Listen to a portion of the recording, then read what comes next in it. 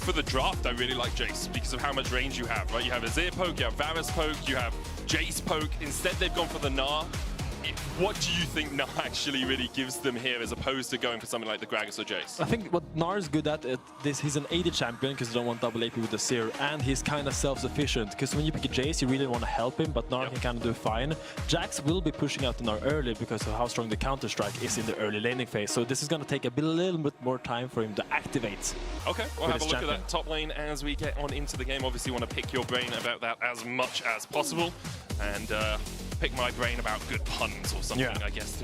There's Rakan there. I know you're a Rakan connoisseur. I used to be really good at Rakan, and then I left the game for a while, and now I have a negative win rate on him in, like, Master, which is...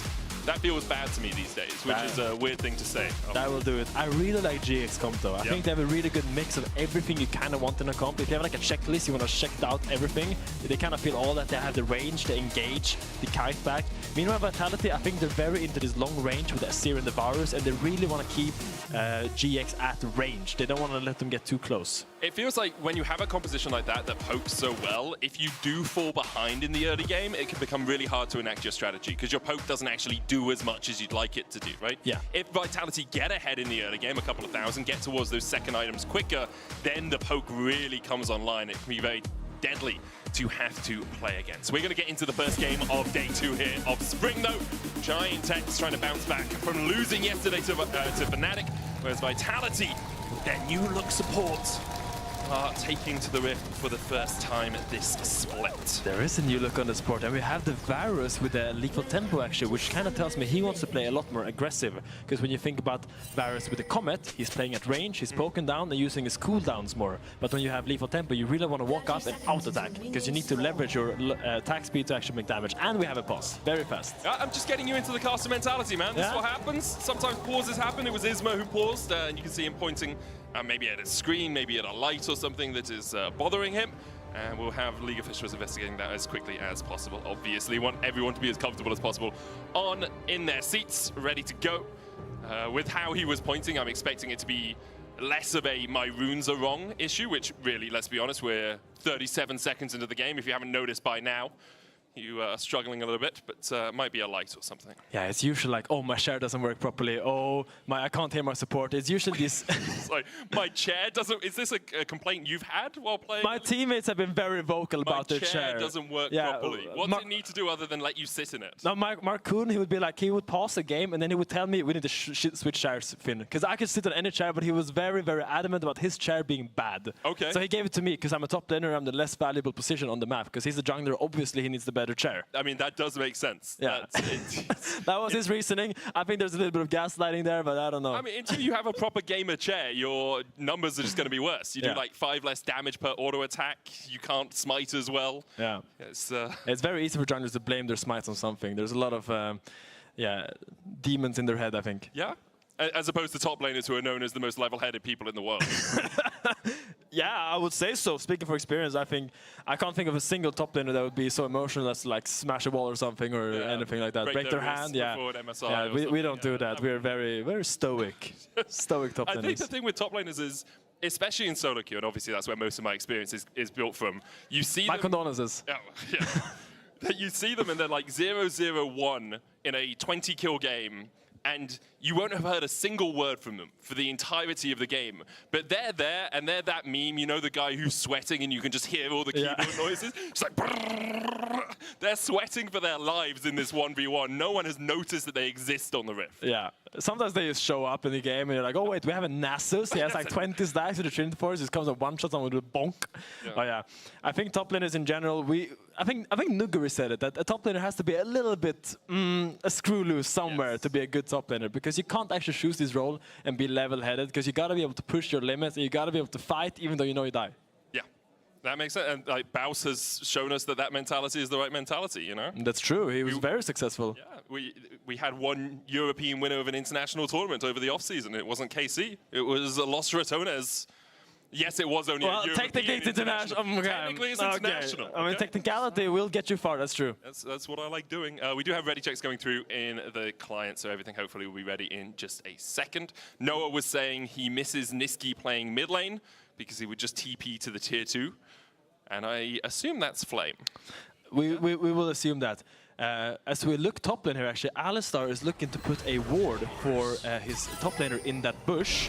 And this is going to help Gnar a lot, because usually when you play a melee champion into ranged champions, these bushes are a little bit of a sanctuary, because they can't actually auto-attack you. So what Lot will do is going to walk up, hit the minion, and then walk into the bush. But now, that bush is already warded, and that means NACL can keep out-attacking him and keep pressuring him in the early game. So very nice by Nisqy to give that extra little bit of help to NACL, and already feeling his impact on the map. Yeah, it's when you're playing that ranged into melee matchup that you really want to have that extra ward in there. It means that NACL can use the ward in a further along bush in the lane if he wants, or even in his own pixel bush to make sure that he is defended. We did see a ward coming in from Isma to try and spot out the Razorbeaks. He'll know exactly where Linsus is starting. Lot is going to go into the second bush here, but pinged out immediately as NACL is on his way. So with that extra ward, do you think it becomes a more winning lane for the Gnar early game, or do you think it's going to be still that struggling till level 3, level 4 with the counter-strike? I mean, it might help. This is going to give him, like, in the end, maybe 2-3 more auto-attacks on the Jax, and if that's going to make a difference, it depends a lot on how they're both playing, if they're playing well. Here we see NACL actually have a double ward setup. He has the wards in both of those bushes. It makes it very easy for him to hit Lot whenever he walks up. It does for the moment, though. Our eyes are on the bot lane as Jun using that Gleaming Quill early just to get the extra sustain. Since they buffed that much more powerful for the Rakan, using the Guardian as well. Nisqy did go in with the Pulverize, but Noah and Jun just playing aggressively, forcing Kazi and Nisqy to take a little bit of a back foot. In terms of CS, relatively even between the two of them, but Noah and Jun will get that level 2 first. Yeah, and here you're going to see NACL actually look to hold this wave in front of his tower, at least the casters, because that way the Jax can't jump on him. When the wave is like this, Jax can never jump in because it's going to take a tower shot. So this is a really good wave position by NACL, and I think that comes from the early wards, being able to have a little bit more agency in the lane, which usually is Jax favored. Really good play from Vitality, put NACL in an okay position. Still struggling a little bit, as you say, because of the Jax favored side of the matchup. Lot jumps in, takes a tower shot, and that's why it's Jax favored. Immediately counter strikes when the auto attacks come in. NACL won't be able to hold this wave, doesn't have that Mega Gnar coming in, so didn't want to use his health as a resource there. Yeah, the goal usually in this matchup is to actually get to those Ninja Tabi, because then when Jax walks, jumps on... Sorry, do you mean plated steel caps? Plated steel caps, I'm so sorry. Plated steel caps. Because then when Jax walks, jumps on you, you can jump on his skull and then kind of space him with that extra movement speed and then get the trade back damage, which is really crucial. But before that, the Jax is really easy. You'll see him shine up his E and then jump, because then when he's jumping, he can instantly reactivate the E. That's what we see exactly from Lot. Good play so far from him. I would say GiantX yesterday did have a bit of a struggle of a game, and Gyoto actually, before week 1, actually came out with a quote on the GiantX socials saying it's a long split in our preparation. Before week 1 was late and not ideal. We expect to ramp up later on in the season. Obviously, we have a 7-week-long regular season here. Every team plays every other team once in a best-of-3 match, so you do have a little bit more time to ramp up than we usually would, but for GiantX, for their fans, you really want that ramp up to be as rapid as possible. Yeah, and I would think it's referring to the fact that Isma was actually playing on KC Academy in the EU Master, so he was actually busy and he couldn't actually stream with GX at the time. Doesn't mean that Isma didn't practice at all, but just not at that team level.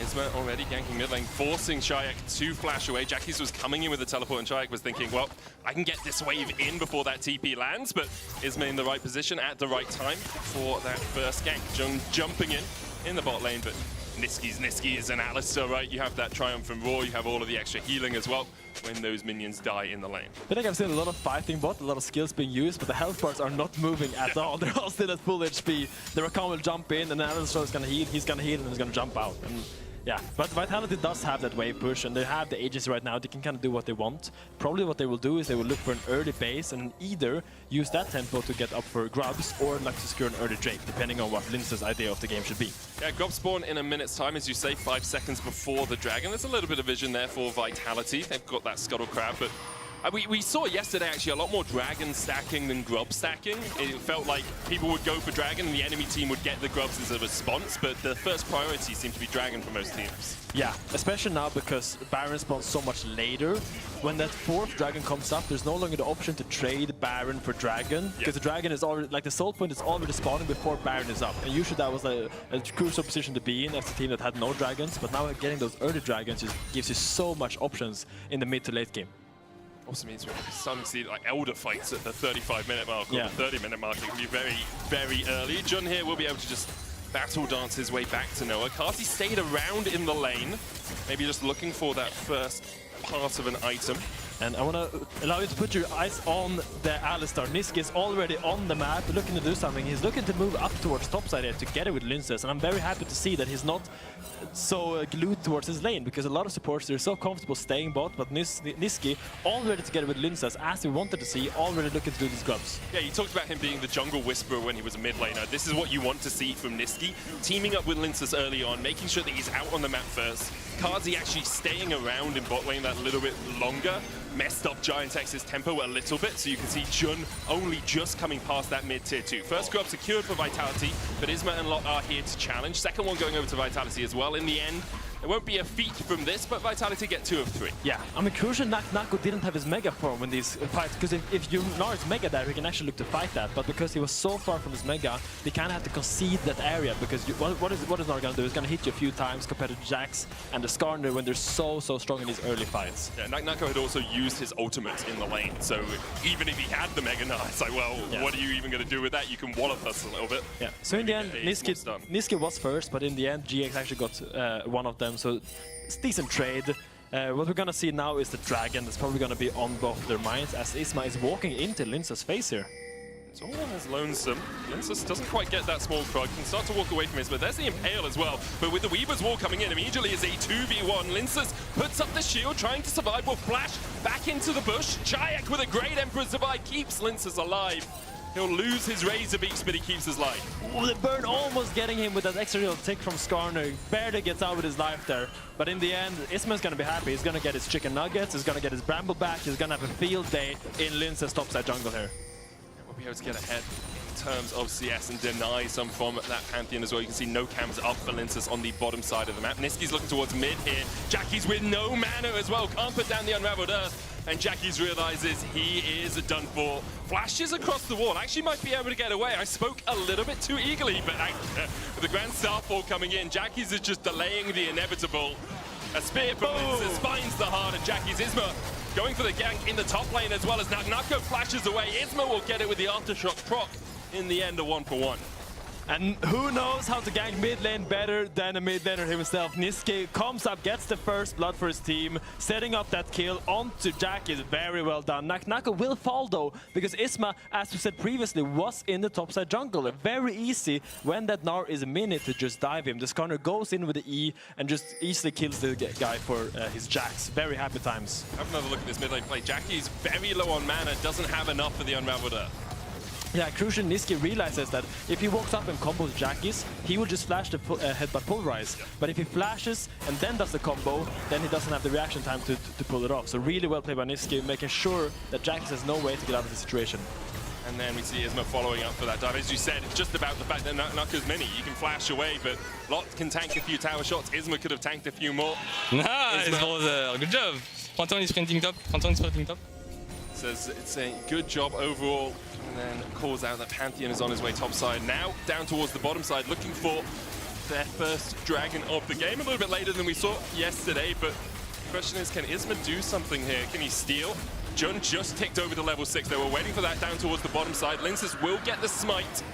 And Jun, oh, he pops the quickness into the Impale. They're going for Niski. He's only 5 still. True Shot Barrage will connect. Niski has no flash and he's knocked back. Noah takes the kill. Yeah, sneaky ward put by Jun actually manages to scout out that dragon being done. So even though they were late on the dragon, it's very hard to outsmite the Pantheon with the Q, execute, and the smite. But in the end, they get a little bit of trade back and we get a good flash from Chayak, and immediately Jun knocked under the tower. Can't dance his way out of that one. Lot flashes in. Grandmaster's Might, the ultimate popped as well as he tries to kill off NACL underneath the tower, looking for that Empower. Does he have enough? He does. Lot with a solo kill. Yeah, he's just such a big item that he has the Sheen already and the Ninja Tabi. So despite not rushing the Ninja Tabi, he matched that, being able to match his movement speed and actually run him down in that lane. If you go for those components that is like the Phage and the Sheen, you actually will not be able to chase him down there. So very good itemization by Lot, helping him in the 1v1. Smart move all around by Lot. Niski's still only level 5 here. Really wants that unbreakable will, because he's on the wrong side of a Weaver's Wall, gonna get knocked up by Jun. Unraveled Earth coming down as well. Niski, I mean, he's sidestepping as much as he wants, but there's nowhere for him to go. turned into beef burgers. Jackies gets his first of the game. I think he was creating some space there, looking for something to do. I don't know what the name tag is right now, but it's giving Hylissang energy. Vitality should be in their comfort zone regarding that, and here Linsas wants to get a little piece of these grubs. Looks like Isma is gonna leave him and give him a grub burger just to satisfy him. I mean, if Linsas gets both of these, that is might spawning as well for Vitality, because they got 2 of the first ones, right? So 4 grubs in total for Vitality at the cost of Niski's life. Maybe you take that. NACL's going to be able to get a plate in the top lane as well. He was looking for 2, but the Demolish not quite strong enough yet. Yeah. And crucially, GX has moved their bot lane up to the top side here to try to stop this Gnar from being able to hit his tower. And they're gonna put Shajek against Lot, trying to stop the Jax from beating up the Gnar. Flashing forward. Chain of Corruption was used as well. There's not gonna be enough damage even with the piercing arrow. Kazi can't quite get in range with a hail of arrows. Lot is a bodyguard, and you can see Kazi there just trying to get the tip of it onto Jackies, but 200 health enough for Jackies to survive. Lot can jump the wall. Yeah, and GX here, they're all looking to base because they want to secure the lane advantage, the lane assignments that they want. They want the Jax to be against the Gnar. The Jax solo kill the Gnar, and they really want to make sure that Gnar can't run away and farm against something like a Talia or the Ezreal, because then Gnar, once he gets his one item, he will actually be able to contest the Jax. But right now, the Jax really wants to leverage that item advantage. 1,000 gold lead for Giantex at the 12-minute mark. Niski still struggling to get towards that level 6, and you're seeing something that does often happen with supports when they're newer to the role, which is Niski is kind of being pulled in multiple directions and never actually being in the spot to collect experience. So he was towards the grubs, died there, then came out, went down towards the bottom side, didn't die there, but didn't really get anything there. Even now, only just in range to get that level 6 off the minions dying underneath the tower. Impale going down onto Linsas. He's going to dash forward. Niski goes onto Jun. That's not really the target that you want. Niski will get a stun.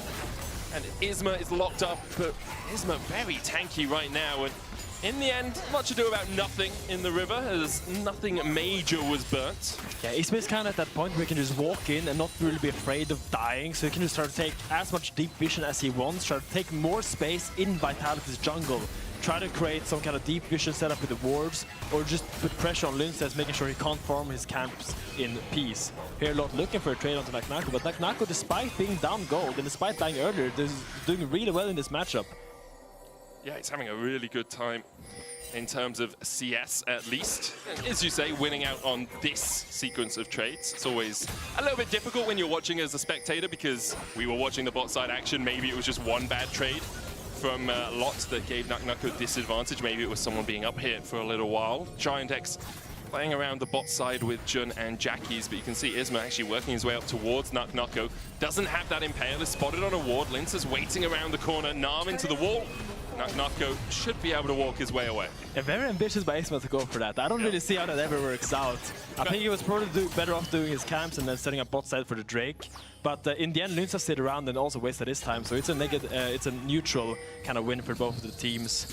But in this matchup, what happens is that when the Gnar is about to go Mega, when he has like 50% towards his Mega, then it's really hard for Jax to jump onto him, because while they're fighting, he's gonna turn into Mega, knock him back, hit him with a boulder, and then smack him down. So the best time for Jax to fight with Gnar is when he just lost his Mega, or when he has very low Gnar bar, because that's when he's actually stronger. Because in the mini form, Gnar is really weak when Jax gets onto him, but in the Mega, he can kind of hold his own. That makes sense. A lot with the gap closing abilities of that leap strike as well means that he can stick on top of NACL. But right now, just collecting the wave underneath this tower, NACL with those mites to help him out. TP invested by Jackies towards the Mountain Drake. It's only the second dragon of the game, and it looks like neither team really wants to force it straight away. Niski is caught out a bit here, knocked back with the seismic shove into the knockup. It's going to pop the Unbreakable Will, and that's a big ultimate to have down, and he's still getting chased out. Does have the flash, won't burn it yet. Jun's still looking for the chase, but nice knockback onto Kazi from Jackies. In the end, it's just Niski's ultimate burn, but it really means that Vitality are unlikely to be able to play around this dragon. Yeah, crucial. Niski, if you look at the minmap here, he was walking in here while he was walking in this spot while his whole team was in here way too early, and that ends up means he gets chunked. Got caught out. Chayek caught out as well with the quickness. Will have to dash away, but that's the Emperor's Divide down as well. A little bit greedy from Vitality to step forward into that tri-bush when, I mean, Niski's on the top side, you're not contesting the Dragon anyway. Yeah, and here we see a little bit of the disconnect between Linces and Niski. Linces was doing his camp, doing his Gromp, and meanwhile Niski felt, I need to take this bush because Dragon is spawning. And they were not on the same page, and it just means Niski is getting chunked, and then they lose complete control of the area. That they do. Giant X rightfully punish them for losing that control. So far, it's about 1,000 gold lead for Giant X. 1 Drake apiece. A bit of a feat of warfare for GX as well, but no one has got those upgraded booties as of yet. Yeah, and look at now, everyone in GX is opening into the top side of Vitality, and meanwhile they are sending their Gnar bot, looking to hit this tower in peace. So here Tally is going to take over the top side, and they're going to try to make something happen here. Lot actually staying back. Shaik will get out of it, but this means now Lot has no TP, Jax has no TP, and Nars is going to hit the bot tower for free. So they really need to get something here, otherwise that was just a net negative play by GX. Makes sense. Lot putting his flash as well to try and make that play happen. Shaik was quick on the trigger to be able to get away. There's NACL hitting the tower with those mites coming in as well. Giant X investing for the Rift Herald. Vitality could challenge this. Shaik can come in from the top side, does have that Emperor's Divide. Linces jumps onto Jun, the follow-up from Niski as well, but Ismo over the wall. This is a double impale angle, can't quite land it. Unbreakable will coming out from Niski to get out of the Scorpion Stinger. And in the end, it's just those ultimates burnt.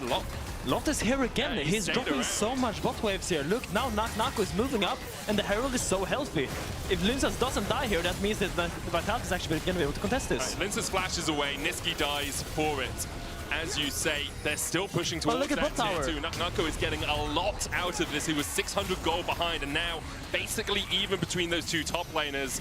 NACL still, that tower's at a 3rd HP already. Probably not going to be able to take it in its entirety because Lot has finally arrived. That is a massive push from the Vitality top. Yeah, I think Niski dying there is no problem at all. I think in general, as Vitality, you're really happy with this. This dance was so long by GX, and they invested so much into the top side, and they try to get so much hit, but in the end, they only get 1 kill and the Herald. And I think Lot dropped at least 3 waves for that. Yeah, and Vitality take the gold lead. As you can see, they're about 200 gold ahead. Kazi and Noah matching up in the mid lane. A bit of a flank happening from Linces and Niski. That's what we talked about. We wanted to see more, was Linces and Niski on the same page together. We've seen both sides of it kind of oscillating between good and bad so far. Definitely. We've seen it when it works, and we've seen it when it definitely doesn't work. Yeah. When Niski decides to create some space. He's created a lot of space, but I think in general, you can be quite happy because you see that he's always trying to do things. You don't see him really be passive and docile in this game. He's always... Okay, this is one thing I don't like when supports do. This is a pet peeve of mine. When supports show on mid-wave. Yeah, showing on wave, man. Yeah. It really annoys me Because every second a support is in fog of war, that breeds extra pressure onto the side laners. And every time he's showing, it's so easy for a top laner or mid laner to just walk up and get that wave. And I mean, Noah there was just like, okay, cool, I can just push up this wave easily because I see Niski running up towards his Razor Beaks. If Niski, all he has to do is take a slightly longer route through the lane to be out of vision that entire time. Sometimes you're thinking, well, the quickest way to get to where I want to go is just a straight line, but as you say, it gives off so much information to the enemy side laners, to the enemy AD carry as well in this position. Niski goes in with the combo, can't quite land it, as we see Isma working down towards this bottom side. Now NACL about to go out of Mega, so this is the good time that you talked about, Finn. We'll get the Gnar back, but Isma's here in time. Now NACL does still have the flash, will jump once. Lot's still looking for the chase, no flash for him. NACL with the bounce on Isma's, on the minion's head, is able to escape. Oh, he's a slippery little rodent. Crucially, Lot did not have his flash because he used it before. I think if he has flash there, that is actually a clean kill onto NACL because the Impale will come out on the Counter-Strike stun. But getting Isma to show there, as we said before, allows Vitality to walk fully into their top side because they know there was no Skarner here. There's no one here that can stop us. And they're allowed to get a little bit of extra damage on this topside tower and some deep wards in the GX topside jungle. So we have a minute on the next Chem Drake. Atakan, it is whichever one that symbol means. I'm going to assume Voracious Atakan with how little action there's been. I think it is. It would be a safe bet to say. In 30 seconds time. See where the teams decide to set up, because you kind of got this mismatch of timers where the Drake is up on the bottom side, but Atakan's spawning on the top side. Do we just delay the Atakan, because then we can play around the Baron with it as well? That's a really nice timing. There's a few different options for these teams. Yeah, Vitality also have the luxury of just sending Linces down to solo the Dragon and being able to ultimate up to the Atakan if GX would try to do that. So I think they are kind of in favor here in that way, that they had that global ability. Talia can't really do the same. She can't really solo Atakan or Dragon. But yeah, it is going to be the Ruinous, actually. It's not going to be the Voracious. It's going to be the one with the little pedals. Oh, nice. I love some pedals. With 7 kills? Yeah, it's about like at 14-minute mark. Yeah. So if all the kills were at the 14-minute mark, it kind of makes sense. True. It's been a kind of slow game after that. A lot of people are barely just dying. wanted to see some pedals, I guess. Yeah. It is Mother's Day in the UK, so it's kind of like giving That's sweet. sets of flowers to everyone. As the Rift Herald is spawned by Giant X in the top side, they're looking to crack through this tier 1. Mid lane is just an AD carry farm fest. Both of them very willing just to clear out the waves. And it is Linsus taking the Drake alongside Kazi now. So I'm gonna say I'm very impressed by NACL being able to have so much pressure in this game despite dying 2 times early game. You can see him permanently pushing Lot down, and he's always taking these really good trades. And that bot tower will fall if he gets 1 or 2 more outstacks onto it. So is part of that because Giant X is showing topside, like they show that they put the Rift Herald down. Like, I guess my question is, does Lot have to play losing trades because his team is on the top side, or is Lot losing out because NACL is outplaying him in what should be a more 1v1 focus? I think NACL is outplaying him. I think he's taking better trades, and I think crucially in this matchup, it's all about can the Jax, like can the Gnar jump out of the stun? If the stun connects, usually the Jax will win that all in, but if it doesn't, then Gnar will just run him down afterwards when there's no threat of the counter strike. And what you have to do as Jax is you want to hold that stun, so when you jump, you can already reactivate it, because when you press E, there's a slight delay where you actually can't reactivate it, and that's when Gnar can jump out. And I'm not sure if Lot is doing this properly, because usually it's going to be a pretty easy way for the Jax to snowball if he has a lead in this matchup. Makes a lot of sense. He's now level 14, does still have a slight gold lead. A big gold lead for Noah, 760 his advantage. He's already at 2 items, whereas Kazi is falling a little short of that. Isma going in, looking for Linsus, will be stunned up. Niski's coming around the side as well. Seismic Shove on Linsus isn't going to do too much, but Niski jumps through the Unraveled Earth, so he's immediately stunned. Flash forward, here's the quickness. NACL with a good flank position. This Niski almost falling already. Falls down to 100 HP, killed off by Jackies in the end. Kazi jumping in onto Jackies, but Kazi is dead. NACL doing so much work here, and Noah arrives a little too late. NACL with another. Linsus falling lower. Noah having to flash across the wall. NACL still on the chase, but can't get close enough. What a monster flank by NACL, being able to get in there and actually doing so much work. Everyone is flashing away from him the moment he shows up. So look at GX. No flash, no flash, no flash. Only Rakan has that flash. Getting so many summoners out, and Vitality just taking so much command in this game. They are. They're going to be able to take the Atakan as well, as Giant X do get a mid lane tower for their troubles. The big advantage really is for Shayak. You can see 1.2k ahead of Jackies, and we'll have another look at this play. Yeah, it's not going way too deep here. When you engage with that E and you don't connect with anything, then it gets really hard to get out, because that's your only mobility ability.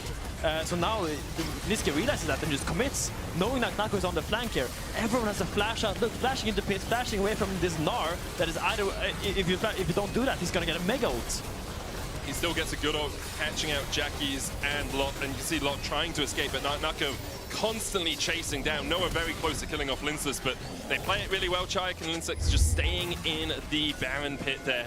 Still only about 400 gold between these two teams. Next Drake spawning in 2 minutes time. Both of them playing quite heavily around the bot side right now. You can see Giant X are looking to try and take this tier 1. Weaver's wall out, still stunned though as Linsus looks for the chase. Niski on the wrong side of the wall can hex flash over, but Kazi's been caught out and the blast cone knocks it back. No flash for him. The Impale will spell his doom. Chayak TPing in as Niski now has a flank of his own. Noah trying to do everything he can, but NACL puts him in his place. Isma short to follow. It's NACL. And look at this Gnar. He's doing so much for Vitality despite being shut down early. Every team fight, he's the man to look at.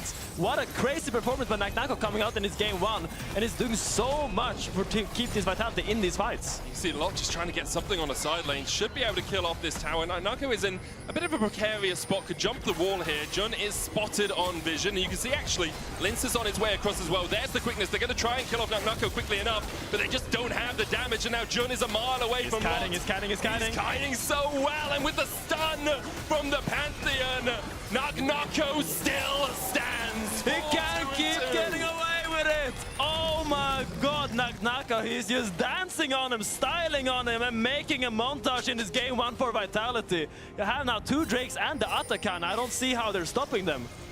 It's going to be so hard. They really have to find a way to shut down NACL. Chayak as well in a commanding position in the mid lane. 2,000 gold ahead on this Azir, scaling incredibly well. We talked a little bit in draft about how Giant X's composition actually looks like a little bit easier to execute across the board, but with NACL playing as well as he is, being such a thorn in the sides of Giant X, it's becoming trickier and trickier for Giant X to find the win. Yeah, and it all comes down to that early Herald, do you remember? Where Lot just rotated up and he stayed there on top side for 2 minutes straight, while NACL was just down there by himself, just hitting that tower, getting those plates, getting that gold for himself to really make himself this powerhouse as he is right now. And now you gotta give criticism towards GX, maybe tunneling on these objectives, while NACL saw the bigger picture. To drag it up in 10 seconds time is sole point for Vitality if they can take it. NACL building up towards that Mega Gnar as well. Doesn't want that to expire before the fight, really. You don't want to put your Mega, you don't want to pop it now until you really know you're going to fight. So now it's going to pop. So now you have 15 seconds. Can you get control of this area? Or can GX wait out his Mega Gnar? Nisqy went in, didn't quite connect onto Ismo and Noah, knocked one of them away, didn't get the Pulverize off.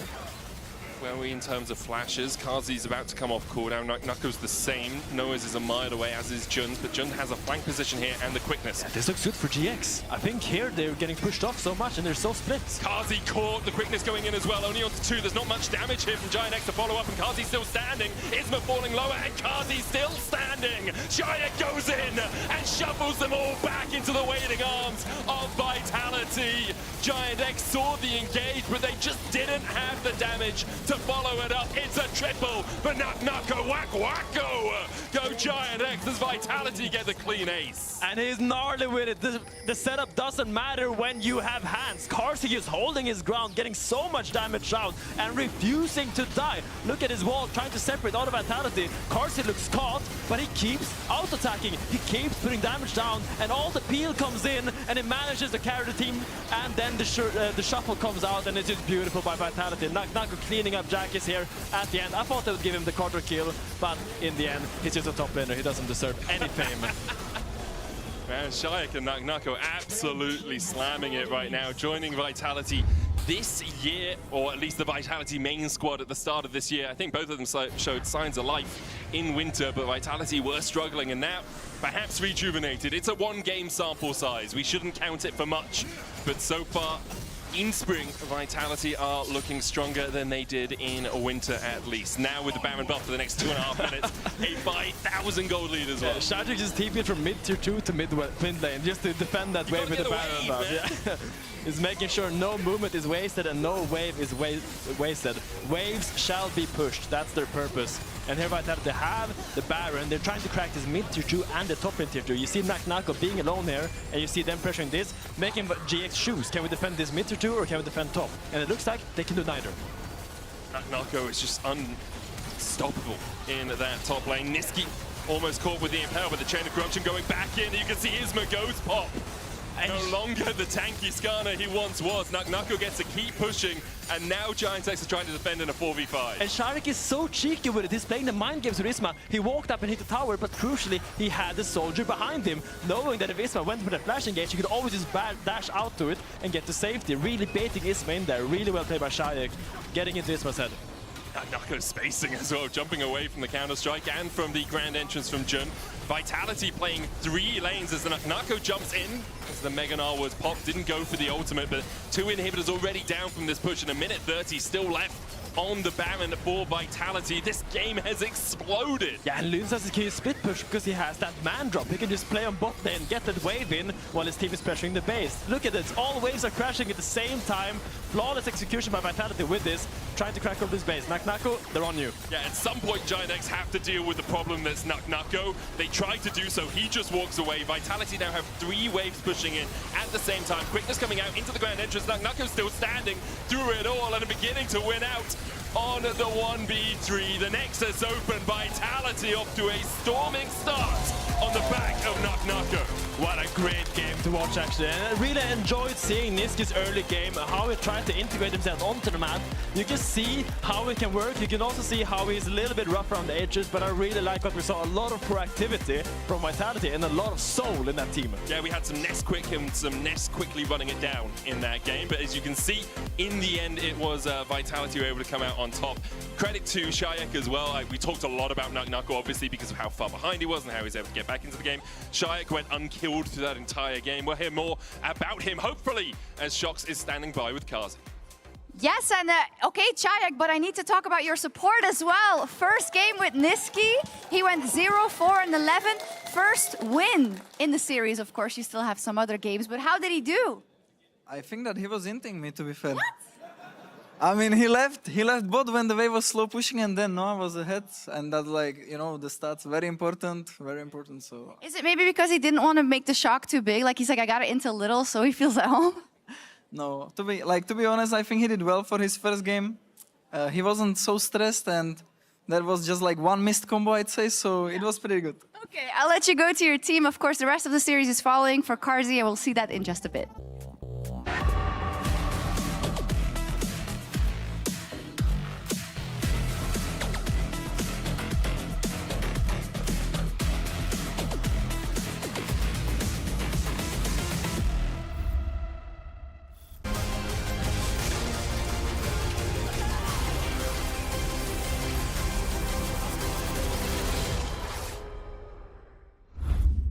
He doesn't like that. Look at him, he's a good boy, but he don't like that. Maybe we could play some A rounds or something like that. I mean, this is map, right? New tower, new objective.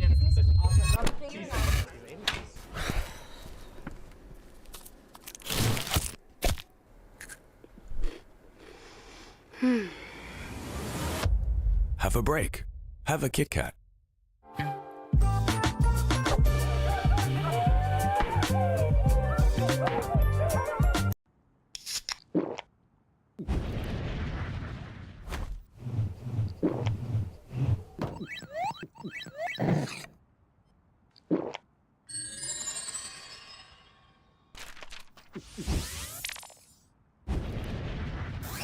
Red Bull gives you wings.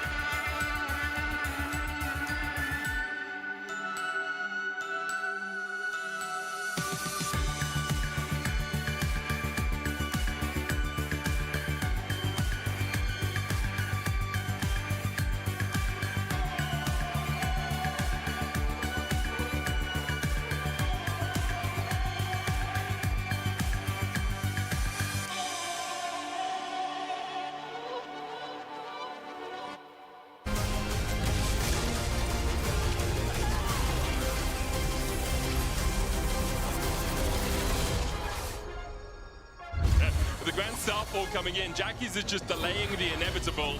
A spear from Princess finds the heart, and Jackie's Isma. Flank. Go front. Go front. I think.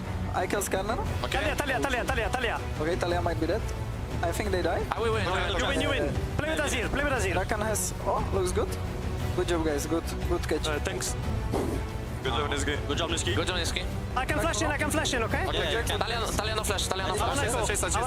We get Nash. I chase. Kill us. I get Drake here. Go to good job. Nice. Let's go Nash. I believe Talia flash, by the way, right here. Okay. Vitality grab a W in Niski's debut in the support position. So guys, question is simple. How did he do in this first game? Carzy was saying that he inted him a bit. Is that the sentiment that we share here as well? I think he did pretty well. Yeah. I mean, there were some mistakes later on in the game, but the biggest worry I had was the laning phase, and it went over pretty smoothly. And I think like some ints here and there are bound to happen. Yeah. Especially like... Feels like home. Yeah, it feels like home. You know, Carzy's used to it. The whole Vitality's probably used to it. But overall, I was pretty happy with how he played. Yeah, and I think one thing which is really important to me here is when we see the clips of what we just saw coming into this this bit here, he was talking a lot, and that's really, really important. He's not shutting up. He's saying, okay, this is what we want from a team fight, and he really was active. He wasn't being a passenger, and that's a really important thing for me. I think it would have been really easy to just fall back and just say, okay, you know, Carzy really vocal AD carry, I'll just let him decide stuff. No, he made an impact on the game, even if there was some good, bad, and ugly. Yeah, and I think especially like the role that Niski has in this team, I think is pretty easy in the sense that Carzy is such a vocal ADC, like we saw in the comms now. He's the type of guy that can just, he can just yap, you know? And if you then also have a support that talks as well, I think that really levels up Carzy, because then he doesn't have that responsibility to talk that much. I think from these clips you can see quite clearly Niski, particularly when it comes to these kind of transitionary phases between objectives. Yeah, he kind of knows he's kind of messed up and said, oh, I'm a little too far from the team, going for a couple of wards and getting a little bit punished for it. But in credit to him, didn't stop trying, and the team didn't get rocked too hard for that. Yeah, I think a big part of it is just like not fully... Let me die. He knows. Not fully knowing the limits, and it's also just like, sometimes you want to, when you play support, you kind of play this mind game. It's like, you don't know where my team is, so I'm going to walk up and try to fake pressure and get some wards down. But GX was calling that bluff every time, so Niski needs to adapt, otherwise he's going to continue dying. But other than that, I think the way he played the team fights, the way his like presence was good, but the rest of the team was the real carry performance. I mean, who carried then? Because it feels like the early game and mid game was really GX favored. Up until one fight, I do feel like it came back from the top lane and how powerful this Jax got. But where's the moment the game slipped from there again? I think there was a moment where we saw just a bit of an overextension on top side, and then led to a bad fight, and then it led to the Atakan. That's where things really started to fall apart. And where I keep my eyes really for a lot of the fights where it started to come back from were the solo lanes. The solo lanes did so much work. You know, Finn was talking a lot about the micro of the Jax-Gnar matchup in top lane. I also think the mid lane for Chayek went much better than we've seen that matchup go historically as well. Starts off by, you know, Niski getting caught, but he's Alistair with ult. It's fine. That's buying up a lot of coolness and allows NACL to get like a huge threat onto the backside. It forces the flashes into the pit. That's not enough to save you. It goes into a very clean fight, and after that, you get to go towards the Atakan very cleanly. Afterwards, it's the Ruinous Atakan, which gives you the Bloody Paddles, which gives you that permanent bonus, and it also increases your dragons and grubs and stuff like that too. Yeah. That felt like it kind of broke the solo lane matchups open, even though the Gnar into the Jax and the Talia, the Azir into the Talia can be rough if you play them out in certain ways. Yeah, I felt like Chayek just had a really clean game, the way he outplayed the mid gank as well from the Rakan, and just overall his mechanics in this game was really clean. I thought when NACL fell behind that Ginex had a real top lane win con, but just in team fights, Lot couldn't really do anything. I don't know how much of that was draft or how much he was misplaying, but I think a lot of it was just like NACL when he finally got back into the game, he was so strong on this Gnar. And it's the kind of things that you can do with Gnar, and for me it comes down to the tools maybe from Chayek, from NACL again, that you can find and how you can make them useful in team fights. And I want to take attention to a Drake setup here that for me was the last nail in the GX coffin, because you can see how well they can maneuver around GX players. This was really good from Vitality to realize, actually, you know, Jack is a lot. They're not making it to the fight here. And Chayek sees the split fight, gets a massive shuffle in here. After the Skarner and the Rakan have really not made their impact, it's really good kind of mid-fight decision-making to say, look, the damage isn't really going to be here on time. We can roll through this. And you know, before this game, I think Azir into Talia was 1-13 across Tier 1 play. This is an incredibly hard matchup at the pro level, at least. For Chayek to kind of get this kind of performance in a matchup, which is historically, for this year at least, been so poor, is actually very, very big. It highlights how good he did. He cannot play the champion again, though, because Fearless again, GX is going to be on the blue side here. Third consecutive loss for GX here. I don't want to turn on the alarm here, but what is going to be something they should be looking at maybe in draft on blue side to make situations better for them? I mean, for me, I think their draft was fine, but I think that teamfight showcases perfectly how much they're struggling to adapt with Isma. I feel like when they had closer, most of the time they were on the same page, but in that fight, Isma is ulting Karsi. But there's no follow-up because Jackies and Lot are in Narnia. So, like, you need to be way more on the same page because right now, League is all about getting that first initial engage, and the fight is decided based on that. I think they should keep playing like these skill matchups on mid and top, because otherwise, I don't see what they really have going for them, and just keep proactive tools on Jun and on Isma, and maybe a more carry support for Jun, maybe a Rel or something like that. That's a big thing for me, because when we looked at Giant X when they were doing well last split, a lot of it was through really good support play. Jun is a huge player for this team. Give him something he can win lane on. I don't even care if it's something like the Renata as well. He's been fantastic on that too. Give him a playmaker, give him something that can decide those team fights. That Rakan wasn't making the impact in the lane and the team fights in the way that we know he can do. Yeah, it's still the first games for this new GX team, after all. Let's see if they can find solutions finally in this best of 3. Game 2 is coming in a few minutes. Casters, take it away. Where are we taking it? Where do we want to go? We want to take it to game 3. I want to see GX bounce back and show some life, because I feel like I've seen it 3 games now from GX where they looked kind of, I'm not sure, iffy. Iffy is the word I want to use, because I feel like they're not really locked in. They're not really in their zone, and they're not really making all of these proactive decisions that I want to see from an LEC caliber team. Do you think that's lack of practice?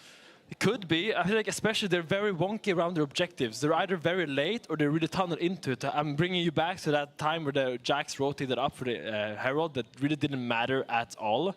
And I feel like they're just really... The judgment is off sometimes. Okay, I get that 100%. Obviously, Fearless draft means that things will have to change a little bit. We won't see NACL on the Gnar again. Maybe Lot can get a slightly easier matchup, or the Jax is okay into the Gnar early game. We did see him getting ahead, so maybe they can keep that rolling. Giant X yesterday against Fnatic were able to get a lead in game 2, but then struggled to close it out. Fnatic found one good team fight and won the game. They'll be wanting to rectify things for today. Giant X did decide to go on the blue side. My expectations are they will ban, I'm going to say Gwen, Neferi, and Ivan again. Oh, yeah. And if they're going to first pick an engaged jungler that is just available, Sejuani, Maokai, Vi, I mean, that is an easy bet to say, as they keep the same strategy they came into game 1 with. They banned the 2 Exodia champions on the patch and setting up for the jungle first. But crucially now, the Varus are out, so Vitality's response in the bot lane department will not be as potent. It is a bit of a weakness, though, to have to ban on blue side the 2 Exodia champions, right? Like, we have seen Gwen match up into Rumble and lose. We've seen match up into Jax and lose, so there are picks against it, but for Giant X to just be like, no, we don't play these, or we don't want to risk giving one of them over, so we'll ban 2, seems a bit odd. Yeah, so my fear is that Lot just felt a bit bad, not confident on the champion after yesterday's performance, and I think maybe, just maybe, I think GX is a team that really likes when the jungler is this kind of engaged tank jungler, as we've seen from their drafts. And when you draft around an Neferi jungle, the whole draft kind of gets focused on that, and you don't have the same freedom in your AD and mid to just pick whatever you want anymore, because you kind of have to make sure that Neferi can play her game. I think Isma's done a pretty good job, though, on carry junglers. Like, his Nocturne yesterday was solid, right? There was a couple of mistakes in it, but generally he played really well. So maybe Giant X, obviously, you play what you practice. There's no real reason to go, we're just going to do carry junglers because of one good game. Maybe they could put a little bit more faith in Isma's ability to carry. Vi is their lock, though. Wow, big surprise. Yeah, huge shock. An engaged jungler? Yeah, and I wonder what Vitality will take as the direction to respond to that, because last game all the engaged junglers were open, but they chose the Pantheon, and I wonder if that's the kind of identity they're leaning into, because here you have some options into the Vi. You could go for like a Xinshao or a Wukong if you want this kind of fighting jungle, but here in Europe it's very common to just see a Maokai as a response here. wouldn't be surprised by Maokai. You have so much zone control as well. Maokai Rel, Nature's Grasp into Magnet Storm. It's very, very powerful. Gives you a lot of control over objectives, which Vitality played pretty well in game 1. And there we go, Finn. Right on both counts. Vi and Maokai, the two locks so far for these two teams alongside that Rel. Obviously, I wonder if Giant X will look towards AD carry and support here, or whether they will try and get a mid laner early for Jackies. Yeah, a lot of teams right now globally is liking to pick their top side 1, 2, 3. You just pick your top, your mid, and your jungler early to make sure you have the strongest solo laners together with the jungler, because people think the bot lane is a bit more versatile than the solo laners right now. Yep. So this is one direction GX could take it.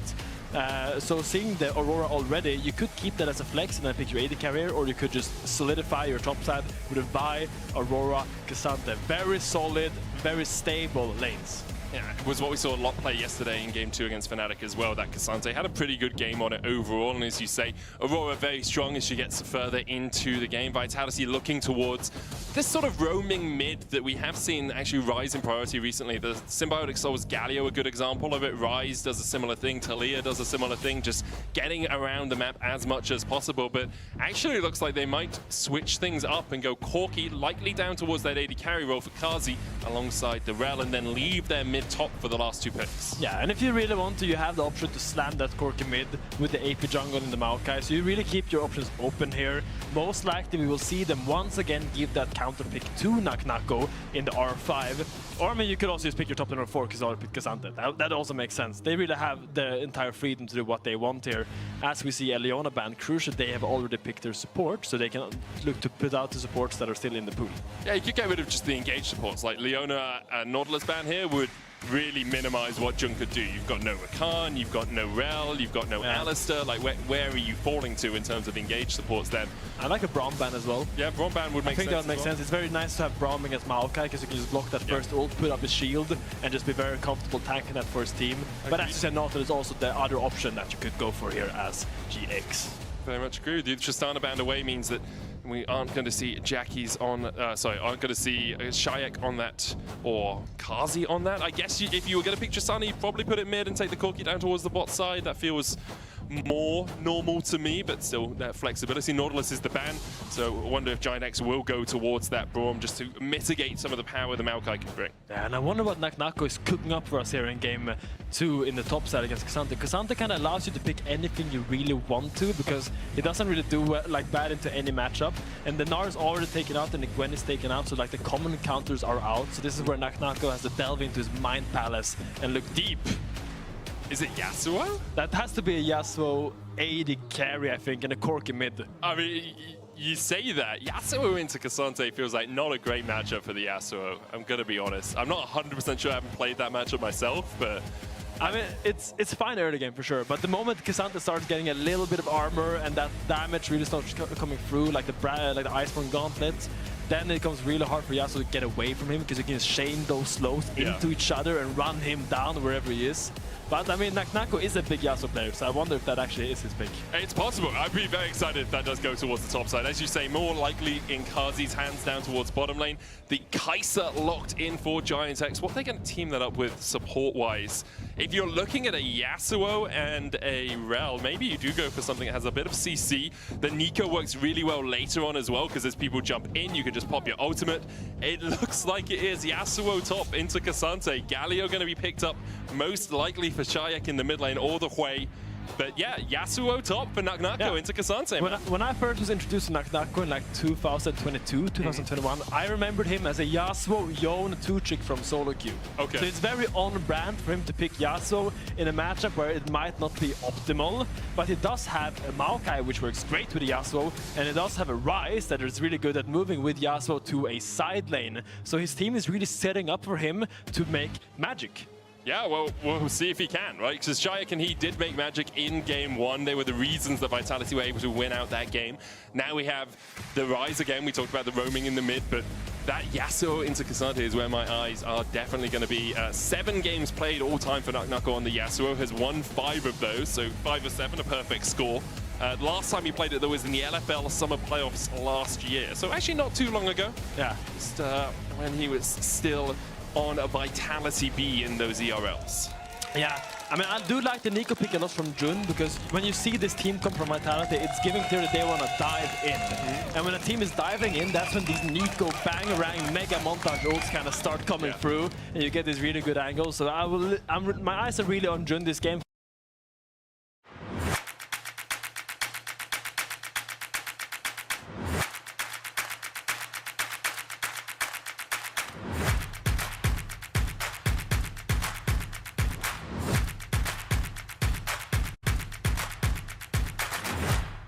People from killing your team as quickly as they would kill your team, they still end up taking the win home. Second game though of the day, GiantX versus Vitality. GiantX yet to pick up a win across their 3 games. Will it be lucky number 4, or will Vitality go home with a 2-0 scoreline? Yeah, and I wonder how NACL will choose to play these early waves, because Yasuo, surprisingly, into these melee matchups is a very potent level 1 duelist. He has a lot of damage because his Q is such a short cooldown. Together with a lethal tempo, you really want to push this K'Sante off the wave early, because if K'Sante just gets his first base off, gets his armor, you suddenly lose the ability to do that, and you can kind of become obsolete.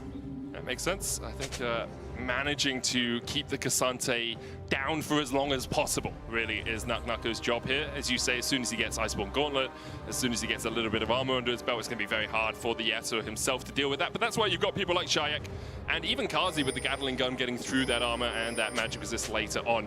Linces starting on his top side, as is Isma. I don't think Linces was spotted as he hugged the wall, and he's actually going to work down towards bottom side, so it might be an early gank up towards top. Yeah, and reminding everyone that's tuning in, this is in fact Vitality Niski on support. It is still Niski on support, his second ever LEC game, and we'll see, just like we did in the last game, we'll look at how he functions together with Linces. See if they will work together, or if he's gonna be a little bit of a space crater.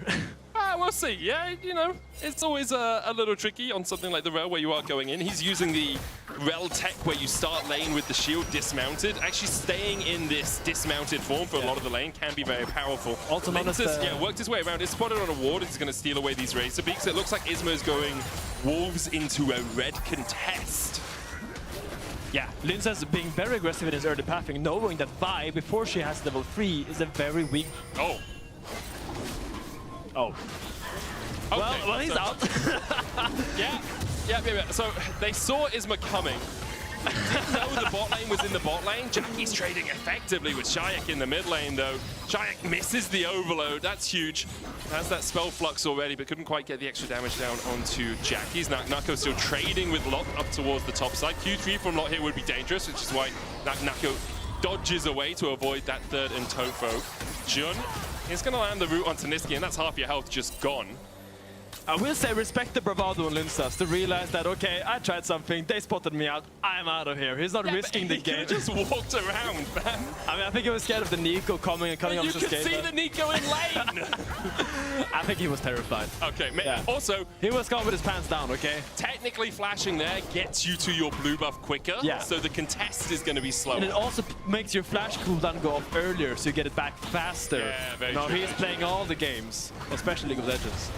Trying to get his wolves here, trying to get out. The Vi actually went into his jungle and didn't really find much. I think that's a mistake on Isma's part. Isma actually looking for Linces in his jungle, finds nothing, and now he has to retreat back to his own little blue side jungle. A sad Vi. So in general, Linces now is up actually 2 camps if he can clear his whole top side jungle freely. So Linces, Isma did see Linces doing the wolves, but just decided not to challenge for the wolves. Like, he was there, he saw them happening. Yeah, it was a Voyager. Yeah, he was. Yeah, it's cinema at League of Legends. Yeah. That's absolute cinema, right? Yeah. Where people just watch things happen. Yeah, it's very European. I think part of it because Shayak had just TP'd back, or was just in the process of TPing back. So if Shayak can move first and Jackie's was still low, hadn't TP'd back into the lane, then maybe Isma would have been in for a spot of bother. As you say, overall, comes out in favor of Linces. Yeah. CS in the top lane, though, in favor of Lot, who is about 1 whole wave ahead. Yeah, and I mean, when you pick Yasuo into K'Sante, the eyes will be on you, because you need to make this pick work. This is not a normal pick. This is not really a good pick, I would say. It doesn't really make sense in the comp-wise, but he does have incredible individual mastery on Yasuo, and I want to see how far he can push that.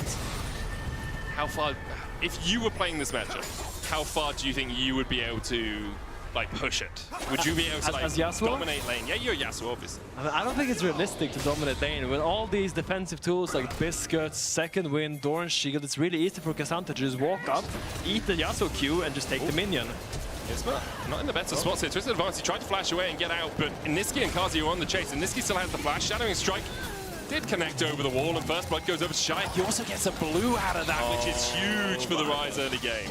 He can now EQ all over the map. Just run around doing whatever he wants. He's gonna get that Realm Warp enabled soon as well in that level 6. And he is really laughing all the way to the bank with that early kill. Yeah, really happy. He also has the tier, so that's just going to stack up even quicker towards that Seraph's Embrace. A small early lead for Vitality. Isma, once again, just a little bit punished for going into the enemy jungle, looking for those seals. Is in an okay spot, but obviously losing that flash. Not very good when he's trying to get up towards that level 6 mark and look for those big early by ultimates. Yeah, and it might look like NACL is doing great in his lane now, but he already TP'd back with just a dagger, and Lot already hasn't even TP'd back yet and has his TP still available, so he's gonna come back now. I don't think NACL actually TP'd. I think he just walked. cheated recall. Yeah, he just walked back. But in the end, Lot is very fine in this matchup, gonna get that armor that he so crucially needs, and NACL is probably gonna look for Berserker Greaves. Yeah, I think on Yasuo you really need those upgraded boots to kick things off. Like, it just increases the speed of your Q, that Steel Tempest, also gives you obviously movement speed, which is really nice on a champion like Yasuo, where you're very dependent on being able to chase people through the waves and around the map. Crucially. Also crucially, a sneaky Dragon Steal by Isma. He queued over the wall. I think Vitality had that information because they had that plan, but they kind of disrespected the fact that Vi can just go over that wall easily and just solo it. So a small win for GX here. It's a small win. Isma about half a level behind Linsus in terms of jungle clear. The Grubs are up, and with the push from NACL, it should be an easy enough take for Vitality. Niski is here, ready to fight. I don't think there's going to be a fight, I'm going to be honest. I think Vitality just get all 3 of these. With Lot underneath tower, with NACL here already, I think it is an easy enough secure for Vitality. Yeah, look at Isma. He's just got level 5. He's so behind in XP. He's so far away from his level 6. And maybe they fight afterwards, though. Maybe they want to look here, but I think this is Niski's going to be behind them. His Niski's taking the taxi. On top of Isma immediately, and Isma falls. Jackie's trying to go between worlds to escape. A lot. Almost catches onto Niski, but the flash away from Niski is just in time. So there was a fight. It wasn't what I expected out of it, I'll be honest. Lot's trying to step forward, gets back towards his lane. Yeah, ambitious attempt by GX there. I think here Isma just had to be fine with just farming up, getting your level 6. When you get that ult on the Vi, then you can actually start to be proactive. Before that, so hard to make anything happen. Jun's on his way, can't quite land the route onto Shayak there, who uses the phase rush to get away. Rise very adept at proccing that phase rush very quickly, does have the TP as well, so it doesn't really mind that this wave is being pushed in because he can just teleport back. Jackie's is still on a little bit of a cooldown. And meanwhile in the bot lane, hey guys, AD carries are farming. Isn't that exciting? Well, you could argue that it's exciting. Noah has about a 16 CS lead. He dodged the Q. This is the epitome of AD carry action. Yeah. AD carries always remind me of like wingers in football. The hair is more attractive than the plays sometimes. Yeah, I get that for sure. They have a little bit of this diva personality as well. Very diva. They think they're more important than they actually are. But the problem is they are quite important a lot of the time. Sadly, yeah. Yeah. It's a tragedy of our modern day. But here we have NACL holding the wave here in front of his tower, trying to make it really difficult for Lot to push it out. The best thing about Yasuo ult into these tanks is that it actually gives a lot of armor penetration into your kit after your ult. So before you ult, you're not going to do a lot of damage, but after that, even though he's a tank, he might still actually fall to your damage. Yeah, for 15 seconds after you use that last breath, every critical strike you have ignores 60% of the target's bonus armor. So very, very high armor penetration, especially on someone that is stacking a lot of armor like Cassante. That can do a lot. Isma, once again, looking for a little bit of an invade. Linsus is in the area. Should just be able to secure his grab. There's a blue to fight over. Niski had just recalled, but is on his way back out. Importantly, Jun about 1 minion away from hitting level 6, so that Pop Blossom going to be pretty powerful. Niski, once again, just a little bit behind in terms of XP. Yeah, he's got to be fast though. This Realm Warp is soon available for Rise to come in there and make magic. So I think here Linsus, when it comes down to the smite, I think the Maokai Q is just stronger, but it does get pushed out. And looks like Isma goes over the wall here. Pop Blossom will land onto 2. Noah diving forward as well. Immediately cease and desist on Kazi. There's 1 as Linsus falls. Shayak wasn't able to get in the fight at all because Jackie's kept him at bay. Giant X did a great job there. taking the blue, taking the kill.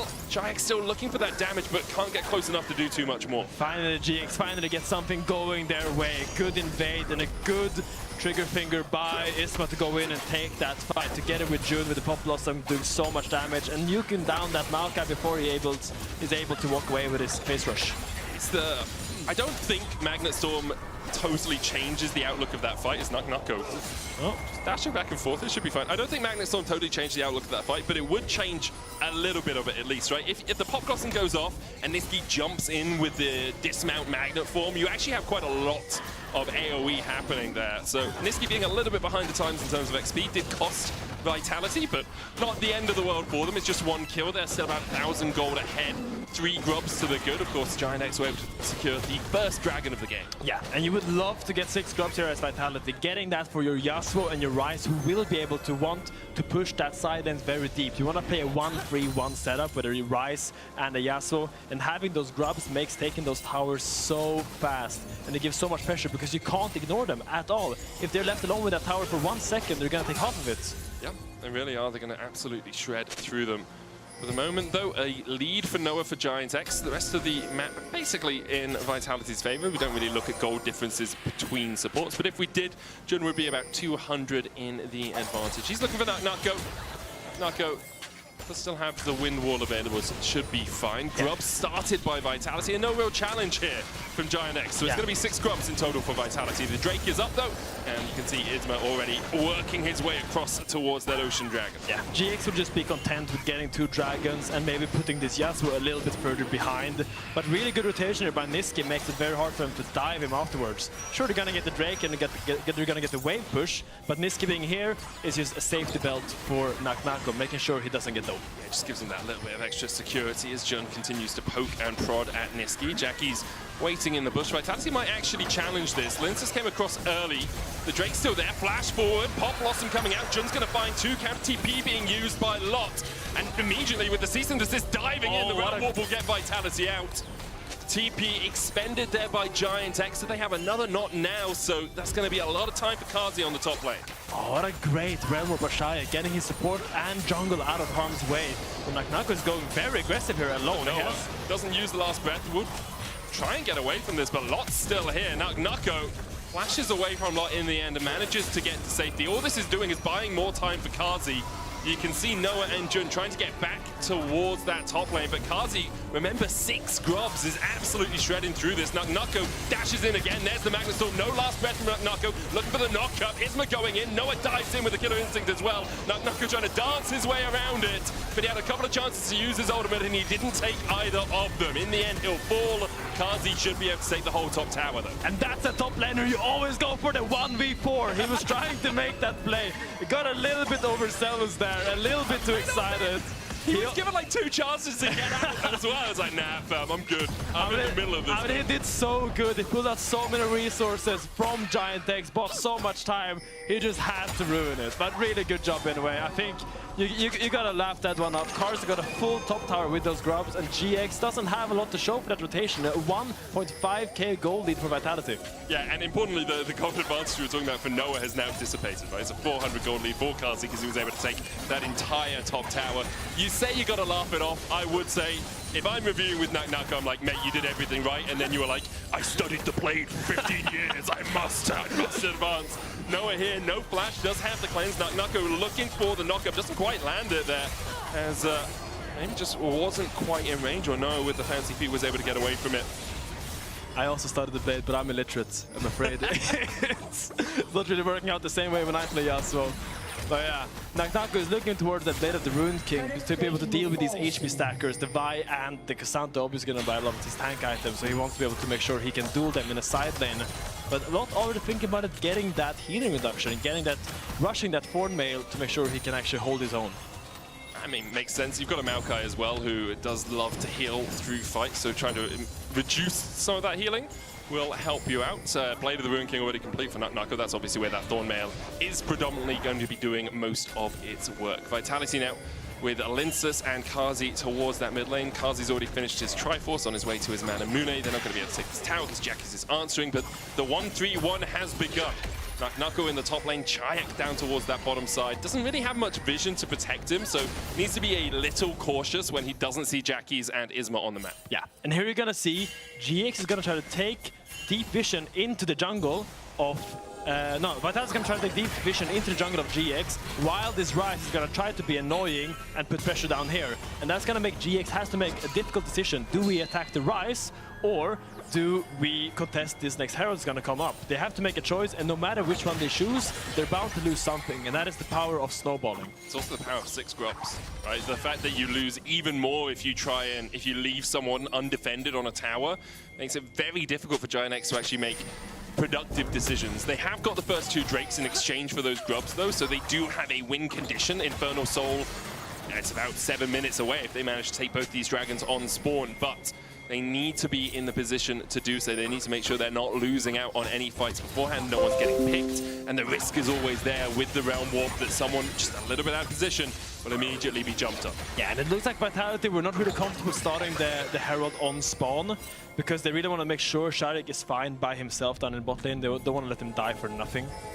Isn't it? Because it's also up in 35 seconds. Okay, but the icon was different. That's my bad. Yeah, it gets confusing sometimes. Sometimes the spec client... okay, but then it makes sense that they're down here, because now they can secure bot lane push for Shayak, so you can actually walk up with that and then rotate towards the Herald. You're going to see a good trade, getting the Rune Prison down. Yeah, Nisqy doesn't have flash though. Like a Shadowing Strike flash there maybe would have been enough follow-up, but Jackie's able to get away in time. Nisqy will recall and then go towards the top side. Try and get some vision down here. It is GIANTX who've set up around the Rift Herald that little bit earlier. Ping's coming out onto it. You can see NACL backing as well. Does have the teleport. Chayak on his way out towards the map right now. Vitality kind of gave up on this Rift Herald with that play down towards bottom side. So Isma should be able to secure this one himself, and Vitality are going to take the Drake in exchange. And here it's important that while Vitality will lose this Rift Herald, they will gain a turn of tempo in exchange for it. And we need to look at how they're going to use their time, because now GX used a lot of time and resources to get this Rift Herald. So what is Vitality going to use with their time? They're going to try to do the Drake. And that makes sense. You stop the stacking. GIANTX are now 10 minutes away from a soul rather than being 5 minutes away from it. In exchange for a Rift Herald, that's likely going to be a tower that goes down. We'll see where GIANTX decide to use that. Nisqy hovering Shayak, and actually GIANTX using the fact that they know Vitality are using their tempo to take that bot side dragon to just invest in the top side. Bring 3 people up here. Should be able to take a tier 1. It looks like Lot is defending against NACL down on the bot lane tier 1, and Noah doing a good enough job of keeping Kazi at bay. Yeah, GX doing good macro decisions and getting back into the game, getting back into control, and now they've kind of equalized the position that Vitality had early. The 1.5k goalie that Vitality once had is now null and void, and they're kind of... Noah. Oh, flash forward. Cease and desist going in as well. There's the Magnet Storm. Kazi was tanking the tower, but not for long enough. Isma is going to fall to the Ignite. He'll die to it in the end, but an incredible Pop Blossom catches too. Chayax TP'd in. Lince's flashing forward. What are you doing, man? That was a tree with a death wish. His bark, much worse than his bite. And this is what you get with Vitality. Sometimes you get the really good games, and sometimes you get this chaotic madness. It's a debatable decision by Vitality to go for that. I think it looked good for 1 second there where Karsi might actually survive, but the second where Isma doesn't die to that burn, it just becomes a disaster for Vitality, and all the players just lose their mind. Even, it's debatable if Lince should have flashed in there, that's for sure. I don't think it's debatable. I think objectively you can say this was a bad choice from Lince. Great from Jun though. Flash forward, you have the Between Worlds coming in from Jackie's as well. That Venn diagram of pain, amazing. Lince's then is like, maybe we can kill Noah, but Jackie's does a good job of stepping in front of the Overload to make sure that's not going to connect, and it was just greedy from Vitality. It felt like after they got the pressure on the mid lane tower, they were just overstepping a bit too much. And that's what we were touching on before. When you draft a NACL against these dive comps, if they dive, they have to dive through your Pop Blossom, and that's when you get these bangarang mega ults. Yeah. And that is a great ult from Jun, and really happy to see him step up and get these performances that we expect from him. Not only that one, but also one in the Vitality blue side jungle. Really good game for him so far. Really excited to see. Yeah, 0-0-5 at the moment on the Nico. Has been involved in every kill of the game for his team alongside Isma and Noah. GIANTX now with a 1.6k gold lead for themselves, and that Rift Herald coming to fruition as they will use it in the mid lane. This should be the tower. Oh, look at Niski's Niski. looking for a flank position as he works his way in. Does have the Magnet Storm and has the flash. Where you going, Niski? Finds two. It's only Ismu and Lot though. Pop Blossom going down only onto Niski. The chase comes in with the Nature's Grasp on the Windwall, keeping Niski alive. On the front line, it's Lot. Last breath is his, but NACL falls as well. Two so far over to Giant X as Niski fell to the Between Worlds. Chayek and Kazi trying to put the damage down, but they just don't quite have enough. Oh, and this is the problem with Yasuo. He looks so flashy, he looks so good. He studied the blade, but he still just gets one shot when people breathe at him. Here, one CC means he actually can't get his damage off, and they can't even one-shot this Cassandra that they really try to do. Here, Niski finds a really good angle. It looks like he has a really good flank, but Jackis flashes it, and then the Pop Blossom comes out and kind of nullifies that entire engage. Looks for 1 second that this Cassandra might die, but he's Cassanting. He was buying enough time, and now the fight just crumbles for Vitality. It's just so hard for them after they go for that all-in to find much more. Niski only catching onto Ismu and Lot as well means you can't really go in with the last breath follow-up, right? If you do, you're in the middle of a Pop Blossom, which is not really where you want to be at all. 2 items complete now for Noah. He has a 400 gold bounty on his head. Jackie's in a similar position, almost at 2 items himself. Giant X starting to take control of the map. At 2,000, their gold lead. Atakan has spawned down on this bottom side, but for the moment, it looks like Giant X much more greedy for the gold from towers than to take any of these objectives. Yeah, and I really want to see Vitality try to use their side lane pressure a lot more. Remember, you traded those early dragons for those grubs, and you drafted a Yasuo and a Ryze. If you go for a team fight in the middle of mid lane, 5v5, that is not in your favor. You gotta leverage your side push and try to either create a number advantage or an eventual tower take on the side lane. You don't want to lean into these 5v5s because that's GX Avenue. That's what they drafted towards, and you shouldn't go into that. It's harder to do when you are behind in the game, though. When you know the person in your lane has an extra item on you, extra half an item on you, it becomes a lot more tricky to go for that 1-3-1, especially Giant X can dive towers a lot more easily. They have effective damage and they're tanky enough that they can survive through the barrage of those turrets for a little while at least. For the moment, though, Vitality able to hold on. You can see they've actually brought Chayek down from the top lane with that wave pushing out. Niski looking for the engage. Magnet Storm, Pop Blossom, Dream-Man, knock up Chayek with the Realm Warp, gets away from Lot. Noah's already on a rampage as Jun is able to escape towards the backside. Kazi falling low as well as Noah gets another kill. Dashes away with the supercharge. Now Vitality, to remember, strong. Have to fight against the powers of Giant X. Chayek going in. Lot rooted up for the second. Now Nako there as well, but can't quite get close enough. Jun is low, Jackie's about half health. In the end, a 2-for-1 exchange in favor of Giant X. Yeah, that could have been very scary for Vitality, but what ended up happening actually is that Lot tried to ult Chayek out of his Realm Warp, but Chayek teleported anyway, and that kind of meant that Vitality, even though they're behind, it was kind of a 5v4 for a few seconds. And going 2-for-1 in that fight, I think is a miracle for Vitality, because that Pop Blossom was huge. I just want to show you the extent of the map in this game right now. It goes from about, oh, I can't draw apparently. Goes from about here to about here. That's all the map that we really care about. Neither team gives a damn about top lane or mid lane. Mid lane you kind of go because you want to push out one wave, but that's about it. Everyone just cares. Yeah, there's like a battle royale circle there. Everything is fire around it. Especially with Drake up as well. It's Atakan and Drake. Now Nako's going to back. We'll TP back in. So he'll be back to join this party. Linsus in here. Jun can use the clone from the shapeshifter to check things out. Isma no flash. In fact, only Noah and Jun have flashes on the side of Giant X. There's no Pop Blossom either for a couple of seconds time. It's about to come off cooldown though. Yeah, and look, all of Vitality has to funnel through this tiny little area if they want to get access into this. And that makes it really easy for GX to hold that spot because they can't go through there against a Nico and an Aurora. So they kind of have to concede this area. If we want to see Vitality contest these points, they need to go from multiple angles and preferably fight in more open areas, which is not that easy to control for just one big AoE ultimate. Yeah, there is also the option of not contesting the Atakan and the Inferno Drake. No, there was a Ring of Fire. They had to go. They had to go. I forgot it was a Ring. My mistake, guys. Right, and now we see Nako going up towards top lane. You can see Kazi in mid. Atakan available to Giant X if they want to take it, but they've already got the Drake. Then puts them on Soul Point. Well played by them. Vitality struggling in this game after a couple of poor fights overall. A 2,000 gold lead for Giant X feels like a lot more. I'll be honest, Vitality really haven't been coming out on top of either of the previous plays. A lot of that comes down to, I think, this Nico pick. Like, the Nico has been so powerful alongside the Aurora at stopping Vitality doing what they want to do. Yeah, also comes down to the Yasuo pick, not really being able to do much in the team fight. But Shayak flashing forward, Niski going in as well. Shayak and Niski on the same page. They get the shutdown.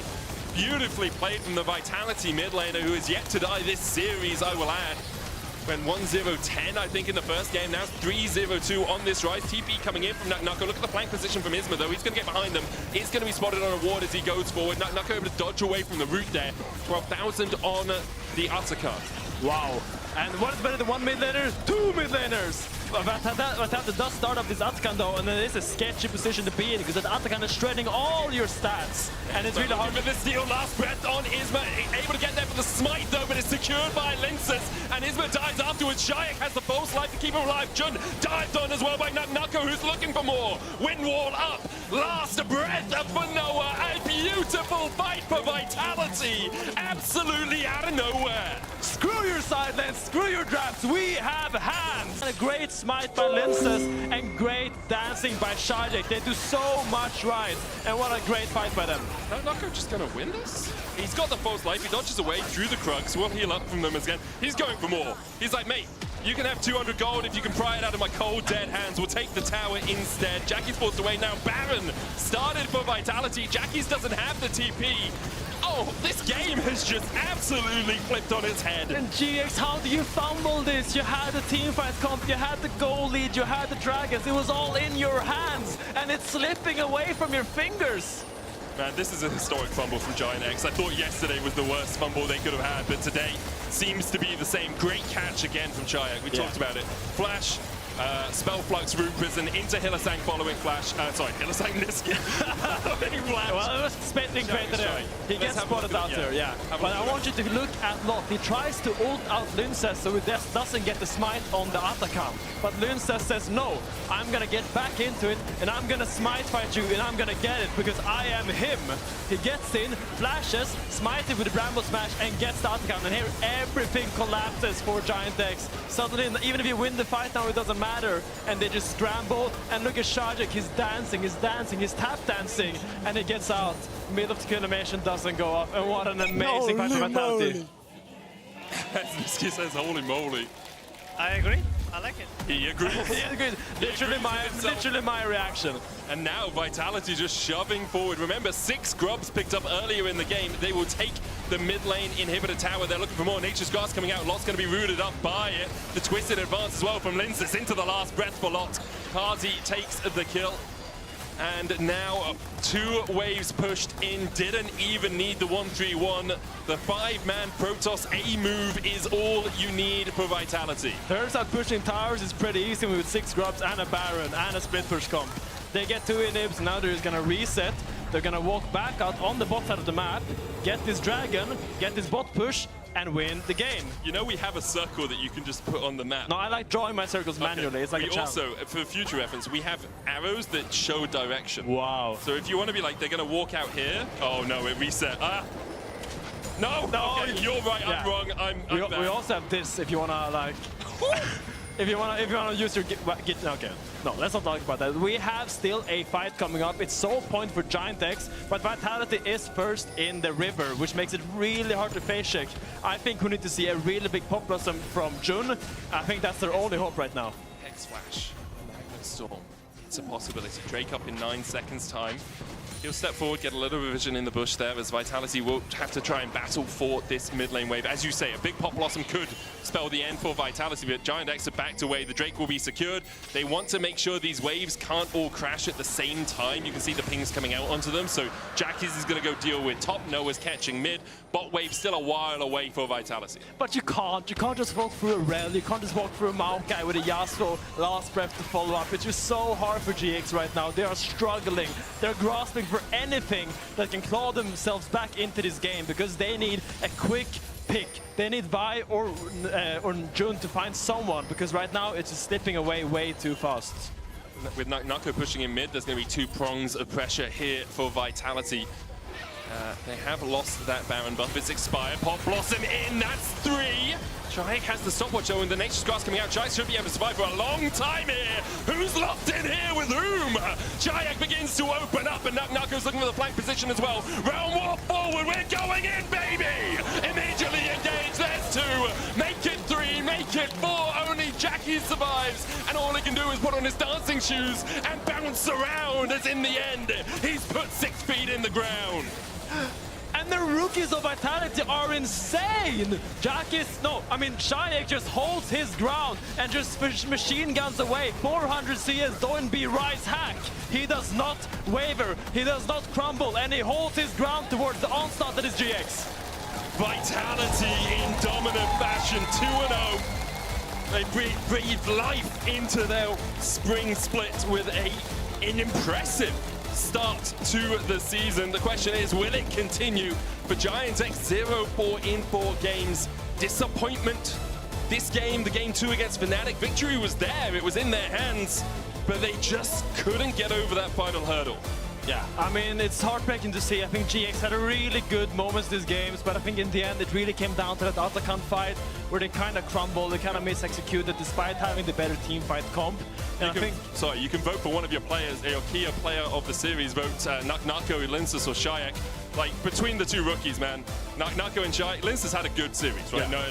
No qualms about it, but NACL or Shayak, both of them absolutely excel. Yeah, but it's crazy that the 2... I think probably Shayak. I mean, Shayak played the Yasuo. Yeah.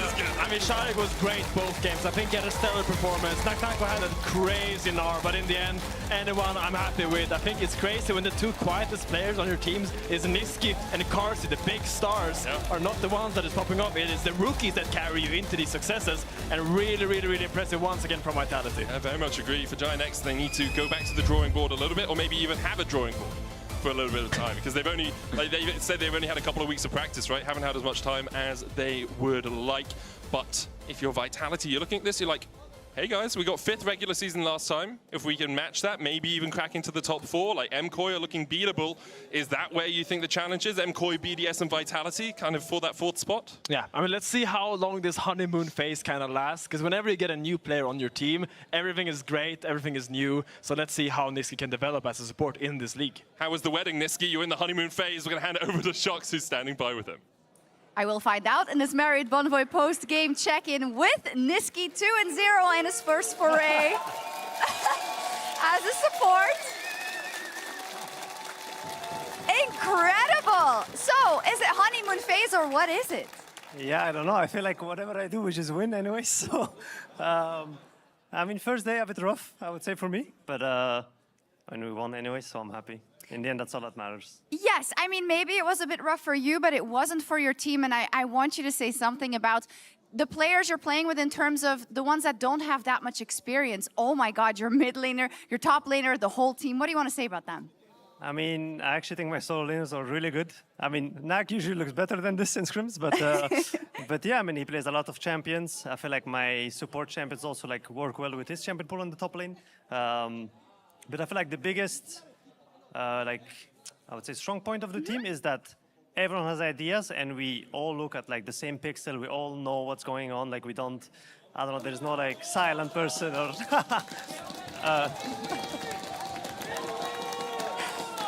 and yeah, I mean, I think they're really good. I think my top will become one of the best, and I hope Shayak also will become one of the best mids. Okay, final question. Of course, a lot of people are saying, oh, you think you can just swap to support like it is so easy? This was hard for you.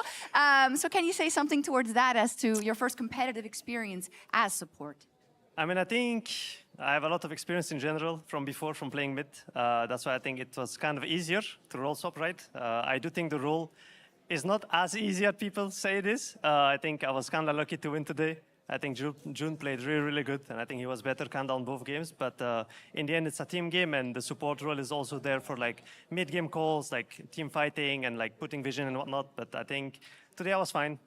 But yeah, we won. I'm happy. You were fine. You won, and you're only going to get better. Thank you so much, Nisqy. Vitality with a 2-0. And coming up is our match of the week. Our key player of the series, by the way, is Shayak. I forgot to tell you that. But when we come back, it'll be our match of the week. Movistar Koi versus KC.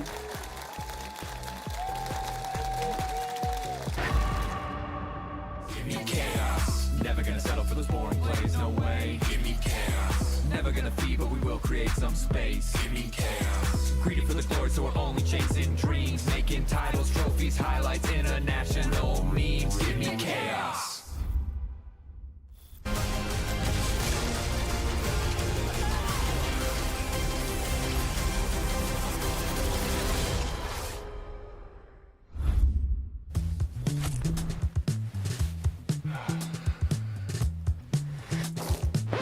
Damn it. Hey, Dragos, you ready for the...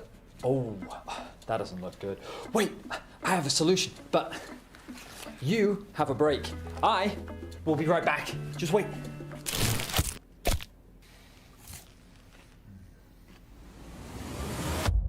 Have a break. Have a Kit Kat. See? I told you we'd figure it out. I don't think this counts. Come on, let's go.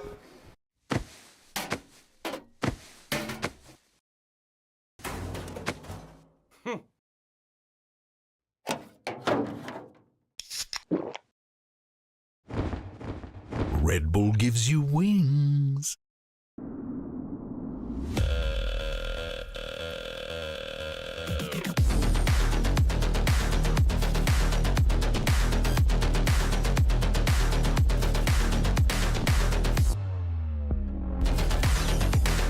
Wait, is he switching lanes?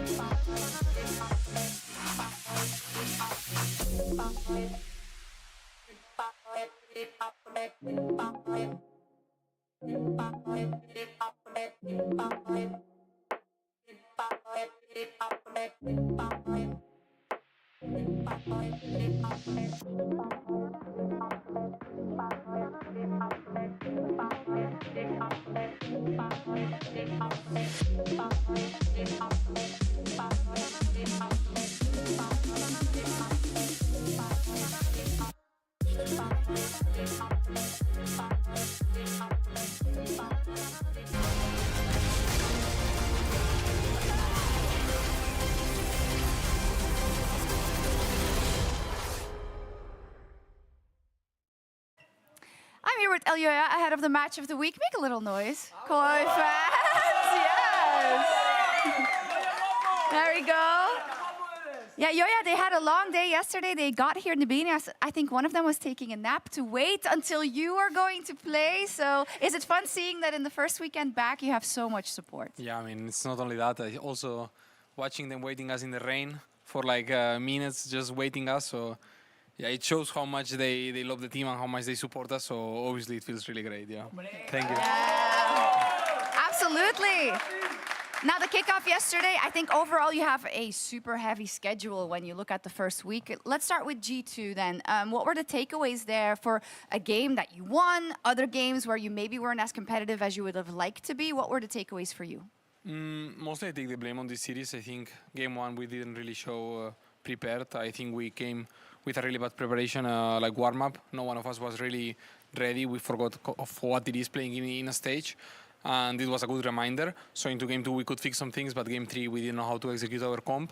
So yeah, I take the most blame for this one, but yeah, also really important takeaways. Yeah, there's a really interesting interview that you did with Lee Jones from esports.net where you talked about kind of taking the blame, but also that you didn't feel even in the lead up to this week that maybe the preparation was on point. I guess for you, that must be disappointing as well, not just for you as a person, but from a team perspective, because winter wasn't as far as you would have wanted to go, right? You didn't make it to that finals weekend. So what are kind of the action points for this split for Movistar KOI? Yeah, I mean, as I said, the most important is the practice. We need to fix some discipline problems we are having in the practice, which are not as easy to fix as they would have been done. But yeah, I mean, we need to work on that so we can have some more efficient practice and just things after that are gonna come way easier because I don't think we had a problem in winter of gameplay. I think our problem was more we couldn't really show up in some games, and it's also what we need to work on this split. Yeah, how are you gonna do versus KC? A very big matchup, a very important one for the rivaling fan bases, right? But also in terms of your season. Well, for us this is like a finals pretty much. We love playing against KC. And they made it quite far, so we are even more excited to beat them. And for us, it's going to be an easy win, yeah. Amazing. Good luck. Thank you so much. And one more time for Ryoya. Thank you. Thank you.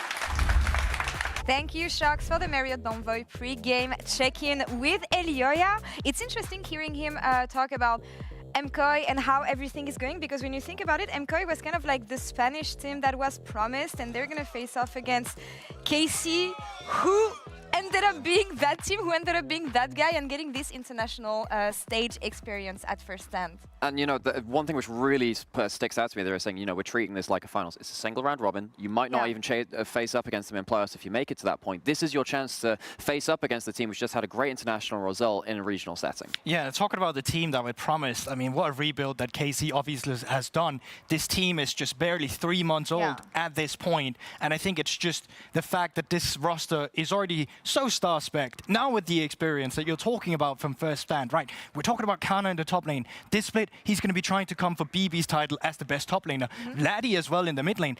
Outperformed Caps in that final, gunning for the best mid laner in Europe as well. And Yike, you know, trying to cement himself as the very best jungler in Europe. It wasn't G2, it was me! And I haven't even started talking about Kalist and, you know, Takema's completely revamping himself as a player. There's so many things to be hyped and excited about this KC roster. And that's the thing, how are they going to come back from first stand? Because a lot of fatigue, jet lag and everything, the impact of an international tournament, the benefits as well, because they learned a lot of stuff. Talking to Vladdy after finals, actually, he was telling me that international teams are player at playing the map, high tempo, but how do you implement this in the LEC where teams play differently?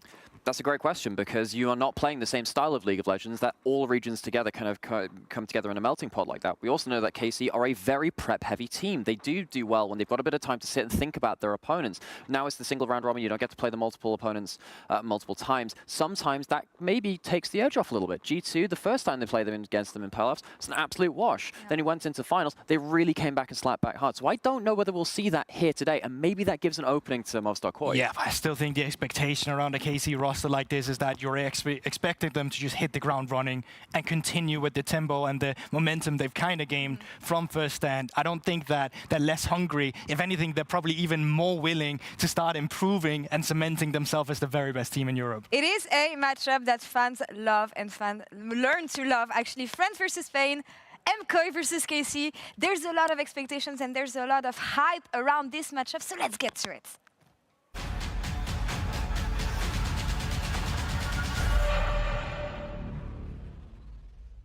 Bueno, creo que llega una nueva rivalidad a la competición, en la cual se ve respaldada por dos grandes aficiones que están dándolo todo siempre con los equipos, tanto por redes sociales como en los streamings, incluso viajando para apoyarlos. Lideradas en este caso por dos grandes figuras de la creación de contenido como son Ibai y Kameto, y referentes también en el mundo de los eSports. Si a esto le sumamos también el boom que está teniendo todo el tema del co-streaming, pues yo creo que estos serían los puntos más importantes en este caso.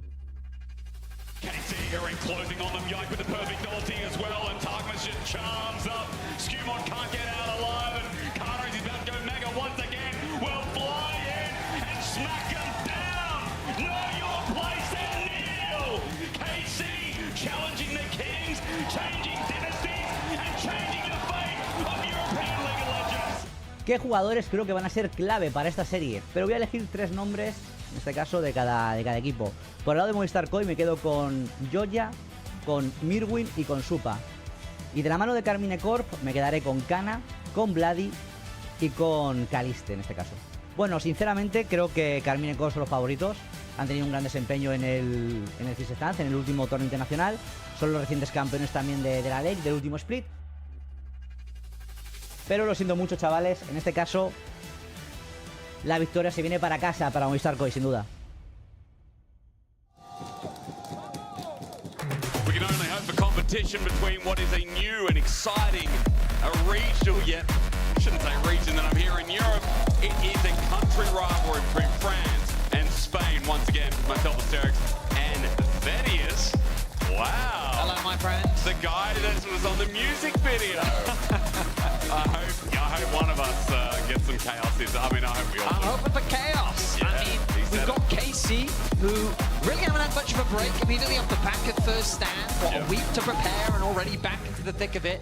Koi had to play yesterday against G2, so we'll see what they've got prepared. I'm hoping for a bit of lackluster League, at least in Game 1, so we can get some chaos on the Rift and hopefully some action-packed League of Legends to start off this series. Our match of the week, KC versus Koi, an intense rivalry between the two organizations, the co-streamers, and right now it is very much in KC's favor, given that they are the reigning champions in the LEC. I mean, their recency bias, of course, going to be there. Remembering that Koi, as you said, already faced up against G2, but it was a 2-1. The only 3-game series we've had so far at our opening of spring. And it felt like that was action-packed. Felt like that gave us a little bit of chaos and a bit of stomps amidst the wave. You'd be happy with both.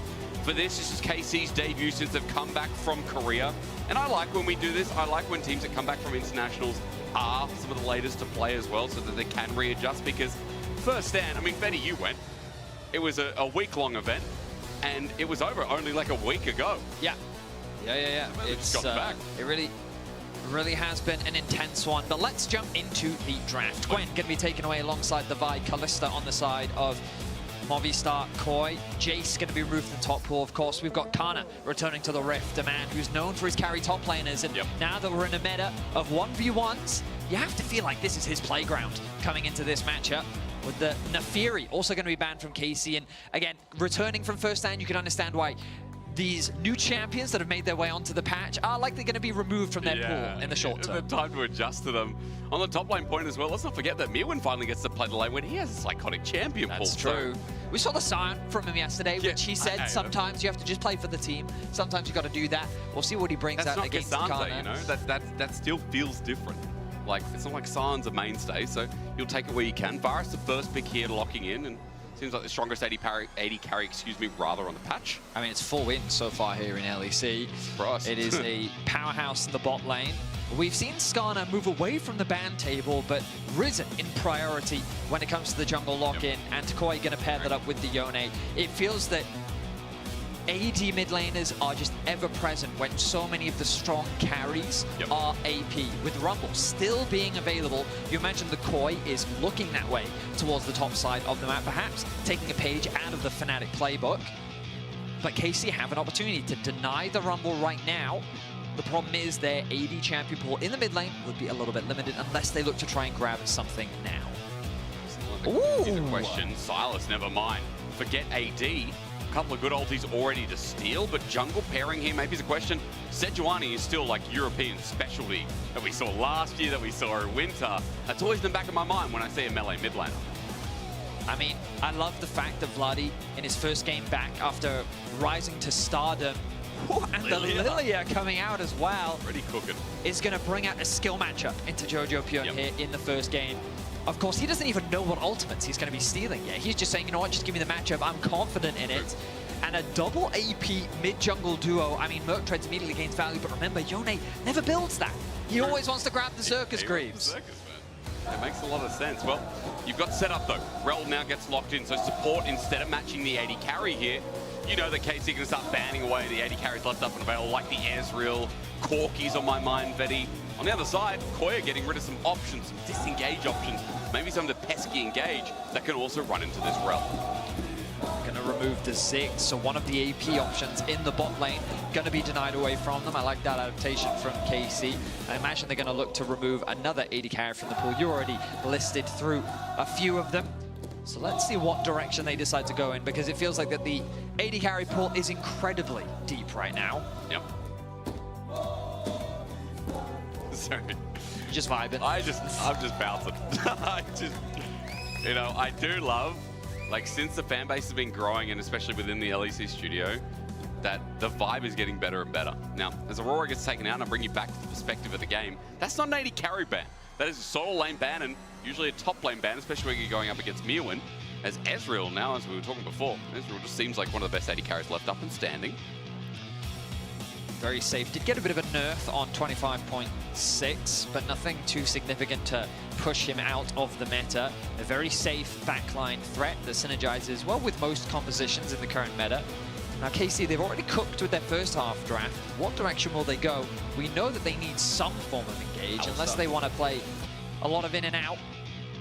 Alistair definitely makes a lot of sense. Can be a little bit tricky into the Ezreal, so they might lean more towards Leona.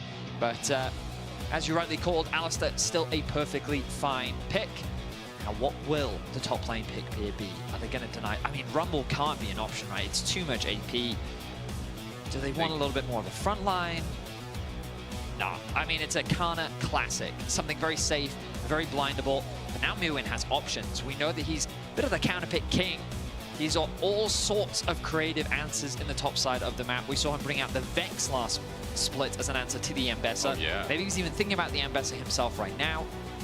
We saw the Jax have a good laning phase earlier in the day, but then fall off a little bit later in the matchup. Because if this is an AD top, we have pretty much practically an AD composition. So what fixes that? Annie top lane, you assume, because Jojo loves this Yone. You're not taking that away from him.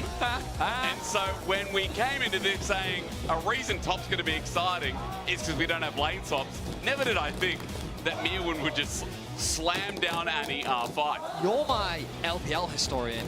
I swear this was an old school LPL answer in the top lane. I think, okay, so Flandre played it a bit back in like on Snake season 6. Oh God, my brain. I know, I can't remember where I've seen it before, but I know. Google. I mean, Annie top, we've definitely seen before. We have. But I swear it was used specifically into Gnar because of his relatively short range comparatively to Annie in the top lane. You could just kind of out-trade him.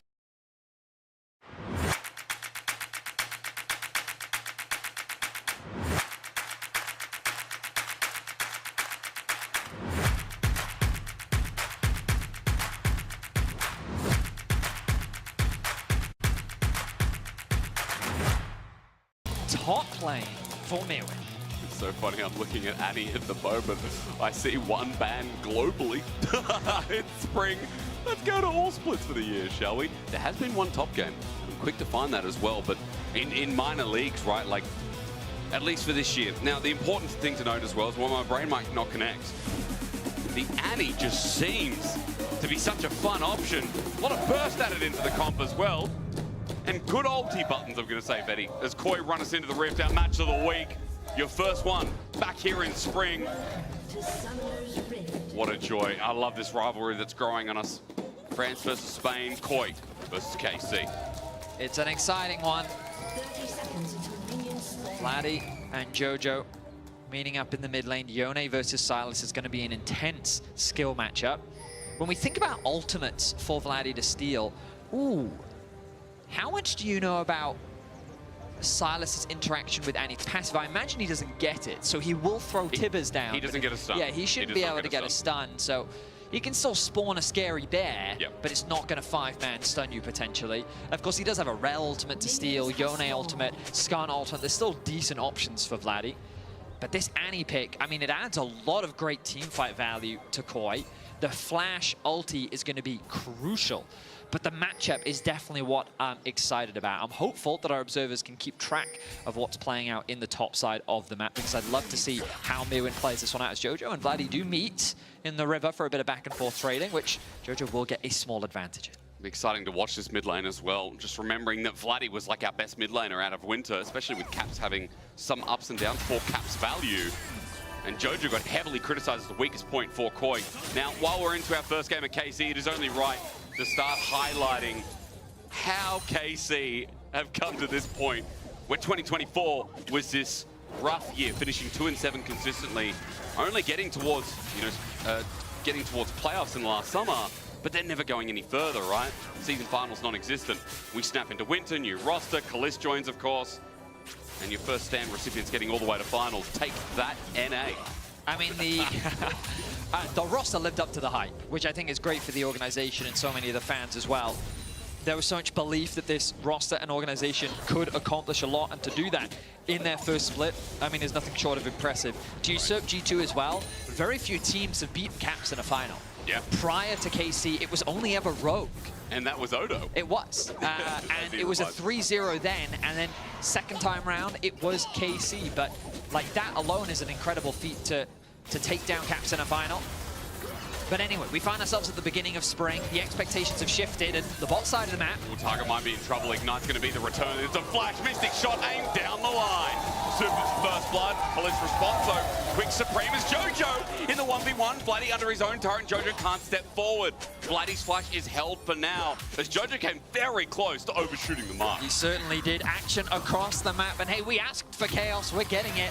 First blood secured for Koi, but I still think it's ultimately a win in favor of Kalist, because he's able to still stick around in that bot side of the map. And look at the positioning of the wave. If our observers can pan down towards the bot side of the map, look at this freeze that he's been able to set up. Alvaro tried desperately to push the wave underneath the tower, but he wasn't able to succeed. Now what they can do is well, actually, I'm surprised they didn't hold that wave. True. I would have thought that they would just keep it there. Targamas would hold it. Kalist would go back to base, but instead he's going to look to try and get a push through. They know they have the numbers advantage. X-Slash. Super. He's got Arcane Shift second, which is a smart move against the Alistar, so not much Targamas can do. And while that wave resets despite our thoughts, Elyoya's moving into position with Kana getting a pushed on wave. But look at the size of this wave.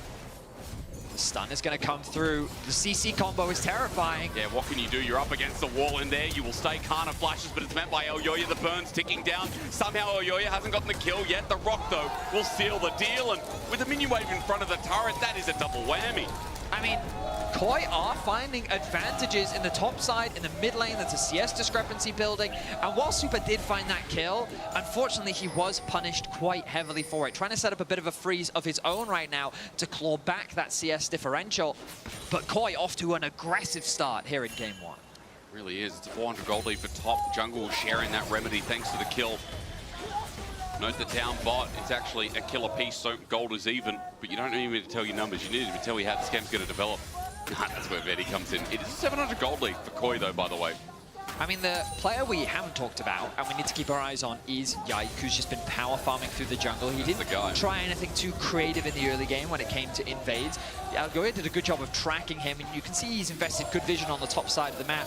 Right now, KC don't have insight as to where Elyoya is, but he's looking for a play. So they're going to go for Targamas because Targamas burned his flash before. Kalist doesn't have to use it. Someone's got a great pulverize. Elyoya wasn't able to reach his target to push him against the wall. Tips his hat at the attempt. Oh, yeah. But unfortunately for Koi, they won't convert that into a kill. Yike continuing on with his clear, which is crucial because every time a jungler makes that attempt for a successful gank and it doesn't pay off, then there's an extra camp that you get to clear, and power farming on this Lilia is going to be crucial when it comes to the mid game and just the mobility that you're going to have playing around. Look how cocky Kalist is, though. In front of his turret, he might pay the iron price. I mean, the Ignite ticking over the potion just in case, and thank God he popped it, otherwise he was a dead man. He just didn't even flash. I'm surprised he got away with that. The health pot's doing a huge amount of work to keep him alive. Wave in a bit of an awkward spot. He's going to be forced to push that one out as the resets come through. But just snap back. I love that again. Action keeps pursuing. Vladdy with a sidestep doesn't have to do anything more. The Impale stolen away before an Impale of Elyoya's own is in the way. Abscond abducted, and Elyoya's Scorpion live comes to a crushing end. Yike there to help seal it. Nice outplay from Vladdy. The support from Yike was clutch. As Targamas now makes his way into mid lane. and KC equalize the kill score 2-2. The gold is dead even, but Yike, crucially, will be first to these grubs, and Mirwin may have something to say about it. Level 6. Tibbers, what do you do when your childhood bear meets you in the face? Now, you can think about it, you can talk to it, or if you're not a crazy person, you walk away. The situation's a little bit weird. Mirwin holding on and still trying to throw that threat to the ground. There's a smite available for Yike shortly. It's Kana, ulti just thrown out, but he misses. It's still enough to threaten off, and because of that, KC gonna get 3 grubs. So Yo-Yo will come back out onto the map, but that death is going to start to really snowball Yike now. He has about a half a level advantage, securing the grubs, and the dragon is still available. Vladdy, been spotted. Artemis is here to help though, so it's going to become a 2v2 for KC. The engage is coming through. Yike, Swellseed doesn't connect as Jojo Puni launched in. He might have to launch out with his ulti. They're trying to draw it out of him, or at least get the flashes. Vladdy playing with fire. KC are just not giving up any mid lane control. KC are putting a lot of resources into helping Vladdy through this early game. The trading has been very close between the two mid laners, with Jojo being able to build a bit of an advantage in terms of the 1v1, but thanks to that kill, the gold rests in favor of Vladdy. I think there would have been more kill threat in that little skirmish if Vladdy had had his ultimate available, but unfortunately it was on cooldown. But now that it's back up, he's stolen away Jojo's ulti, and he has that for his own purposes. Crucially, notice the teleports that are available. Vladdy does still have his up, as Jojo will have to run back to lane as the bear makes its appearance. It's going to be a Rod of Ages Annie top, by the way, if there was any confusion about what the build was going to be. A little bit more durable, a little bit more scaling. As opposed to the Shirelia's Annie with Symbiotic Souls that I could definitely see coming out in this day and age. As a 1v1 in mid, Jojo, he pops out for the Soul Unbound, and Vladdy's just holding on to his hijacked ultimate. Jojo's still not burning his. There is a fate unsealed for both of them, as Kana's still trying to pressure out, but Yike is here with a massive wave. This deer, seeing only headlights with flash available, wants to kill Mirwin. Stun now up and available, but there's enough movement speed that flash needs to be burned. Swellseed just in case, and KC getting another summoner. The ulti from Yike was an ever-present threat that Mirwin felt forced to flash away from, and it's understandable because had that Q from Yike connected, it very likely would have resulted in Mirwin's death. Oh. Bowling ball will roll its way into mid lane.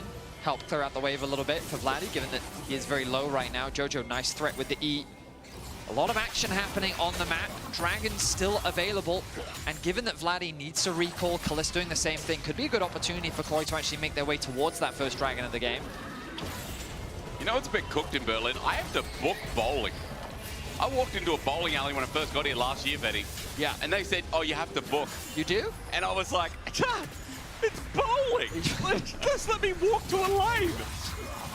I mean, if there's paperwork involved, you know that the Germans will be on top of it. Gotta do the paperwork. Do the paperwork. Sorry about that.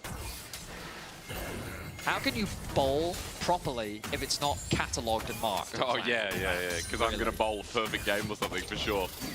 Bro, Fun fact, Medic is a very good bowler. Who, you? No, Medic. Oh, is he? Yeah, he did it like not professionally, but he was very into it. He's a good bowler. Yeah. He should book in. I should not. Now, bowling balls are interesting. Yeah. You might ask why. Well, no, do not continue on this topic. That was a casual transition away. There's chains attached. When Yike hits that with Leandri, it slows, it brings up an ulti. This was a transition away. I see. Yeah, very good at that. And things like that in front of Dragon and chunk outs are pretty important. As you can see here on Raptors, you never played Lilia and you don't know what E does. I'm sorry, I just don't know why you're viewing League of Legends. I feel like our audience should have played everyone by now. But then again, there are people in our audience who just see nothing. You know, they probably don't know what half the champions do. Quite likely. Because they're young, you know? Right, that's true. Some of these champions are older than they are. I mean, there'll be a fresh spawning of the grubs in 20 seconds. I imagine KC will set their sights on it. I'm keeping my eyes on the minimap. I see Kaliss making his way towards the mid lane as Koi going to start off this dragon. I think this should be an easy cross map from KC. They're not really in a position to contest, and I think it would be a difficult one to do so given their positioning on the map. 6 grubs for a Nara inside. Always feels good, while at least Drake stacking starts with a Cloud. And a Hextech coming up next. Kana using this time to just get some turret plating for his own. claw back some of the gold as he engages on Targamas.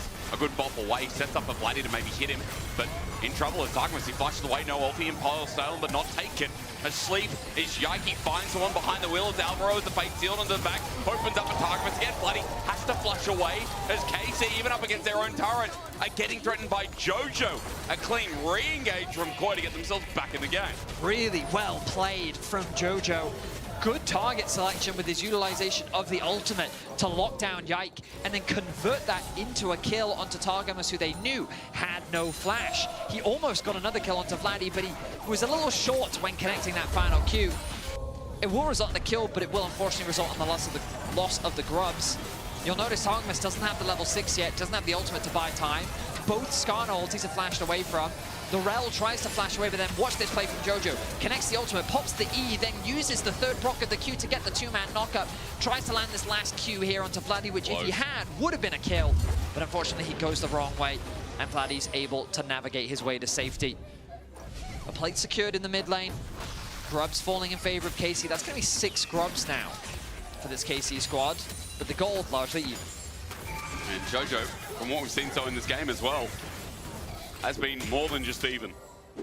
Early laning phase has been great. He had a lot of attention from Yike, and unfortunately, at close quarters from the play at 4-5 minutes under turret from Vladdy, even things out a little bit. But what I'm trying to tell you is that it feels like Jojo's start of the season has been a bit more reinvigorating. Now, of course, against G2, questions are there, but against KC, as they yap away, you'll be shown as Vladdy goes in. Jojo runs back to his soul, and that's it for now, as Vladdy just continues trading up. I'm looking towards the rest of the map, Betty. Nothing up in terms of objectives. 3 minutes for Dragon, 3 minutes for the Herald. We go to lanes, it's 13 minutes, 1 minute left of plating. And Koi's still trying to set up to see what they can find in picks. Typically in map states like this, you turn your attention towards the side lane out of towers, given that plates are going to be falling off soon. You potentially try and cross map with numbers advantage, send your AD carry to a lane where they can maybe get an extra plate before the plating wears off. Maybe you could even threaten a dive, like right now Vladdy isolated in the bot lane. Maybe this is an option. Of course, Targamas in the area though to cover. Alvaro, he's fishing, throws out, well, I guess it would be called a lance, but the metaphor in my head I was thinking of was spear fishing. Okay. In any case, he's not going to find anything. Targamas going to be bullied a little bit out. I just didn't think you knew anything about fishing, so that was impressive for me. I know there are various types of fishing, and when I was like 8, I went fishing. Nice. I used to catch rainbow trout in a pond. Wow. Yeah, it was really fun actually. Are they actually rainbow? Or? No, they were rainbow trout. Yeah. But they're actually rainbow. I mean, when you looked at like their scales, they had like a nice color. Rainbow, like the rainbow fish. Yeah. You remember the book? No. Rainbow fish. I don't read. I'm a gamer. What are we saying? Okay, sorry, bro. Sorry. It needs to have pictures in it, and then I'll read it. It did. It's a kid's book. It's a book for 2-year-old. Well, okay. I'm going to buy Venius a book after the series. That's kind of you. We're heading towards Dragon. You guys can start looking up what rainbow fish is. Go to Child's book that might look a little better than the fight that's going to ensue on second Dragon. Let's see what the setup looks like. Reset here from Koi. First item for the Yone, the Blade of the Ruined King, the absolute god tier item. Yes, it is. Some big first items for Koi. Oh, Tibbers. Mirwin's taking no damage, by the way. I think Kana quickly realized that. Oh, my lord. Sword boots give Annie so much value early. Yeah. And with only the Merc Treads, I'm afraid, Kana, that's not enough. I mean, he's still alive, which is the good news. It's just in terms of the trade, Mirwin's always going to win out on those short bursts. Things should get a little bit easier for Kana once he gets that Trinity Force and some durability under his belt. Okay, a bit of supportal combat over Vision. Oh no! I might send this. No Tibbers. This kill angle? Oh, actually might be. Ulti back. Oh no. Okay, he wants to just disengage, get the wave. Yep. Dragon spawning in 25 seconds. He wants this desperately. Elyoya fishing for a play himself. Kalista at half HP. He's already being chunked out a little bit here on the poke Varus. And KC will have mid-prio for the time being. Super gets tagged out, but KC waiting to pull the triggers as Vladdy and Jojo pulling it out. There's a fake sealed onto one target. If Vladdy gets away from this, it's a big ulti not to have for the fight. Yeah, I mean, that's a lot used. And Alvaro Targamas behind enemy lines. Elyoya running away, but he's caught something. I didn't know cows could swim. Targamas still alive with the unbreakable will as the Scorpion's being run into him, but trample out with a long chain line. A trade for now, but Jojo's taken down by Yike. The deer has got spirit, and now a new target. Super and Alvaro together, but for Lilia, that's a dream come true. Down for the Quadra, and down for KC's exceptional fight. Yike is popping off. A fight like this, where it's scattered in multiple skirmishes, allows the mobility of Lilia to just run away with the fight. 6-4 in kills, the advantage starting to grow. KC gonna get their third objective and their first rank of the game. Yike is gigantic now as well.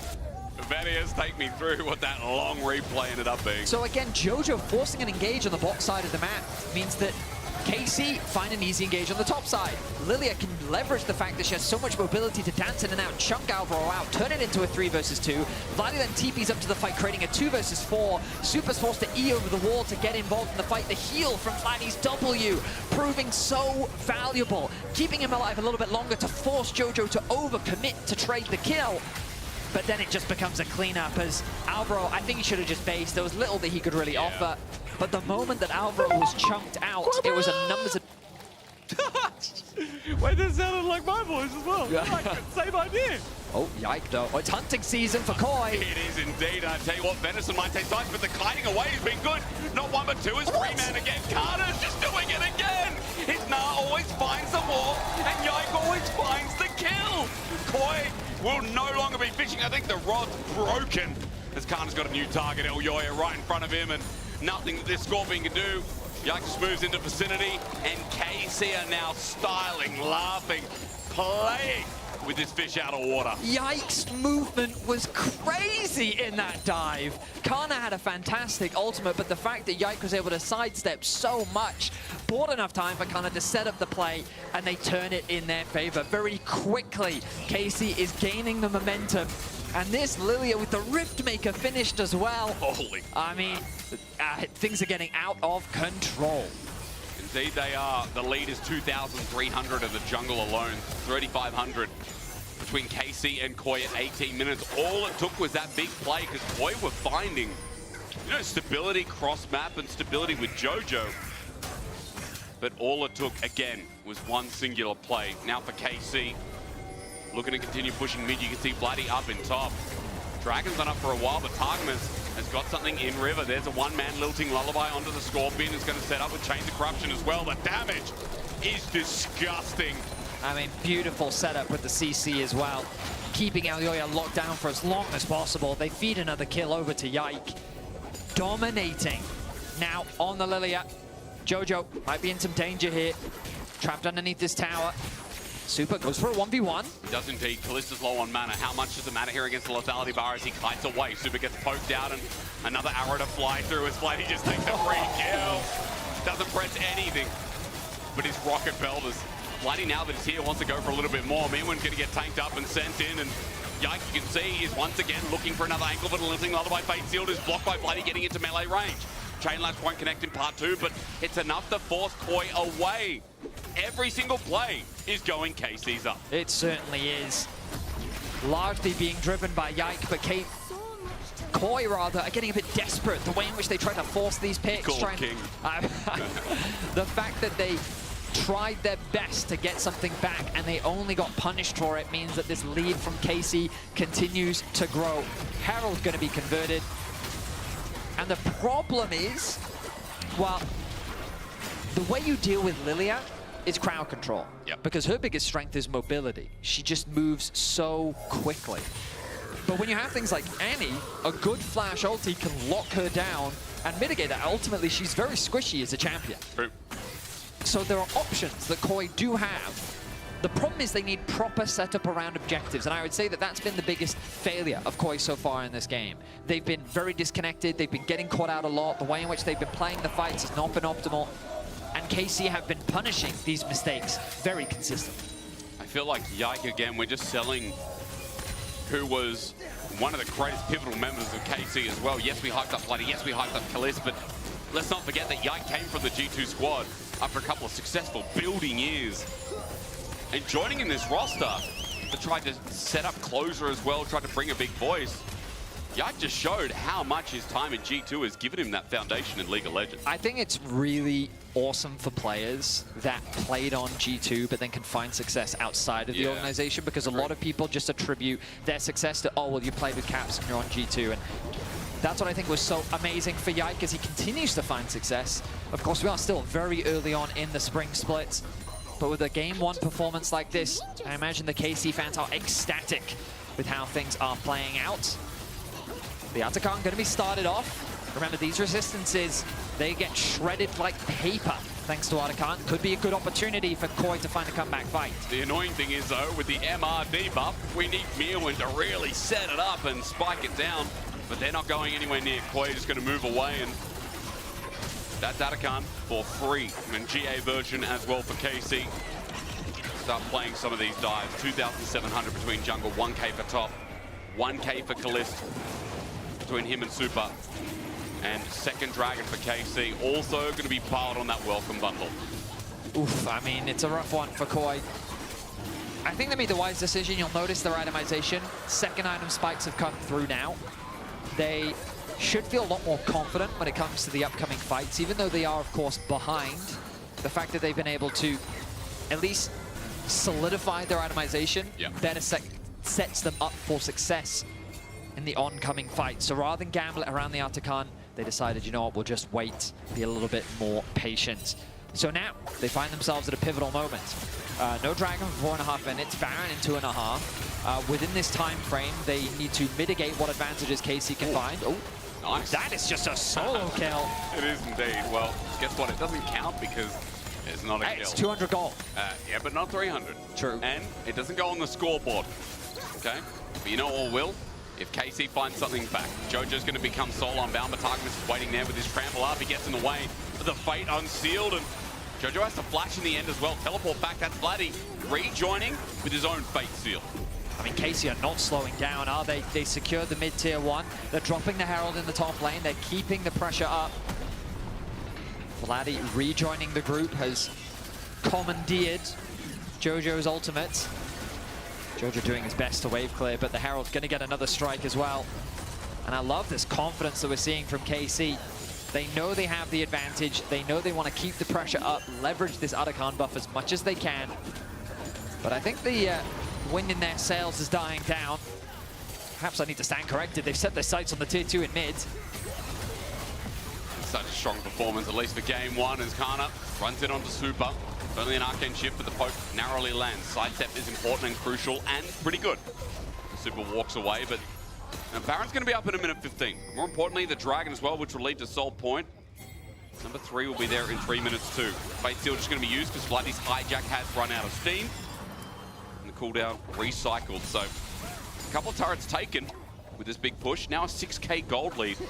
And it is just nice to see KC come off an international and perform like this. Yeah. We had high expectations from what we ended Winter Spring with. Often, it's common for teams to return from an international event with a bit of fatigue, right? Yeah. Their ability to pick up on the new meta can sometimes be a little bit slow.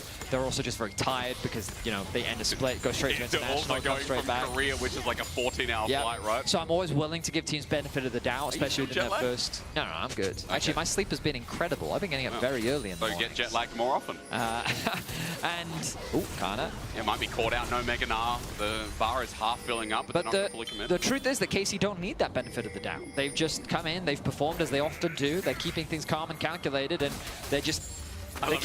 They often do, like, I mean, from Winter, right? Yeah. Like, yeah. And they're keeping it simple in the sense that they're just punishing the mistakes of Koi. They haven't really felt the need to overforce anything. Every single play that Koi has tried to make, they've just done their best to shut it down, and it has worked beautifully. Yike now, level 15. He's the same level as his top laner. Yep. He has 3 items completed. This Lilia is what we in the... Misery business.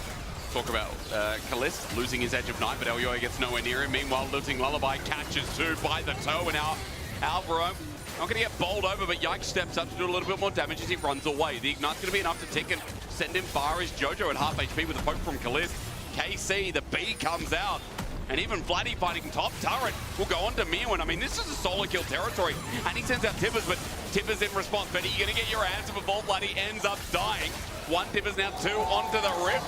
Gets a little bit angry, and Super's going to get the bear. Beware. Boy, run to the base, and they have to heal on up as their inhibitor on top is exposed. I mean, you can see that KC is really just having fun with it at this point. Yeah. Vladdy trying to outplay in the 2 versus 1, comes close to making it a 1-for-1 trade. Exposes the top lane inhibitor. They could have used that opportunity to go for the Baron, but instead they decided to push their limits a little bit, and they'll walk away with only their mid laner down. Dragon spawning 40 seconds. Vladdy will be up in time. He has the teleport available. Eldoya looking for a flank, but who exactly is going to get collapsed on here? Because Kana does do good damage. I mean, it's a Trinity Force Nah. Hullbreaker still. Enough stats in there to keep you rolling as Eldoya at half HP, and Kana's now going to Mega Nah. They want to follow this up. Kana's just going to one-man ulti, and look, playing in hearts of 4, almost 5 people are Koi. KC can do it with 2. I mean, with 2 members, they were able to chunk away the HP pods of both Eldoya and Alvaro. They've gained mid control, and now the rest of KC have arrived. They've pushed out bot lane. They have no options for Koi, or they leave no options rather for Koi to contest this. I mean, it's just clean play from KC across the board. It's fair to glaze KC right now. They're absolutely styling. And I'm impressed as well that they haven't really lost their pace on the trigger after that early game fight, right down here in River. I mean, they did push for an inhibitor in top lane, and Vladdy tried to outplay 2v1. Yes.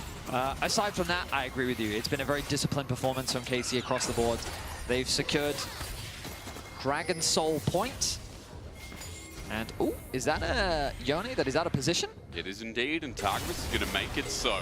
Nice little trample up. Can they kill the cow? Targamas gets in the way, and Unbreakable Will's going to buy him a bit of time. Even if he dies here, he knows it's going to be an end-up trade, but he's not. Targamas is out of the way, and Kalist takes the kill with that punish as well. Baron is right below. Should be an easy objective for KC to start off. This will be Koi's really last Hail Mary play. Perhaps Eldoya can get a steal if he can. There are options, but I don't think KC's going to make it very easy for them. Eldoya pulls something out of the hat. Now, what I tried to say is Targamas flashes forward with the Polarizer. He's got to pull a miracle out, but a lilting lullaby ×3. Super's going to cleanse it away, but Vladdy has an impale to add more CC. Mirwin flashes as well, and although it looks like it's going good for Koi, 1, 2, 3, count with me, everyone at home, that's 4. That's right, you're learning to count all the flashes that KC took out of Koi, running away from this Baron. The goal difference is just too big. Even though they get the kill onto Targamas, it's not enough to turn the fight in their favor. But Eldoya has not given up yet. The TP comes in from Jojo. Send in the Hail Mary, what else can you do? But Yike, now without Zonya's maybe a little bit more vulnerable, but the almost level 16. Lilia sits on the Baron and waits for his moment. On to Jojo, the burn is enough with Gliz poking and ranging. Mirwin lucky to be outside of that enhanced quiver. Blue team has indeed taken Baron. That's 9K, that's Baron, and that's KC looking to put the nail in the coffin at game number 1. Mirwin gets out if only just Targamas had his unit, but not his collision. Vladdy has found Super, and it's not going to end here. That's an electrocution as Vladdy finds kill number 3. I mean, what else is there really to say other than KC near perfection in their execution of that Baron? They did not give any room for Koi to even risk a smite steal. A good use of the ultimate from Kalist to lock down Jojo as well. Targamas pushing deeper into Koi's half of the map, giving more camps to Yike. I mean, look at this Lilia now, getting close to level 17. It's game, set, and match, and now Koi needs to be thinking about game 2. The goal difference is too big, and with the Baron, KC are looking to get their first win of spring.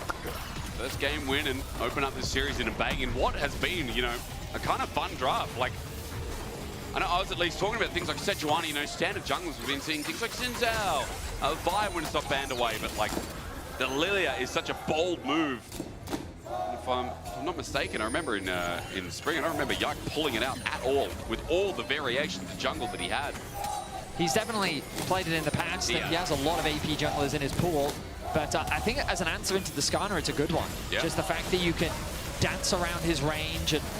Oh, fresh meat Targamas runs in. I think that's grass-fed, actually. Targamas, he's going to heal all this up, of course, with Red Buff, and KC are doing something on the other part of the map. Look at the inhibitor turret, rather Nexus turrets from Kana, as he's taken him himself. Inhibitor's going to be exposed. Bot turret is going to come up next, and Koi, the fire just won't go out. It's a 12k gold lead because structures are falling every 10 seconds. Make it another one, and now Koi on their last defense with an Impale taken out. It's Impale for Impale, a little bit janky that takes Bloody out in the end, but Tarkus is re-engaged. He's going to make sure that Alvaro will drop 2. KC running into the base, 4 members, Baron behind them. Koi have got 4, but it ain't the same. The ambulance is definitely called for the right team, and Jojo's poked out. Kana's ulti is brilliant, and yet again, KC are filling us with hope. The region is looking at this team in the same vein, and in game 1 against that mighty fish, they've got a spear in hand. KC with a very solid game 1 performance.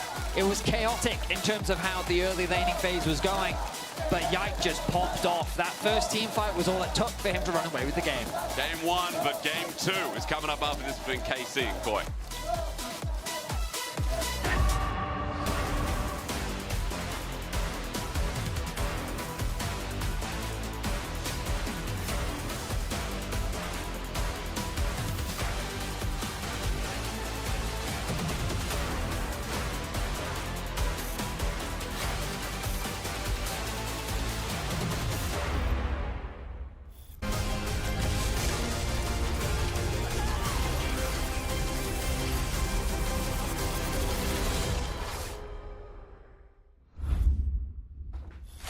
Needs a map. Wait, I'll take care of this. Oh, be careful. That thing belongs in a museum. What is this? Wow, that escalated quickly. What do we do now? Let's have a break.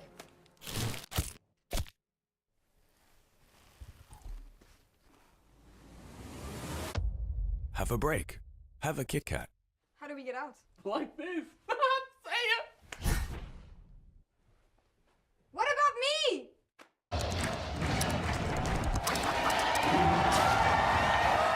Red Bull gives you wings. Welcome to Marriott Bonvoy. Where can we take you? From Berlin to the finals, Marriott Bonvoy will be your check-in at every checkpoint.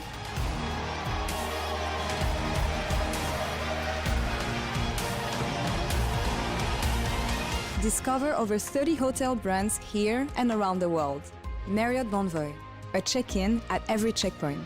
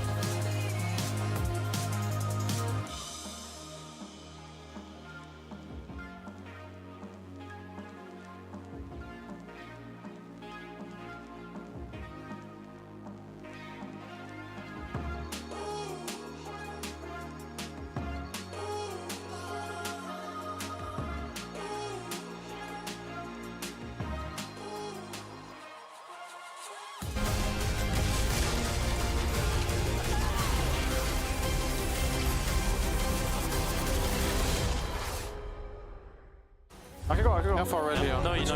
Really slow, really slow. I have kill. You can chase. I'm going with flank by the way. They won't expect me. No, they're all dead. They're all dead. Good job. I might be dead. Yeah. I'm looking here. You? Look? Yeah. No flash, no flash. No flash. Oh my god. Can Ezreal lives. Ezreal is coming. Ezreal is coming. Don't take it. Leave. Okay, good job. Oh my god, I got so by the way. Good job. Welcome back to the desk, everyone, as KC takes game 1 here against MKOI. And I would like to talk about the draft first here. And especially Anitop, I know that it didn't work out the way they expected, but I know that Mirvin has been cooking this one since winter, guys. Mirvin has been cooking, but for me, the most exciting part about this drafts are the KC draft with Silas and Lilia. One of the big criticisms of Yike in first stand was on carries, he didn't look the best. And I feel like for the same with Vladdy, he could play the ranged mage champions so well, but he couldn't really play these melee champions. But I feel like they're taking that first stand experience and they're saying, how can we level up in Europe? And it's great to see. Yeah, especially because, you know, it's not just the fact that you couldn't play the Silas back then, it's the fact that you kind of got dumpstered by a Silas when you're watching Zeka. We brought back Zeka. Yeah, but it's like, you know... We have Zeka at home.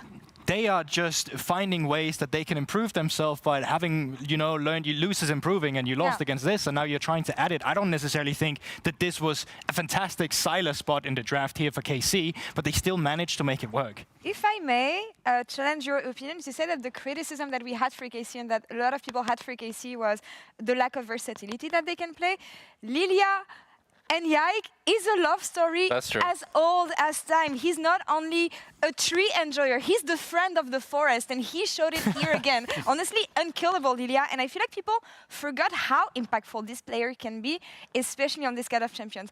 Absolutely cursed montage from G2 Esports last year, but it is from last year. We know what this man is capable of on this champion. Yeah, I mean, it was even just when he was just joining the league originally, right? It was the Lilia into Sejuani, where Sejuani was plaking it. Now in a league where Skana is plaking the league, suddenly Lilia is coming through as well. And this guy, it's not necessarily because this is an incredible flashy quarter kill that he's going to be able to manage, but it's just really good positioning, really good movement, really good utilization of your abilities, and he just manages to make a cleanup here that can carry the rest of the game. And for me, I'm just always happy to see when a team finds success with one style, that they're still able to experiment doing new things, rather than just being like, okay, we won on Skarner and Maokai, so Yike, you're gonna play Skarner and Maokai.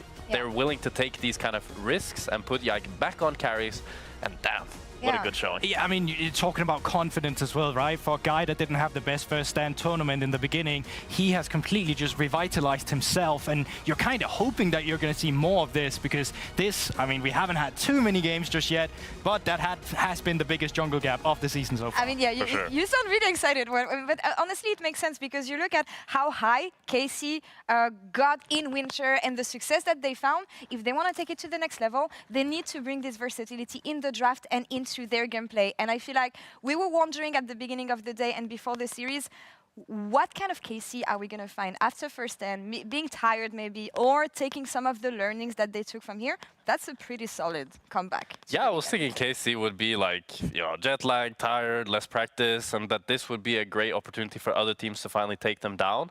But instead, I feel like we're seeing a KC that's willing to adapt and take things from their learnings, while also having still gained confidence through their struggles, which is beautiful. Yeah, I think it says so much about the motivation and the psychology behind the team, right? That when you're getting beaten, like you just realize how big the gap is when you're at an international. And honestly, I mean, it's still big, right? But it's the fact that it seemed like you can claw it in, right? It seems like you can try and close it. And just the fact that you get a taste of it makes you so much hungry for that improvement. And I'm so happy that the first game that we see in KC from LEC is so willing to try all these new things. He's learning from first stands and still utilizing the carry potential of a player like Yike. So honestly, what a fantastic game one from KC. I really want to see how far we can push it, especially given the fact that it's fearless, especially given the fact that it's best of 3 once again. So MKOI on the other side, they have another shot in this series playing blue side on the second game.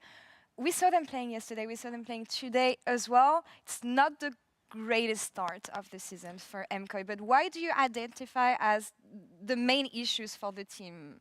For me, I feel like you really need Mirwin. Okay, so this is going to sound hyper-specific, but you need him on a carry, but a scaling carry. Because we've seen him now on the Annie pick, we saw him yesterday on the Aurora pick, and he's good at winning lane, but if he doesn't have a pick, in my opinion, that can transition into a good game-winning pick, they're not going to win the game. Because Koi, to actually snowball from a lane bully pick, you need to be a great team. Koi has not shown me that they're a great team.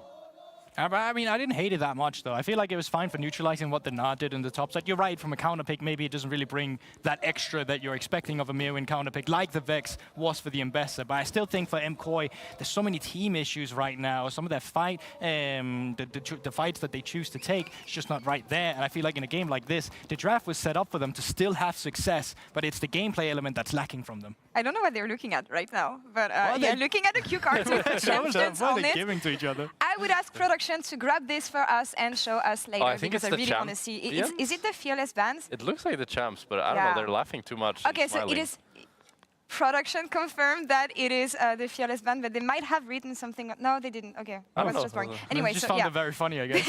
They can keep tracks of this. Wrapping up this conversation, I want to ask you, you were talking about Mirwin having a more scaling carry champion. Is top lane influential enough to bet on this? I mean, it's difficult, but if there's someone who can do it, I think it's Mirwin. How he played the Ambessa yesterday was amazing. He's a great Gwen player. Very hard to get these days, but if he can get either Gwen or Ambessa, I could see it. Yeah, and I mean, you're going to blue side, right? So it's these blind pickable champions where you really want to make an impact, because you're not going to get the counter pick now. And the other guy on Casey's end, you know, he's quite happy about these counter picks. So, you know, having a matchup Kana might not have played before could be a big edge for MDK. Let's see what MDK can bring MKoi. onto the... and I just repeat what you said. Let's see what MKoi... Thank you so much, GB. That's your fault. Back to casters again. That's all right. I took the whole of 2024. Sorry. Yeah, that was last year. It's saying the complete wrong thing.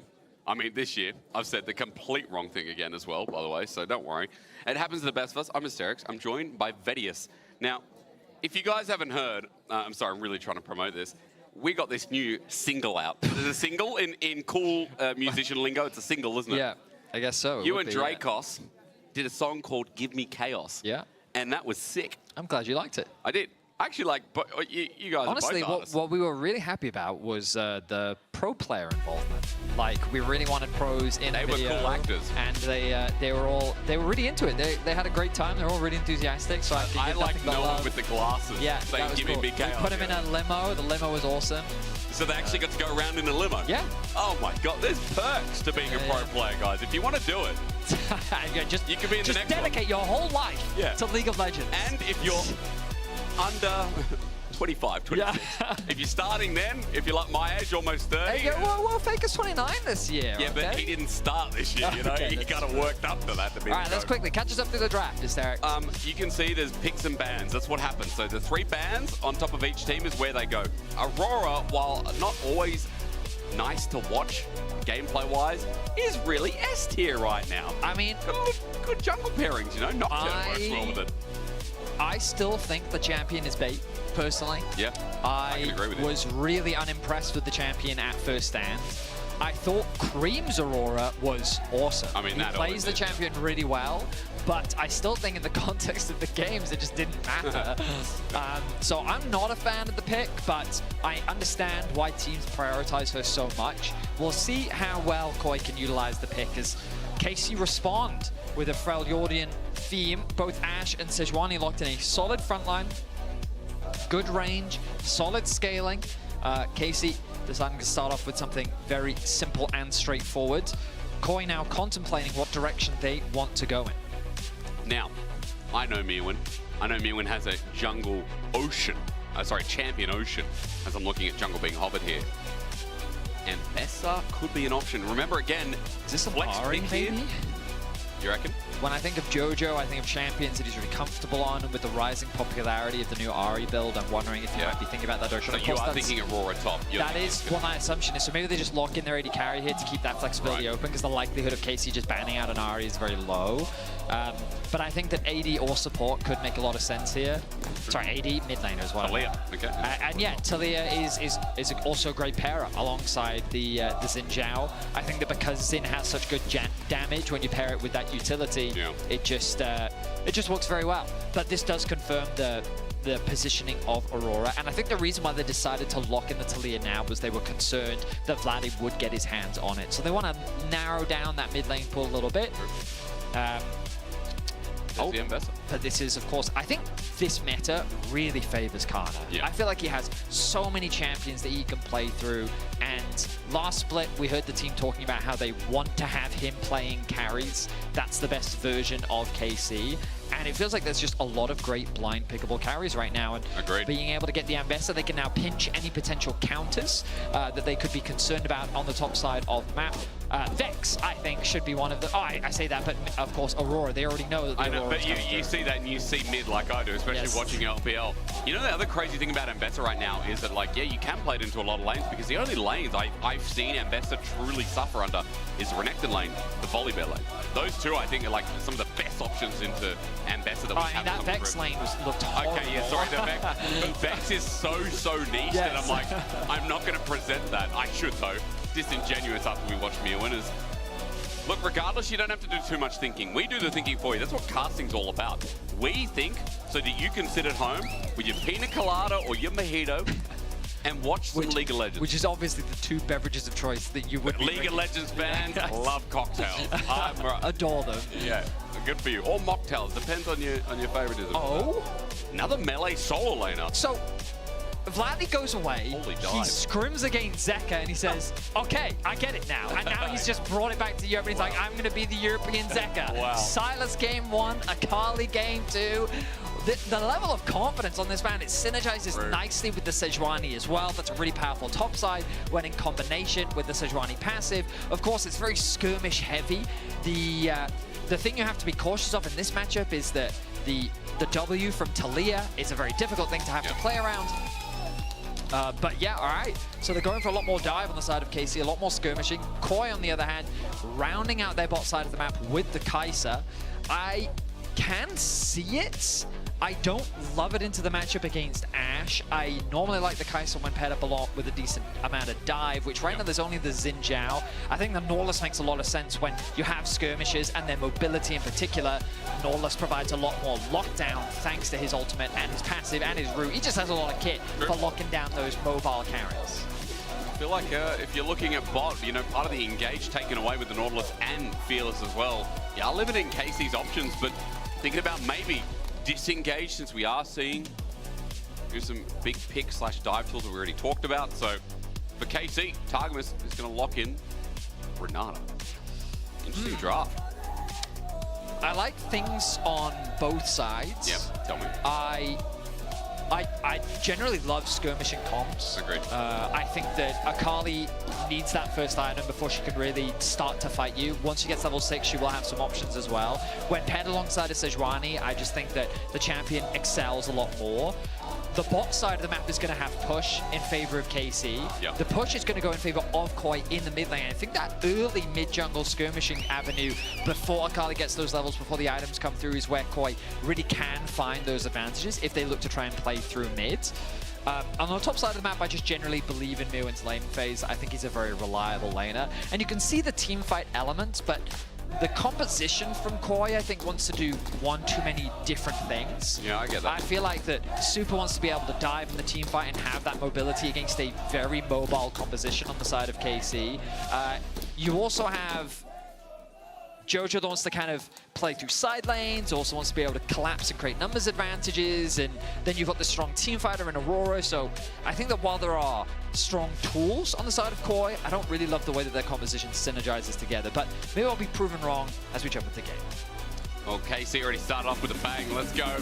Best of 3 Fearless, and KC, despite being so early into the series, that's what I said last game, they pulled out an interesting draft. They do it again. And we're going to start with a pause. Oh, yeah! Fnatic, not even here today. Oh, hell yeah. Who spilt it? Let's have a look. Look at the tables. Hey, good news. No water was spilt. Good news. What's the good news? I see ready checks already. Already? Yep. No. Yep. Surely ready, not. Ready. Are you going to say ready in the chat just in case? No. I don't think I can type in the chat. Do not test that. Super set to Kalist. Kalist, you stopped because you look too good. Oh my, what the glaze? Yo! Super got some Riz. Nice one, okay. We're about to get back in the game. I love all chat.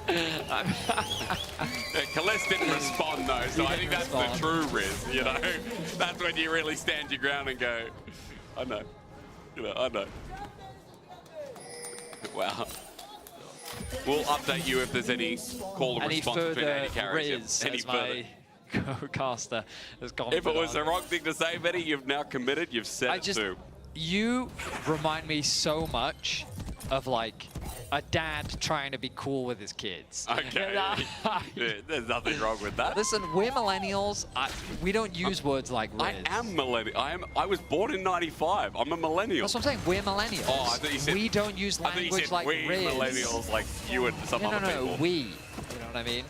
We say. Yes, we. Our words. We say that was sick. You know what I mean? That was our type of. I used to say fully sick. Yeah. Yeah, exactly. Hackers. I used to say like hectic. Hackers. Okay, that sounds like Australian slang. Yeah, it does. Yeah. We didn't really speak properly. We still don't actually. No, you should hear. Oh, in the UK we used to say that's well proper. Well proper. Yeah, oh yeah, well isn't it? proper. Yeah. Okay.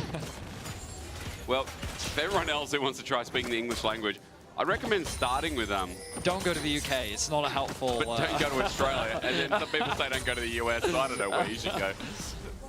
Pick French. No, just Spanish. learn from people who've learned the language outside of the English-speaking countries, and you'll get a much better experience. I think Scottish is proper English. Oh yeah, for sure. Because sometimes I can't understand it, but I have a lot of fun listening to it now. You're wondering how the lanes are going to start? I'm sure Benix will walk you through the introduction because 2v2s are just... I can tell you right now, for Koi, it ain't going to be fun. It ain't fun at all. I mean, Renata's auto attacks make it very annoying, and this is what you said, right? You know, into the Ash. I don't feel like it was ever going to be pretty. But if we look at the minimap, it's not all bad for Koi. If we turn our attention over towards mid lane, Akali cannot gain priority in the early laning phase. It is not a fun matchup, and you will just consistently get bullied. Just like last game. Jojo looking to exert that pressure as much as possible. Meanwhile, on the top side of the map, it's a similar situation.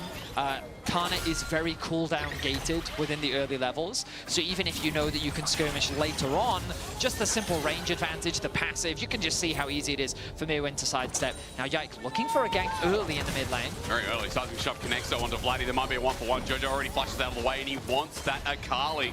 Just out of his grasp as he's now level 3, but flashes down. A nice gank from Yike. Much needed, I would say. Hook will connect from Alvaro. Oh, and Kalist took damage under turret, or rather dished it out. So his flash and barrier were just taken away. Beautiful hook there from Alvaro. Given that Casey were trying to harass underneath the tower, he's able to punish him and force those summoner spells out. So summoner's already burnt across the board. Perhaps a repeat gank option in the mid lane for Casey, and a bot lane gank possibility for Koi. With Elyoya being on the top side of the map, unlikely that we're going to see that in the immediate future. But on his first base, pathing towards that bot side is when this KC duo needs to be cautious. Despite that flash, I mean, first plate is still looking good here as the 2v2. Might be a little bit harder if that hook connects again, but for now, you are still seeing KC reap the rewards. Yike is looking for that bottom side scuttle, and vice versa. Elyoya, after getting top scuttle and being a little bit quicker on the clear, he has managed to get a deep ward. And I will say, when we look at the map, how it is, this is why I'm happy that lane swaps have gone. Not only due to the more versatility in champions that we see in the top lane, but also just teams have the ability to have parts of the map that they can play through, whether it be through your winning one side of the map, or potentially trying to look for overextensions and then punish the overextensions on the bot side of the map, rather than trying to make all these clever macro genius plays to find these small windows and the inevitable tower dive. We're back to normal chess, you know? Just traditional normal chess. And speaking of, we talked about the flashless AD carry. Hook will connect. Alvaro rides the wall. Kalist in trouble. Remember, no summoners available. Targamas helps out with a small shield, but Elyoya can be hand shook and taken back.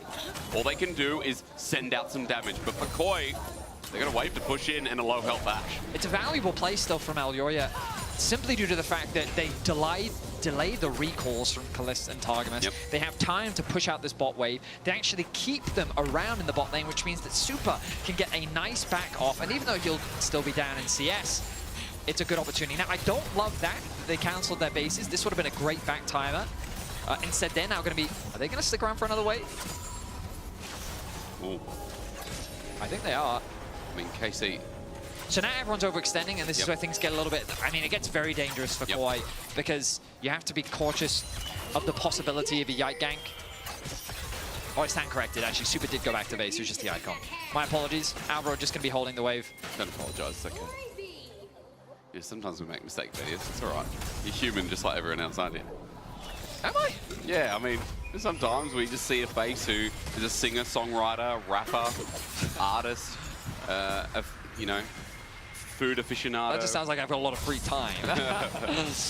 Writer. What else do you do? Gamer, caster, host, analyst. Wow, very generous of you. Jeez, Betty.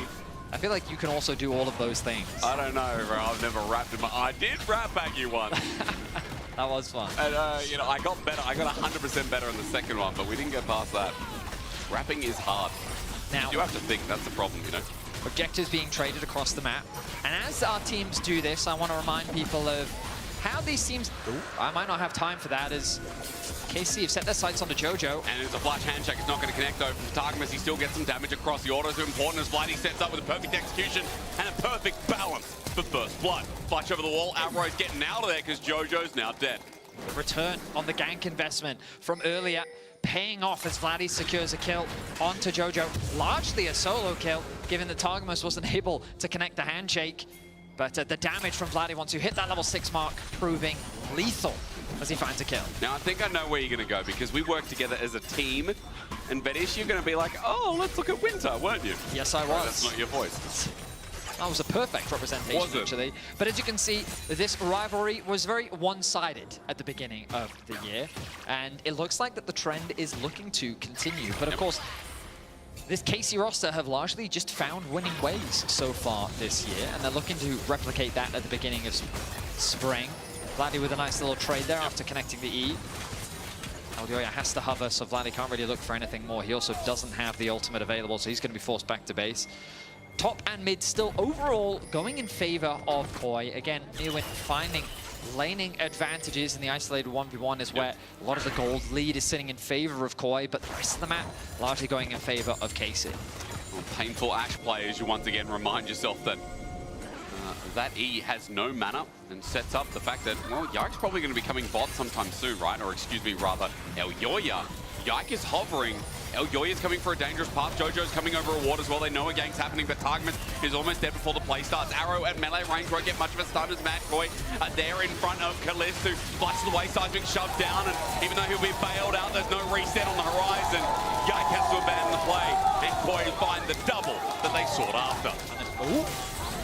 Is it going to be a kill, though? It's just Mirwin getting out with an ult for ult. The exchange of ultimates between the two top laners as Vladdy picks up a plate during the aftermath of what was a great gank from Koi. Leveraging the roaming power of Talia to set up for a bot lane play. Targamas was overextended in the lane.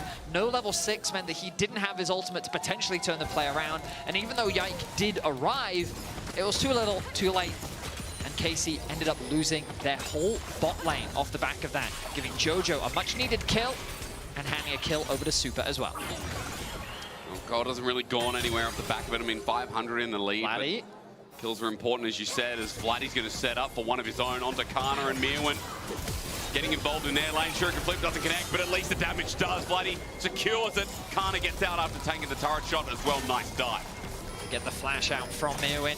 A kill handed over to Vladdy, and this Akali is really starting to run away with it. Of course, the game is still in a very even state, but your AD carry starts to get a lot more afraid when the mid lane assassin starts to pick up these kills. Another plate going to be funneled over to Vladdy. As Koi, though, they're not resting on their laurels, attacking the bot side of the map, leveraging their bot lane pressure to move into Yike's jungle, steal away that blue buff, and do what they can to put pressure on the map. Kana jumping into Jojo with a seismic shot. The damage is still enough. He jumps in, he lacerates Runs back out with a Drakehound step, and Jojo's at half HP. That's only a more of Malmortis with 2 longswords, by the way, but already you can see this Ambassador is able to deal with not 1 but 2 solo laners. And the pause is there. What in the glorp is that? What in the glorp? Yeah. I'm sure that when we have more information, we can share what the glorp is, in fact. That's right. A swear word or something, but you don't have to be scared of it. No, I'm trying to understand if this is more of your Australian mannerisms. No, just a little alien cat thing, I think. Oh. Yeah. Well, that makes it better. Yeah, just so you know. Once we have more information, we will share it with you. But also, there's a thing at the bottom of your screen that you can have a look at. It's even got a last updated. Can you imagine, right? I One can day, imagine a lot of things. Aliens will visit, right? Let's just say aliens good. We're visit, going right? straight here. All right, then, yeah, okay. Imagine aliens visit. They come to Earth, and they see Twitch chat. Did they think, oh, well, my goodness. let's turn whose around. chat? Because the chats vary very significantly. Like, Carnage has a lovely chat, okay? He has a very wholesome, conversation-driven chat. Yep. If you go to, like, Forsen, it's a very different chat over there. It is a very different chat. Yeah, and then, I mean, there's just another chat, which is just XDDs everywhere. I mean, can you imagine aliens seeing that and be like, what is this? Yeah. How do we explain this? I mean, and they'll also question why everyone thinks that a cat is in fact a rat, because fun fact, XDD is in fact a cat. No, it's not. Yes, it is. No, un-XDD is a cat. No, XDD is actually, it's a cat. No, that's a rat. No, again, this is why the aliens would be questioning it is in fact a cat. That is not a cat. No, it is. I think that would break the wall for all the chatters, though. Yeah, but it's like, it's... Hey, Macarena. Hey! Oh, hell yeah. Wait, this is what I get behind. Hey, Macarena. Oh my God, I love our audience. Macarena. I still remember it, yeah. Woo! That was great. Now we're going to get copyright. Oh, man. I grew up, like, in Australia, that is a classic. I don't know, like, if the rest of the world, I would assume the rest of the world. It's a classic. It's a global classic, right? It was just big. That's again how you know that we're millennials. Yeah. Do you still know how to do it? Actually, yeah. I mean, a lot of the new generation, I talk about new generation league all the time. They probably don't know what that is. Probably. You know, like, oh, that's funny. Where did that come from? Oh, it's a League of Legends dance. You know, he's like, bro. Please no. Bro, please never. No. They're the kind of people that be like, that comes from Fortnite, surely. Now, I have found out what's going on. We're getting into game. That's what. Don't worry. There was a pause.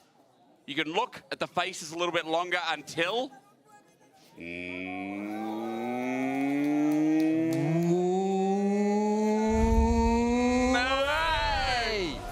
Hell yeah.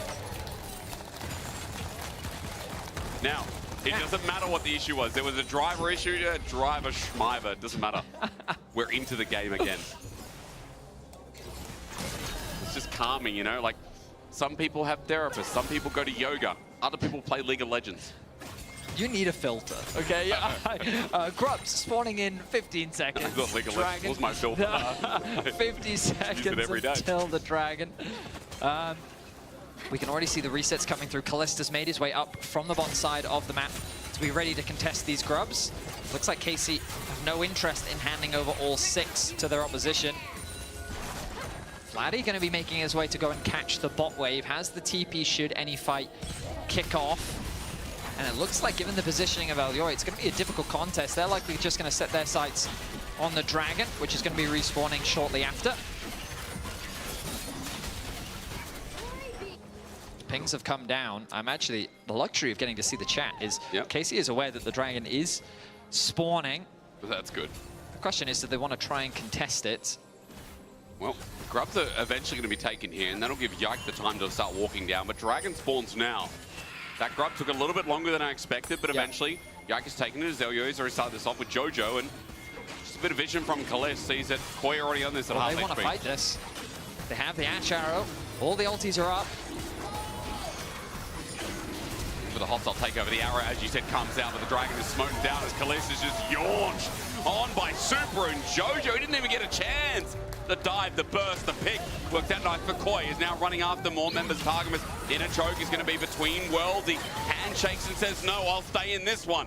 flashing over the wall, escapes the turmoil from Koi as they find not only the objective, even though Yoya dies, to get a trade kill. Yeah, so there are pros and cons for both sides here. Of course, the big win for Koi is that they're able to secure the dragon. The downside is that Mirwin committed the TP expecting a larger fight, but KC immediately disengaged from that, meaning that they were able to avoid any further casualties. But I love the target selection from Koi, recognizing Kalist only has the protection of Yike. Nice flash hook comes in from Alvaro. Yike sets his sights on trying to secure the dragon, meaning that the AD carry is completely exposed. The smite comes through, but then Mirwin arrives. KC recognized this, immediately tried to disengage, having used all of their tools already. And that allows free reign for Kana on that top tower. So he's able to get himself some plates. And ultimately, it ends up being a fairly even trade.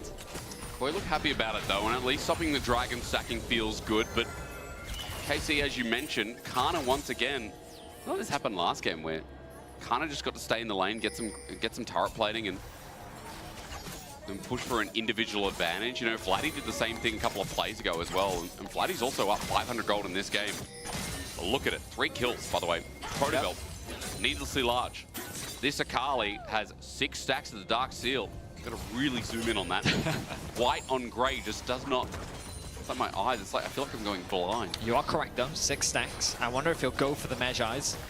Again, I love this version of Vladdy. We were already hyped about him, but we knew him for his Victor. Yeah, Captain Jack split. Sparrow there from Super. Nice cleanse comes through from him. But yeah, we knew him for his control mages. His Victor was being banned at first stand as well, and then he opens the split with Silas and Akali. Yeah, as you said, I love the call, Betty. Before you're like, you know, he's definitely emulating Zeka. You had one tournament against Zeka, and he's like, yeah, like yeah, this is my new idol. Yeah. I'm a play like him. And I mean, his game 1, I would say he was relatively low impact. That game was largely about Yike. Yeah. But game 2, I mean, he's going to have to be the carry in this one. He's getting mega fed. He's very much ahead of the curve, and this Akali is going to be a problem. Feels like once again, I mean, Super's in a decent position, but how he survives against the Akali is also going to be a good question. Is next thing to look at. All right, Dragon 2 minutes, 145 till Herald and top. Koi already sitting up, and that's just Super by himself as Yike sends out the ulti. He gets slow, but no connection. Super tries to play with his life, and his life indeed he does play with. Had the flash as well. I think Casey was fishing for something. Weren't able to find anything though. Look at the positioning of Elyoya. He has his sights set on Kalist. Happy B emote comes through though as he looks for a reset. And neither team really going to convert that into anything. So you can see both teams always looking for plays wherever they can find them. I really feel like I overused the word fishing. We have both today. We have loved fishing really today. Really need to reel it in. Oh, yeah, good one. Good one. Thank you. Sorry, I normally just talk to myself, so I just prepare just in case you didn't like it. Now, fortunately for us, we don't have to yap much longer because objectives are spawning soon. Neither team has really been able to play towards the side lane. There's so much wave clear on either side with things like the Talia especially, and if you overextend, there's the risk of the collapse too. So often you'll see like an investment onto one side of the map. Maybe they can overstack and play towards an objective, but towers really haven't been the name of the game. Here in game 2, 0-0 is the tower score. The gold dead even. First items completed with a few components. The Seraph's not quite fully stacked there for Jojo, which is, I mean, in terms of the mid lane itemization difference, that's going to be one of the big things that Koi have to be cautious of. There's some kind of orbital sound here. It's like a Sunday morning, someone's got the blower out there blowing the leaves. Is there a Summoner's Rift Gardener? Can you hear it? You hear it? Yeah, when we go towards this little like banana bush here. Yeah. And there's a... There it is. Who's blowing the leaves? What is that noise? I have no idea. Is it the fruit? I thought it was ominous like fruit? I thought it was like a bug with the lens, but it's not the Oracle's lens. I don't know what it is, but like, yeah, it's like 7 AM and I'm trying to sleep. Can you stop? But it's very specifically in that area in too. That bush. Sometimes the League of Legends always, I mean, Corky Gatling, I'm just so glad we've seen less Corky because that's so annoying. I love that League just keeps introducing new features like this, you know? Ambient noise. You can't unhear it now, and the fact that you've pointed that out to everyone. What is it? I need to know, you know? Well, I don't have an answer for you, I'm afraid. Okay. I wish I did, but I don't. You'll create one, I'm sure. I mean, I'm happy to buy into your leaf blower theory. I just think someone's there, like, someone's going to be gardening. Kalist has got both B emotes, by the way, as Koi Startup Herald. As we go through, and I'm sorry again to everyone who I've just, you know, the glass cracking. That's kind of how I see that one there. Dragon starts on bot side, but Jojo and Vladdy going to meet up for the time being. Seismic Shove connects and sets up for some good poke damage, but Vladdy's okay for now. Jojo tries to clear the way, but that was mega clean from Vladdy. He's not going to take the shuriken flip back in. He takes his ulti out because more members of Koi are coming up. Yeah, he wisely recognizes the collapse that's happening from Koi. And so he chooses to use his ultimate to create some space between him and his opposition. Oh, yes. But I don't think he's... Yeah, you can't really convert that into a tower. So again, the towers largely remain unscathed. No sieging has really occurred in this game. Vladdy going to TP back to top lane, knowing that there's no real objective to play for. I was anticipating more of a skirmish. There's the Shadow Flame now completed for Vladdy. I love this item on Akali. It's a really nice spike, these two items. Yeah.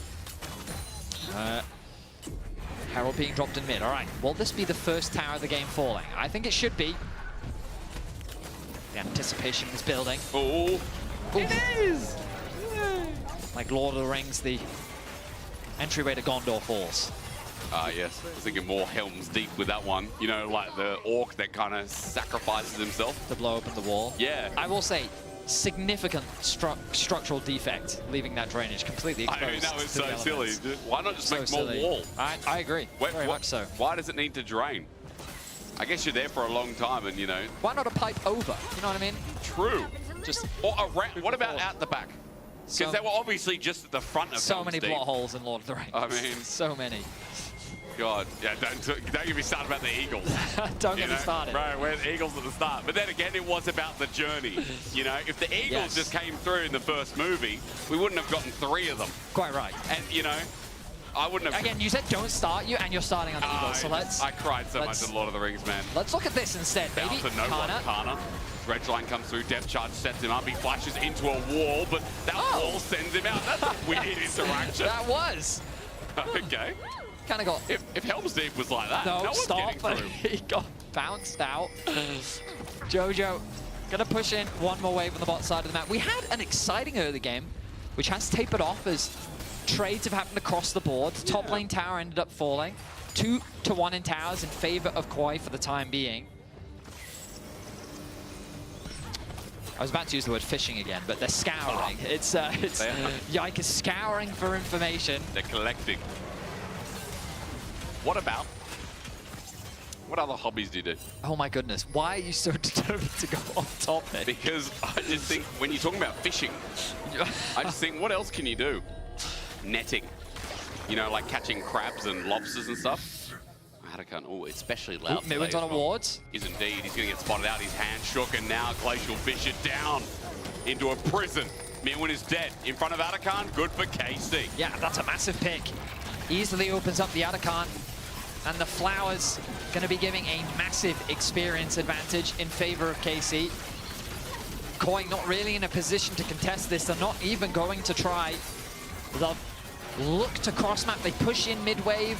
They can consider stealing away the blue buff. Looks like that's going to be the game plan for now. Oh, actually, maybe they're looking for a play onto Kana. He's out of position here. It's a nice ulti from Kana, though, to get out before he gets in. And now, with Lacerate, he gets some distance as Sterix Gauge comes in and try to get him under Tara, but no cigar. Super has to ulti in, but Kana's still healthy enough.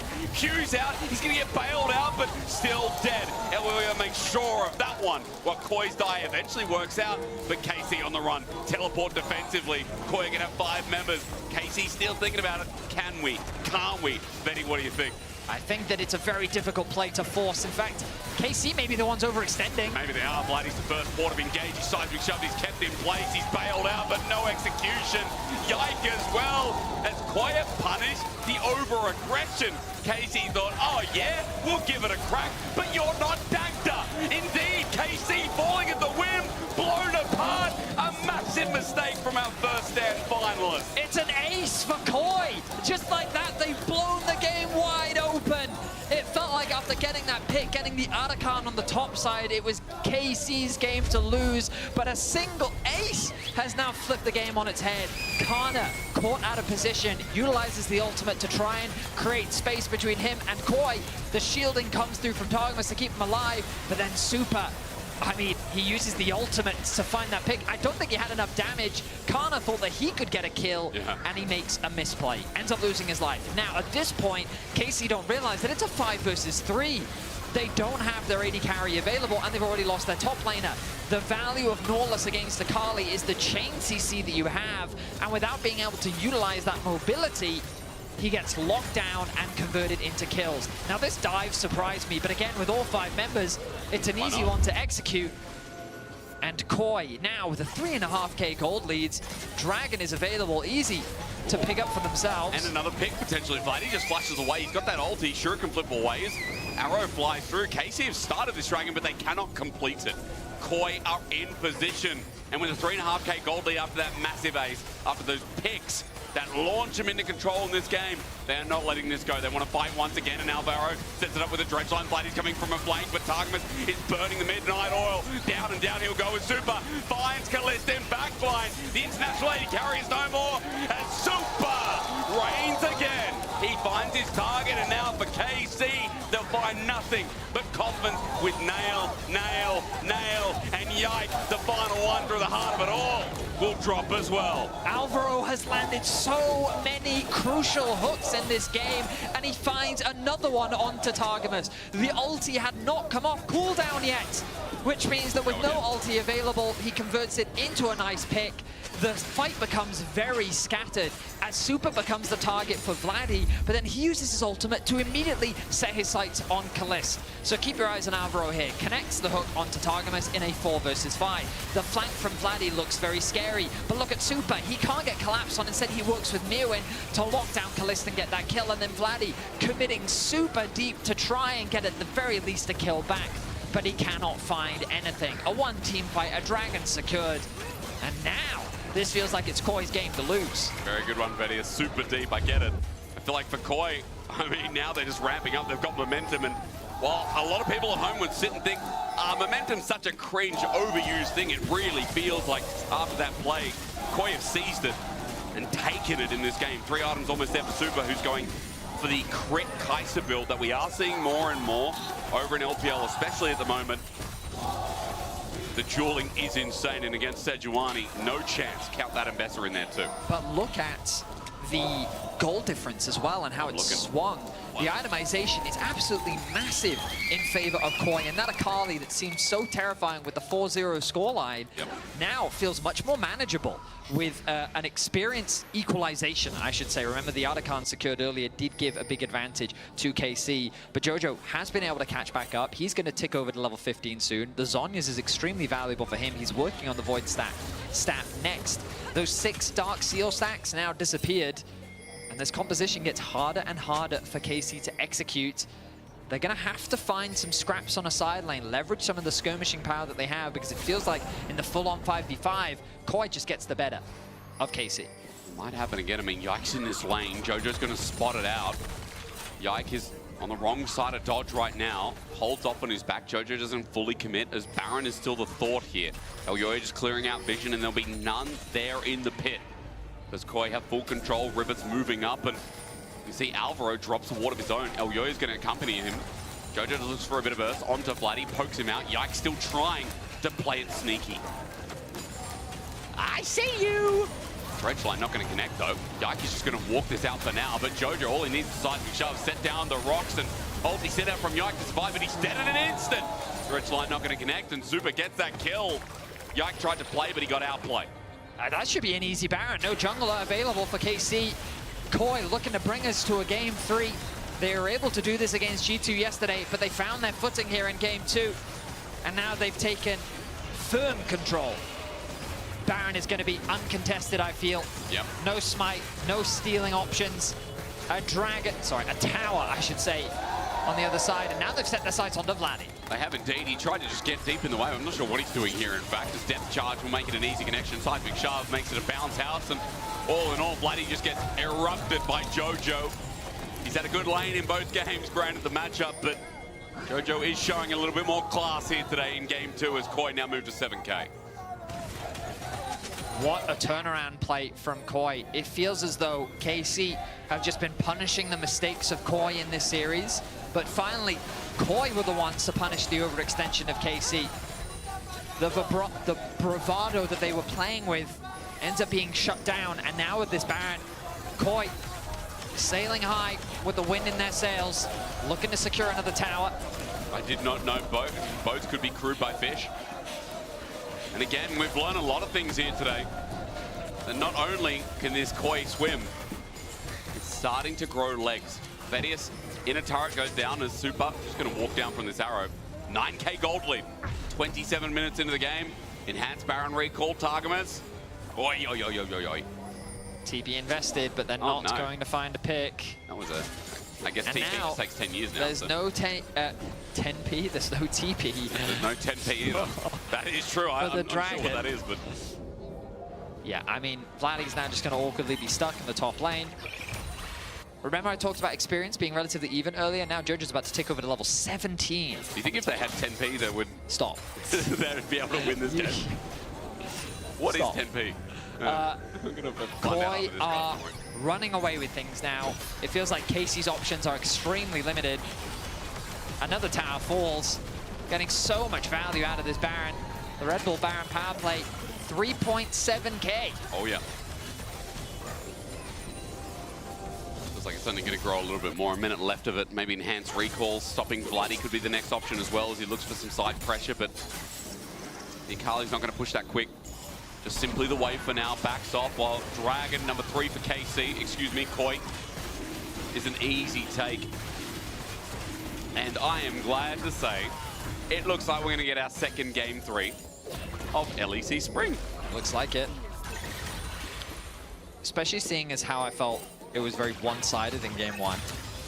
One-sided. It's nice to see Koi. Wow, this was a very even game pretty throughout the early game. A lot of trading back and forth. I mean, it felt so slow just because these teams weren't really contesting each other over anything. They were all just willing to trade dragons for grubs and heralds for dragons, and we didn't see the first tower fall until like 20 minutes into the game. So, first big fight went Koi's way. Now they're looking to bring us to a game 3, and again, I talk in absolutes just because the goal deficit is so huge for KC.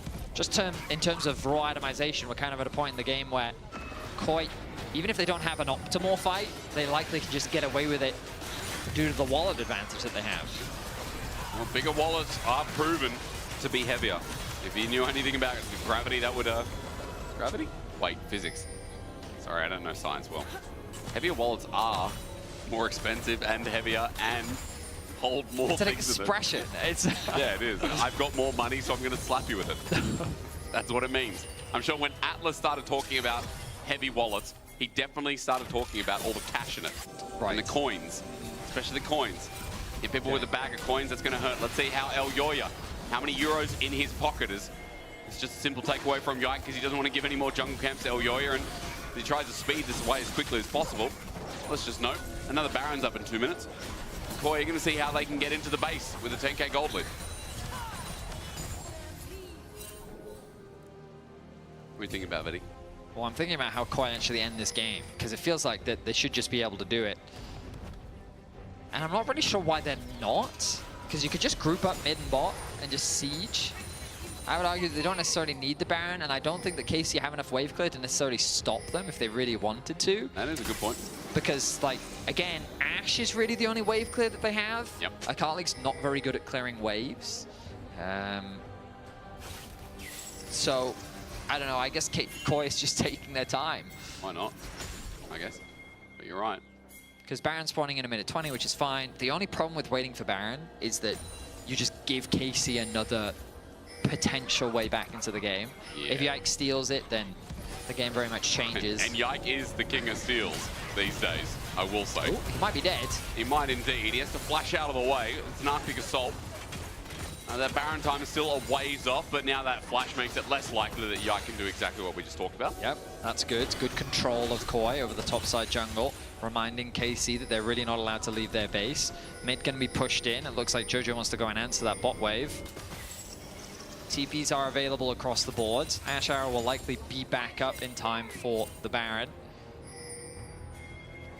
But yeah, it looks like Koi really taking their time with this one. Want to make sure that they can close this one out cleanly. Level 18 now for Jojo as well. A very scary Koi. KC are going to have to find some miracle pick to be able to turn this game around. Look at how fed Super is as well. 4 fully completed items. That is one scary Kai'Sa. You're about to find out how. Yoya thinking about an engage. Yike's just going to face check for now. What else can you do as Koi hang around the wings, try to use vision to their merit? You can see in bot, I mean, Kana at least getting pushed in the sideways. His objective bounties are available. But Yike, as he tries to drag midway, is playing with fire himself. He runs into Mew, and I'm not sure if he knew he was in there, but Arrow buys him some time, and Yike is going to run for his life. But yes, he is indeed dead. Baron is up, and that's going to be a freebie. I mean, it wasn't already. That was very questionable. All right, well, the outcome of that is that will be an uncontested Baron for Koi. I guess you can say that KC securing that bot tier 2 is at the very least something.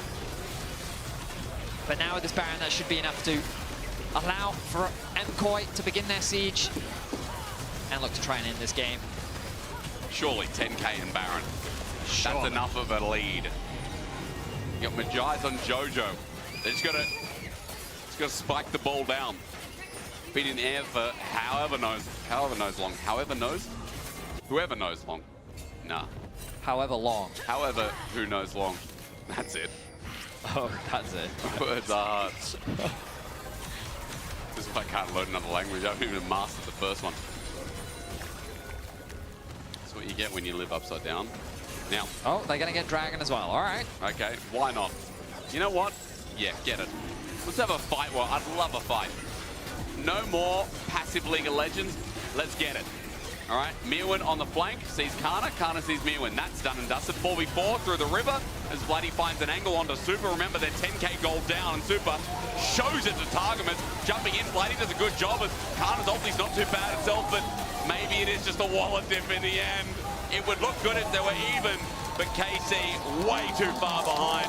All Hail Marys thrown out, and now game 3, we're well on the way. I mean, Super just makes it so difficult for Vladdy to find any assassination attempt. The moment that Vladdy found the flank, Super dotted to the other side of the team fight, creating so much space between him and Vladdy, allowing him to get that kill onto Kalista. They lock down Vladdy, get the kill onto him, and they're looking to bring us to game 3. And we're starting to get an answer. We ask, can fish climb walls? Well, if they are blue, they sure as well can try. We're going to a game 3 after one massive team fight. That was a slow burner. But Koi got the fight in them here. They try and get revenge for winter playoffs. Koi will find their first win of the year against this iteration of KC, and it was a much needed one. Single round robin, best of 3. These matchups against the top teams are important when it comes to fighting for playoffs, and so a win for both sides is going to be important as we get closer to game 3. Well, a game 3 we are, though, and a best of 3 fearless. This is what comes out of the hat here as we throw to Shox, who's standing by somewhere. Where's the camera going to take us? Right here with Movistar Koi, people who have been cheering so loudly, and luckily they get a game 3. I'm here with, what's your name? Adrian. Adrian. And Xavi. Adrian and Xavi, I'll start with you, Adrian. I mean, you are here with so many people. You were waiting for a long time yesterday. Can you tell me why you felt it was so important to be here with all this strength for your team, specifically in week 1 of the LEC? Well, I think for the team it's really important to have us here. I think we are cheering up a lot of. Well, our strength is really, really, really big. In the question is telling us that, so I think it's important for the guys. Yes, absolutely. And it's working, very much so. Now, when it comes to the team, and maybe Jojo and the integration, he hasn't had the easiest time, right? But I know a lot of you are wearing a Jojo Pyun t-shirt. So what do you want to say kind of about him and to make it work with the team? No, it's basically Jojo Pyun for us. It's really important. We know that it's our mid lane. It's really a hard position, and we're trying to push him all the time that we can do it for him, stay with him, cheer for her, and it's so difficult her position, and I try to do all together, support for him, and keep pushing with him. Yes, absolutely, the positive energy, I love it. One more game to go as we go to break. Shall we do the Macarena? Shall we? Okay, 1, 2, 3. 3, 2, 1. Dale tu puerta alegría Macarena, he vuelto para la alegría. Hey, Macarena! Let's go to break! Never gonna settle for those boring plays, no way. Give me chaos. Never gonna feed, but we will create some space. Give me chaos. Greedy for the glory, so we're only chasing dreams. Making titles, trophies, highlights, international memes. Give me chaos.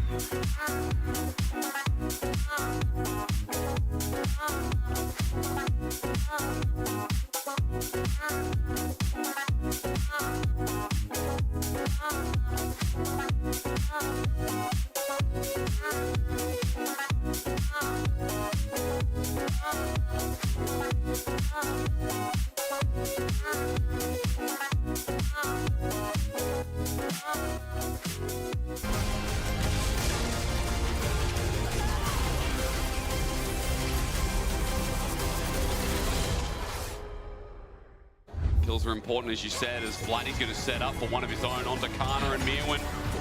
Getting involved in their lane. Shuriken Flip doesn't connect, but at least the damage does. Keep going, keep going. Good job. Alright, push. Left, left, left, left, left. I'm ulting. Look, I have stopwatch, okay? I will dive. I have stopwatch. Ahí, tangeta. I call you. Ash. Chuparla. Pasos de mierda. Vámonos. Look, I call you. You win. You win. Go full on mesa. Nice. I have block up. Go mid. Nice flash, nice. Bro. Welcome back to the LEC, where we have, of course, another matchup, which you're all ready and waiting to see here too. So, obviously, Karmine Corp did not end up winning this game, and I want to go back to basics as to one of the reasons they didn't. Because what happened, I think, in the play which I'm about to show you, is that Karmine Corp had good vision, but that made them make bad plays. Good vision doesn't always save you from doing that. So as we set up this clip here, Atakan is being done by Karmine Corp. That's cool. Actually, what's very important, though, is what's about to happen on the bot side of the map. Let's play this and let's get into it a little bit more. Because what will happen is we see jungle and support starting up that Atakan is staying there. Let's pause it right now. This is a great place to pause it because Kana, I think, gets baited in and with a little bit of psychology to walk through bot side jungle. He has one control ward here, and he has another control ward on the other side of the jungle too. So he thinks that he is safe to walk through the bot side jungle. That obviously is not true. Good vision, but not a safe path. Let's go through this again. Stop right here, because he now knows he's in trouble. He doesn't have a flash. He needs to use his ultimate to get out of this position because Alvaro's walked onto his safe vision. Remember, good vision, but not actual safety. We'll play this through again because Kana has now put his team into a very difficult set of decisions to make. He gets dove onto, and his team is not ready to support. As we keep going through this, obviously Super forces very, very hard onto this. And the vision will come into this again just a little bit after this play because as we pause this again just one more time, you'll notice the control wards are still here. You've lost your top laner, but Karmikor still want to make a play after this point. We'll keep playing this again because I think we've got one more thing to talk about on this same topic, which is why I really wanted to bring this up. MKOI, they call over their Aurora, which had died a little bit before this play, and another key moment has just happened. Pause it one more time and before we finish off this clip, because we saw a vision cone used by Karmikor to go across the side of the jungle to clear out some vision. And I think Karmikor maybe think, well, we've just used that. We've got the safe vision, right? We can make a good play to make sure we can secure our own blue buff. At least we've just lost our top laner. We have to get something, and we'll play this clip out to completion now as we realize that's not the case. Vision does not save you from getting jumped on because you don't even have your AD carry here. I think Karmikor got set up by what really was good vision control and map setup in regards to how strong they were, and towards taking the Atakan felt very good, but I think they might have just baited themselves into uneven numbered fights and not really having the members of the play which they needed to have. Mobstar Koi pounced very, very well on this and seized the opportunity to really snowball ahead in this game. Well, that was one of the key moments where I figured out in this game, but I'm sure the desk has a few others to go through as well, so take it away. For me, what I want to go through, thank you so much, Naimira, is the fact that coming back from first stand, the first thing that I've heard from Vladi and from Karmikor is international teams are so good at playing the map, are so good at unlocking opportunities, at playing to their win conditions. Guys, what was this then? What have we learned? What have we learned? But on the other side, I think about Elioya, who said at the beginning of the day that this is something that they needed to be more meticulous about. And I feel like, well, MKOI did their homework here in game 2. It does that. Actually, I think they were really good at using this Talia and utilizing that ultimate. I think one of the first big plays that happened is that they were actually able to punish the KC bot lane quite frequently. They were putting them under pressure. And when you're playing into Ashe and Renata, which is usually one of those lanes who loves to be up near your tower, making sure that they put pressure on you, KC didn't really respect the map pressure that MKOI was able to put down on that bot lane. Yeah, I do think Kalista had a bit of a stinker. This is like a matchup where you really want to bully as the Ashe. You want to build up a big lead, especially with the counter pick on support as well. You got the Renata, but instead did some bad trades and did some good roams from Jojo Pune. They actually ended up falling behind, and at that point, it's like your Ashe is doing no damage, just getting dove upon every single team fight, and they just didn't have enough in the tank. I will say, though, KC did find ways to come back into the game, but I think the play that Naimira just broke down as well really just lost them that entire game. They had done a good job at crawling back into it, but when you just like randomly jump in and die again and again like that, you know, that's just going to lose you the game. And it's been a lot of this, sadly. A lot of overextending, not playing around the vision that they have, and also a lot of good opportunities on the side of MKOI, who were able to seize them. And this is their first win of the split after losing 3 games. Are we convinced with what we've seen so far? I mean, convinced, not yet, but I will say we're seeing some really good shines of light. I think Super had a phenomenal performance on the Kaiser. His team fighting was simply just beautiful. Yeah, I think Jojo, for me, looks the best on Talia. I think the key to success for this MKOI roster looks like you need Jojo on a mid laner that can perma-move, impact the map, because he's not going to have like a stellar laning phase, and I don't feel like when he goes to something like the Azir or the Yone, that the team fights are really hitting how they should. But I feel like if he plays more kind of this like Niski style, enabling Elioya, enabling the rest of the map, MKOI can find good success on both bot and top. Yeah, and it requires a bit of selflessness as well, right? The fact that you don't have to be the carry every time. You have to find yourself in a position where you make your teammates shine. And I agree with you. I think Jojo did a phenomenal job at that in this game. What are we looking at in game 3 then? MKOI being on blue side yet again. I mean, I think KC on blue side, sorry, I mean team. KC bot lane are not that good at playing hard winning matchups, so I'd like them to just go more of a scaling route. And I do think that KC are trying these melee mids, but if you put Vladi on Victor, it's kind of a cheat code. It was banned nearly all of first stand. So that's what I would expect, for them to kind of try hard this last game. Yeah, and I guess on MKOI, I kind of feel like it's just the opposite end of that, right? You want to be able to punish a KC bot lane who right now isn't looking too comfortable in the 2v2 setting. We are seeing a few mistakes, you know, Kalish just randomly getting hooked, having to use flash that early. That is something you can't do against, especially a support like Alvaro, who's so good at finding those key moments. So I'm hoping we see more of that engage from MKOI. A lot of takeaways from this game. So let's see which team makes the best use of it. Casters, take it to you. Take it to you. Well, it is taken to us. There's close enough. Don't worry about it. Thank you very much, Law, and to Tom Cruise's 2 stunt doubles who've joined us here today. We're going into our 3rd game, and Fearless, of course, 10 bans are off the table. 20 plus the following 10. You know the drill, as you were here for playoffs, I'm sure. Gwen is not going to be let through, and let's be real, I think Nefiri is just too risky as well. Someone's going to ban it. Probably KC, right? What was that? Sorry, I was thinking about, I was thinking about the next bands. I was like, I was legit thinking, I was like, wait, what band were you talking about? I was like, Gwen, Nefiri, bye. About 5 seconds. Just whoosh. No, sorry. Yeah, I was still thinking about your Tom Cruise line. It was funny. That's good. Nice one. Okay. Jace, very valuable. It's available. It's Kana. First pick, perhaps. I also like... Looks like it's going to be Jace. Cool. So, next picks then become... Ooh, it depends how much you value bot lane versus jungle. Do you take away the Nidalee pick that is often paired up with the Jace that we know Yike can play? Ooh, I don't know. I'm just going to send that there. I like this a lot. Yeah, I think Pantheon's great. I think it's just a really strong early skirmisher. Oh, they're looking to take Vladdy's Victor away. I think this is smart. This is a very nice play. Just take him away from some of the comforts. But he's emulating Zeka, and when I know Zeka from when he was in BLG in the LPL, that guy was a Galio main as well. Okay. So... my instincts are not that he's going to go towards mid? Galio. If anything, he's probably going to go Corki or something. You reckon? Yeah, I mean, they might think about something like a Zyra.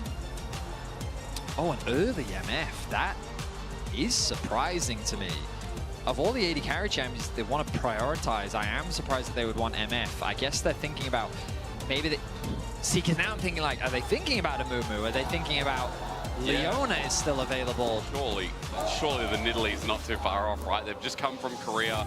TC got the pass for it last I don't think it's going to be Nidalee, bro. But, look, a tree. Now that's more like, that's still part of the jungle, part of the crew, part of the ship. I mean, Ivan does but again, the same. But Ivan you know what I mean? MF is quite surprising to me. Yeah. Unless this is something like MF mid. Wow, you are cooking. Yeah, I don't know if that's like an answer into Victor, but I'm not going to worry about it right now. The Rakan answer means that Koi don't have much of a front line. They do have decent engage, given that they have Pantheon followed up with the Rakan. Of course, not amount of huge AoE utility, I guess you could argue.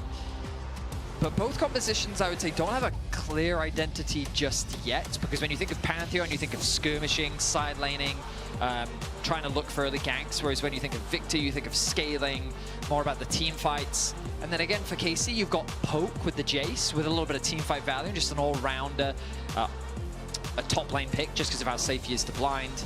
I think the Siren ban makes a lot of sense, because when you think about Koi, they are lacking a little bit in terms of frontline. And then you've also got scaling support with the Ivern, with a teamfight value coming in from the MF.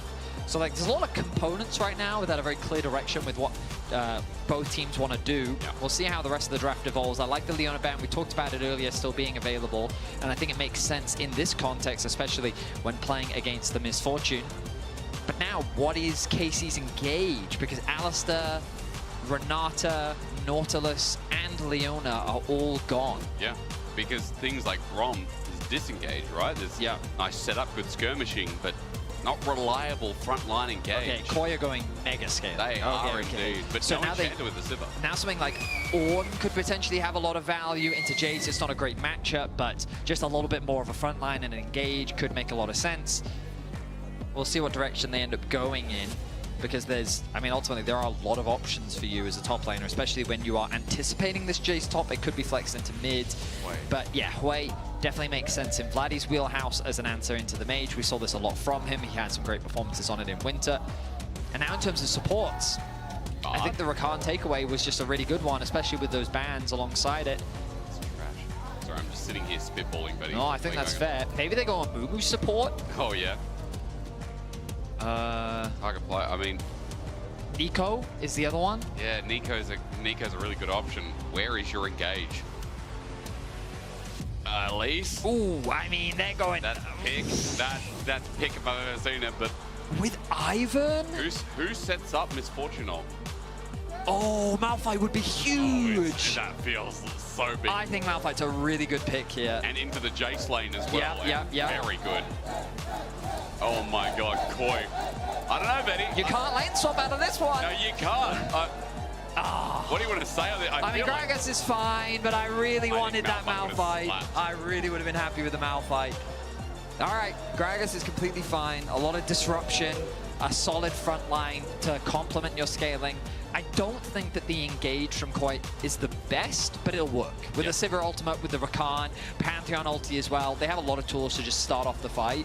KC though, I mean, so here's where I sit there and get a bit confused about this draft. Only because I think Elise, MF, very powerful 2 versus 2 lane. But I do agree with what the desk was saying, that this bot lane hasn't demonstrated an ability to just snowball and run away with a winning bot lane 2 versus 2. Especially into Sivir with the spell shield, I think even setting up for that play is going to be harder. And then you're not even complementing that with an aggressive early game jungler. If it was Elise Pantheon, that in my head would be like, oh, okay, so the idea is to really go hard in the early game, really attack these lanes, try and get off the map in the mid game, and just look for fight after fight, especially around these neutrals, like contest the second grub spawn, contest the second dragon, fight using those first item spikes. But you've got an Ivern with Hui, who are both champions.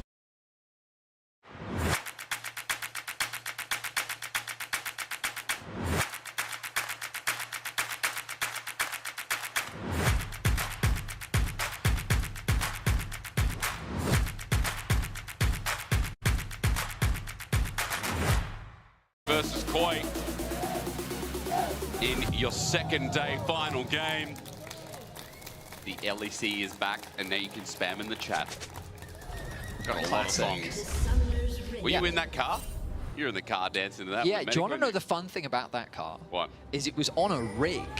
We weren't actually driving. No, don't say that. You're ruining it for me. Yeah. I really thought, like, I can't remember. I don't know if Medic was driving while doing that. Dracos. And Dracos was really happy because he didn't have a license. So he was driving a car, but he... Glad you said the rig thing first, not the license thing first, because then Dracos get in trouble. Now, it was fun. If you like LEC songs, no, I've already done it enough, but there's a whole barrel of them. I have barrel. a repeat. Nice transition. Yeah. Top lane. No, I am a man of transition. I'm a little sad about that Malphite now. I really am I too. was really eager to see a Malphite long. What does Misfortune and Jace Misfortune would have been so sad. Useless, yeah. Like, oh, you ult, I ult. Like, But even so, I mean, look, for KC, poke elements. You talk about, yike on this Ivan. What's it going to enhance in this game as much as something that has like a Tristana mid or an on-hit AD carry bot? KC, the 2v2, we need to see it excel successfully. And already you can see trying to get that level 2 is going to be the first part of it. Ignite and Electrocute. Artemis is going to be all in. And I'm hoping we get Symbiotic Soul from him as well, especially since that movement speed buff and it being, I think, some of the strongest shoes right now, so that Elise can perma-roam and deal with the Pantheon that's going to have a bit of pro. Well, for the time being, that bot lane is looking to gain control very quickly.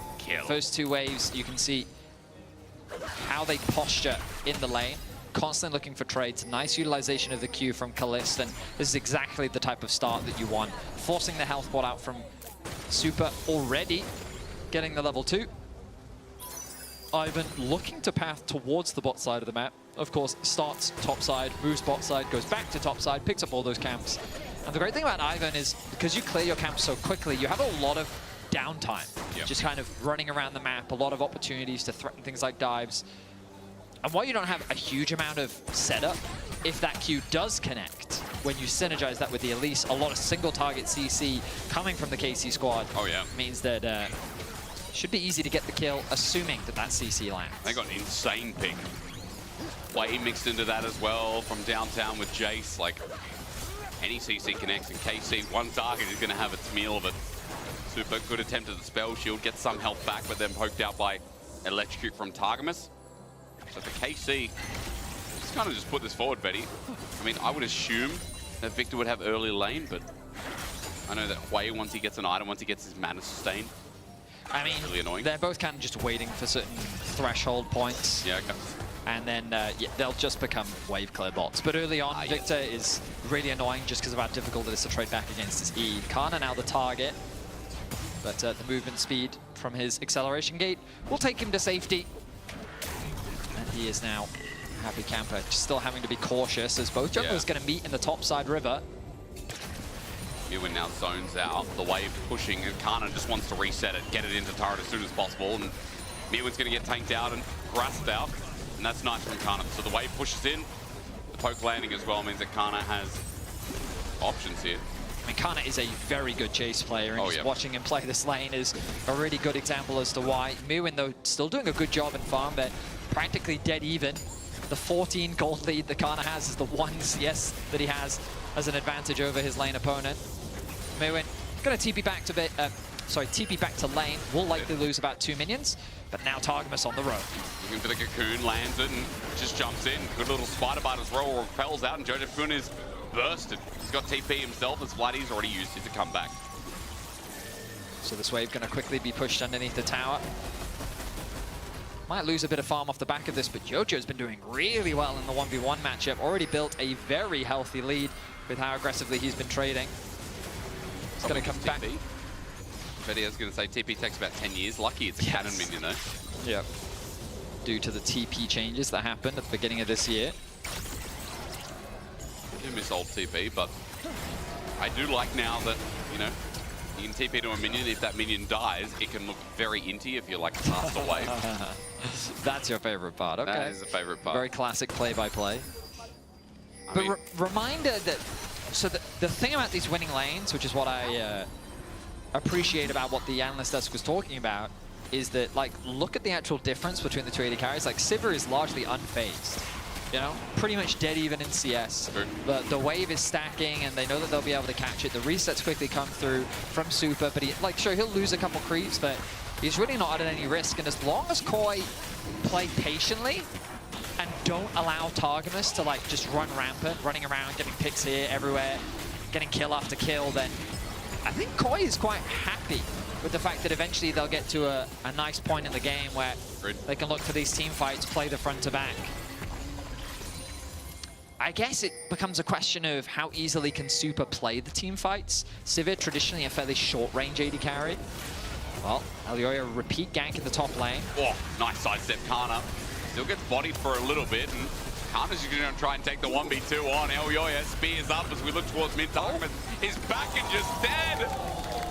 Oh, whoopsie! I thought he could turn into a spider. Maybe he thought the same too. Jojo with a huge outplay has to commit the flash, but he will draw first blood. Targamas looking to make things happen on the map. And his death has ripple effects as well, because not only does Jojo get a kill and accelerate the victory even more with the stacks, but on the bot side of the map, have a look. Kalist now being zoned away from farm, being threatened, allowing Super and Alvaro to push in this wave and get another comfortable back. This bot lane duo that's supposed to find advantages, this Elise that's supposed to be running around the map finding picks, is not finding anything right now. Not stopping there, movement speed given, Elyoya flashes in, but is there damage enough? Body slam, and now ulti sent out, Mewin almost died. That caught me off guard, the damage from Kana was close as Jake tries to finish the job. He's got a trigger seed, he's got a bubble, the flash away from Mewin, he buys time, but the Ivan doesn't do enough damage. Elyoya's just got the spear out. Another Q'd in with the trigger seed should be enough. Elyoya puts the shield up, Yike came in to save the day, but he's almost dead with a spear through his heart. Casey's early game is a disaster. The healing from the Gragas, Elyoya getting a level up in the fight as well. Koi find 3 kills to start off game 3, and already things are looking disastrous for KC. Oh man, I mean, on a whim that play, you can understand why Yiko stopped there as bullet time just to get the push in, to get that bounce back, but 2 kills for Elyoya on this Pantheon jungle as we watch how top unfolded. So the flash stun comes in from Elyoya. Flash into the E from Mew and gets the barrel. And I mean, it's just an easy kill, well executed. Now, the W just used from Mew, and he's waiting for it to come back up. Yike drops a wall over, and then he gets the healing from the W. And then crucially, look, level 5 for Elyoya. The auto attacks from Yike would have been enough to get the kill, and then there he gets the level up. Which means that then with the Q coming off cooldown, he has just enough mana to finish off the kill. Everything going just right.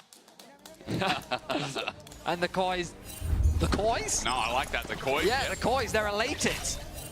The school of Koi, good one. ecstatic at the early success in this rivalry, which has been very one-sided this year in favor of KC. Yep. But Koi finally looking to change that narrative, especially after what is a very difficult weekend. G2 into KC. Remember, single round robin best of 3, which means that there won't be a rematch later in the split. It'll have to be playoffs that they meet again. So getting a win here is crucial if they want to be contesting for those top 3 spots. And for Koi, you look at the rest of their schedule. As you said, yes, it is. Excuse me, just have to readjust. I was going to say, oh yes, no, it's G2. No, Koi have got Team Heretics later next week. Yeah. So a win here would also propel them up to really smack down a team that is still trying to find the development through their rookies and their solo lanes. So yeah, a big momentum shift. 700 gold lead is only the lead, but for Koi, again, that Pantheon is worth mentioning. We both had suspicions about the draft. We both said, you know, it feels like this draft is harder to work, but you already talked about the late game element of Koi too. Getting through the lanes, seeing Jojo and Super in good positions on top of that too. Not too shabby. We'll see if KC can do anything to upend the advantage that Koi have been able to build for themselves. Super continuing to farm away. But just look at how strong Jojo is. And I will say a big point of criticism from me and many others was Jojo's laning last split. Yeah. I think that he was a weak point for Koi. But to be fair, this series, I think he's played pretty well. His lanes have been good. I mean, granted, he's been in 3 winning matchups each and every game. Oh, hang on. There's the ulti. It's a good response, isn't it? Kana's caught out. Explosive Kana, fantastic body slam on top of that Kana.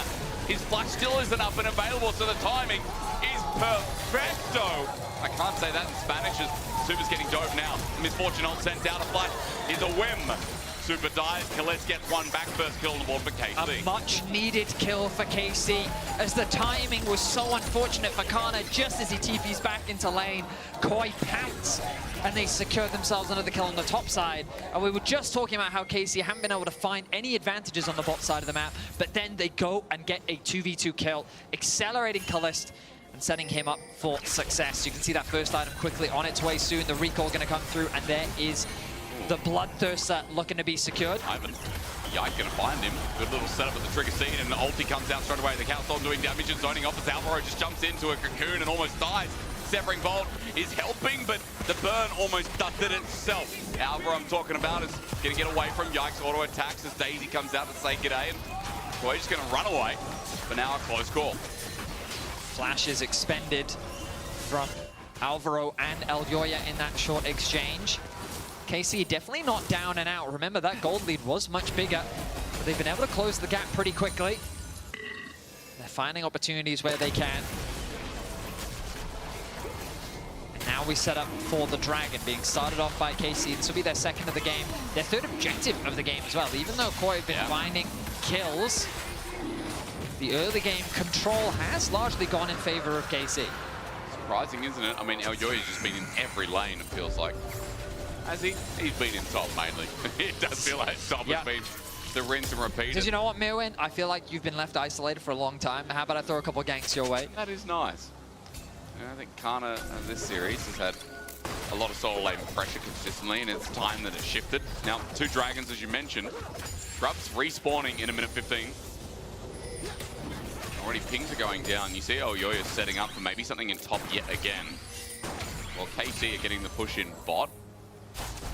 But Yike is actually clearing his bot side for now as well. So he's going to have to target his Raptor camp. See where he goes from there. Redemption also picked up, by the way. But first items, pretty common right now. As Kana's, he's fallen behind a little bit. He's only got a tunneler, that's about it. Doing his best, considering the amount of pressure that's been thrown up towards the top side of the map. And the timing on that TP is just We've all been there. You just come back to lane and you immediately die. That's it's a rough one for sure. We. Yeah, we've all been there. We've all been. Yeah. You especially. Like, there's actual footage of this, of you doing that. I've watched it, actually. That's because I play volleyball, okay? Sometimes you got to in. This is how it works out. I thought you were a Renekton one trick. No, I moved from that because I feel like Renekton's Aragon's thing. Oh, I see. But see, volleyball, I played it before it was cool. Right. I just did the boring run. Pretty sure Baus did it before you, though, didn't he? Well, he technically did, but if I didn't watch his streams before... Also, didn't Adam literally play it at Worlds? If I didn't watch or know of any of it before... Ah, the classic, if I don't see you, you don't see me. That's right. If a tree falls in the forest, did it break? Yes. Did it fall? Yep. Okay. All right. Glad we settled that debate. Well, there's no facts, no proof. Grubs are alive, and Yike is first on the objective. Targamas aware that there might be a sneaky Spartan sitting in the brush. Yeah. But that's all 6 grubs. Yep. That's all 6, all 6 grubs and 2 drakes. Yep. KC are living up the objective game. It's going to be a race to first tower now for the feats of strength.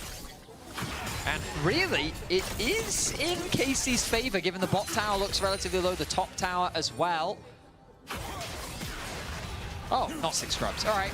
Elyoya did make his way up and will deny. I think KC will be content with the outcome of this, though. They will. By the way, if you're sitting at home thinking, oh, no feats of strength, I'm going to be honest. Even though the feat of objectives were already picked up, I think feats of strength don't mean much. Keep that between you and I, chat, as Kana and Yike are chasing down Mirwin. Not going to find the stun up, but Kana launches on Hammers first as this makes it 2v2 Elyoya once again. He's always top lane. That ulti just targeted here as Yike is not taking up the deal. He flashed away, but it's to a Chaos Storm. Koi looking to charge forward as the body slam flash. His Q onto Kana with no mana. Mirwin dies, but with his dying breath, autos down. Targamas will take the shutdown. And it's a 2-for-1 in top, while meanwhile through mid, Kalist has to flash away on the hunt. Also popped as Koi is just not slowing down in this game. Koi, knowing that their skirmish power is just that much stronger, trying to force these fights on the map. But remember, it was initiated by KC. Yike and Kana trying to get a collapse onto Mirwin, but the response from Elyoya's ultimate meant that he could join the fray. And with the arrival of Jojo, but now Super the target. Yeah, he's waiting for Spellshot. I believe it's up and available. Good save by Alvaro as Boomerang Blade comes out. Kalista in a bit of trouble now as well. PTA's already put out a rather lethal tempo. They're just breaking him apart. Great engagement and shut down to a Sivir at minute 15. It can't keep getting better for Koi. I mean, Kalist was winning out in the straight-up 1v1, but then the knock-up came through from Alvaro. Super created some distance, and he was able to connect the Q to secure another kill. The gold was even just a second ago, but scraps across the rift have resulted in Koi building a 1.7k gold lead. And with the dragon spawning in 40 seconds, they have to set their sights on this objective. I mean, again, feels like Kana is just going to trade off and get what he can. Gold for KC needed in this early game to mitigate. Oh, the feats, though. But the 0-3, yeah, whose feat is it going to be? Because even though, yes, feats go down, Koi bring their own version of their shoes, and Kana's in a lot of trouble. Chaos Storm comes down again, the Redemption not going to heal him up enough, and he's just sent packing. Elyoya kill number 3, and that's 4 deaths for Kana. It's a good strategy, just target Kana. Really trying to limit what he's able to do on this Jace pick, which he is so well known for.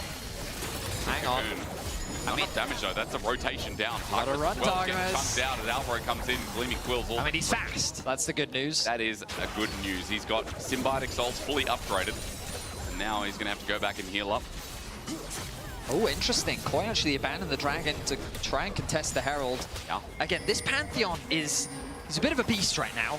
3-0-3, the Eclipse completed with the Tunneler as well. He's ready to scrap. He wants to fight. And KC have to respect that as the bot tower falls. Jojo becoming monstrous on the Victor. Oh, yeah. As we said, it's been a relatively good series for him today. 2K stretches the lead with that turret going down as well.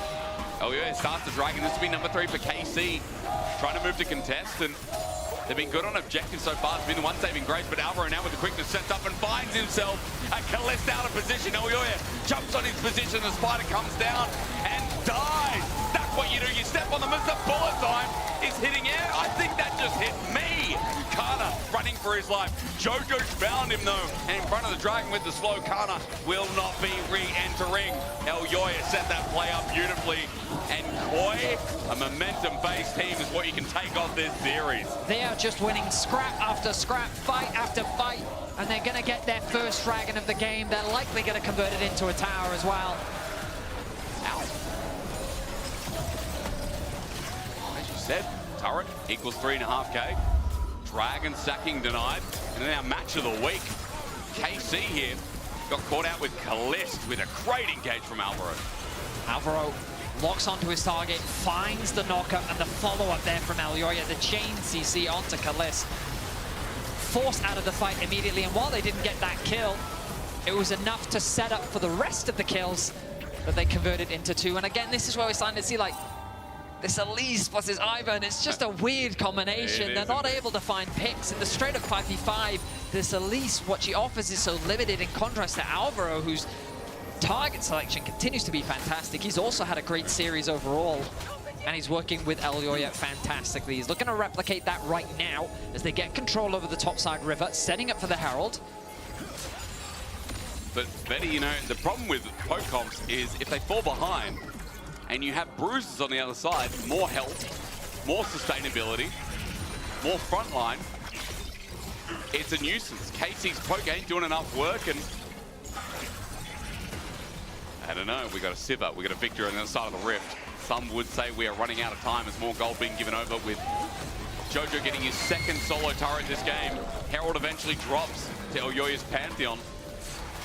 And that gold lead is still growing ever so nicely for Koi. And we heard earlier in the day a bit of a hot take from Niski, where he said that his hot take is that Koi can make top 3. I remember him saying that, true. And he largely based that off his scrim experience. But it's nice to see some of the elements of what he was talking about. You know, one of the biggest criticisms that we had of them last bit was when they got leads, they threw them. Yeah. Right? They were impatient. They sometimes skipped steps on the setup, and they, from winning positions, they couldn't always convert that into victories. The other criticism we had was Jojo in the mid lane. His laning performances, the fact that he was solo killed by Camilo. There were all sorts of individual mistakes that I feel like we're already seeing significant improvements on. Yeah. So even though they had a difficult series against G2 yesterday, they still pushed them to 3 games. They're doing the same thing here again, and you can see the best of 3 format really benefiting Core. Can indeed, with some of that versatility as we watch top laners battle it out. But look at the positioning. Yike and Targamas trying to bait in, but on the hunt is going to give Alvaro some movement speed with quickness, following up. But a Pantheon to fly, and Elyoya looking for someone to die. He's flooding with Chaos Storm, erupting his body. An electronic feast for Koi, running down 11-2, 21 minutes in the game, and KC unsafe. Bullet time clears the wave and buys some time, but Herald's there in front, and it's going to be an easy charge. I'm loving the aggression from Koi. Flash from Jojo, flash from Super, all to try and get themselves more kills. The gold lead continues to balloon. 5.6k the advantage now as they secure a tier 2 turret. And on the bot side of the map, KC, I mean, there's really not much that they can get. I mean, this top lane is going to keep 1v1ing explosive pellets. Nice little barrel chain from Mirwin. I think they're just going to bop away. I'm not sure. Mirwin's winning this. I think Kana knows it. I was going to say, you know, our finals MVP from KC in this game, and you can say through the lanes, getting checked a little bit by Jojo, who's, again, having a good end of series. I mean, it's a numbers advantage here. The flash of the wall from Super, the flash commitment from Jojo as well. Nice play to shut down Vladdy and set their sights on the tower. And I mean, little to really break down off the back of that as well. But it's just, again, like question marks around the comp coming through from KC. But also just the level of confidence that we're seeing from Koi is great to see. We'll see if they can maintain this momentum, as really they're on track to win this game and get a much-needed win here in week 1. I mean, surely 2.5k gold lead. I know it's an Ivan versus Pantheon, but still worth mentioning. The Victor versus Wei is more important to me, as Jojo heading towards his Seeker's will become Zhonya's. So that'll be the 3rd item, while 2nd item not even built for Vladdy here. 13 to 15 is the EXP gap right now as well, about 11.5 if you count the bar. And next up, we got Atacon. Dragon Number 4 also coming up in 30 seconds. But KC just getting into their jungle right now is a watered struggle. Looks like KC still want to contest this Otacon though. They have 4 members on the top side. Kana has the TP available. It's a dangerous objective to start. I don't really like it from Koi, but the good news is they've drawn them away from mid lane. And look at Super, already chipping away at this tower. Kalist going to use his mobility to wander his way over. They're going to teleport. Kalist is flashed down, making it rain for the time being. Super takes some damage, spell shields out. Elyoya ulties in to try and save it, but he's gone too far. Kana with the punish, as big as Alvaro helps out his jungler, but Kana's able to withstand for now. Mirwin also caught out. No! Koi, you can't do it again. 2 members dead. Picks from KC, and it does feel like Koi should not have thrown that away. Oh, I mean, no. I think that they were not expecting the flash commitment from Kalist. As MF committing a flash over the wall to get that kill onto Super, I mean, that may come back to bite him later, but ultimately it puts them on Soul Point. They get 2 kills off the back of it, and they slow the bleeding. They've been able to reduce a 1k gold deficit and give themselves a clear win condition of securing this Mountain Soul. And again, this flash, very ambitious, applies the slow onto Super, allows for Khan to collapse in from top lane. And the idea is pretty good from Koi, but I guess they really didn't respect the ability of KC to collapse so quickly. That movement speed from MF can be quite deceptive. Mirwin getting caught out as well. The cherry on top, Kalist gets another kill, and no response from Koi. As you said, the respect wasn't there, and KC bite down, minimizing 2,000 gold. That was the difference before the play. And as you said, with that Dragon now leading in 4 minutes 30 to a soul for KC, a little bit more breathing room, maybe a little bit more wiggle room as well. You have to start thinking seriously about what KC have to offer as we get towards this mid to late game. As Koi going in deep, Kalista's found him. Onto Elyoya, Yike is there. Great little root caller as well. Elyoya flashes away. Oh, whoa, whoa. Yike has got him spiraling despair. And right now the Koi fans will also be going down that spiral. A shutdown. Atakan's there. Koi are throwing away this lead. They're going for Otacon. Baron is alive. I wonder if they're going to be ambitious and go for both objectives. Targamas going to try and keep Mirwin away. The mid tower will fall. You'll notice the Jojo pushing in the bot wave as well. He has teleport available. Super thinking about what he can do, maybe just getting the push in and then leaving. Early back from Vladdy while Atakan's still going to be taken down. GA version given over to KC.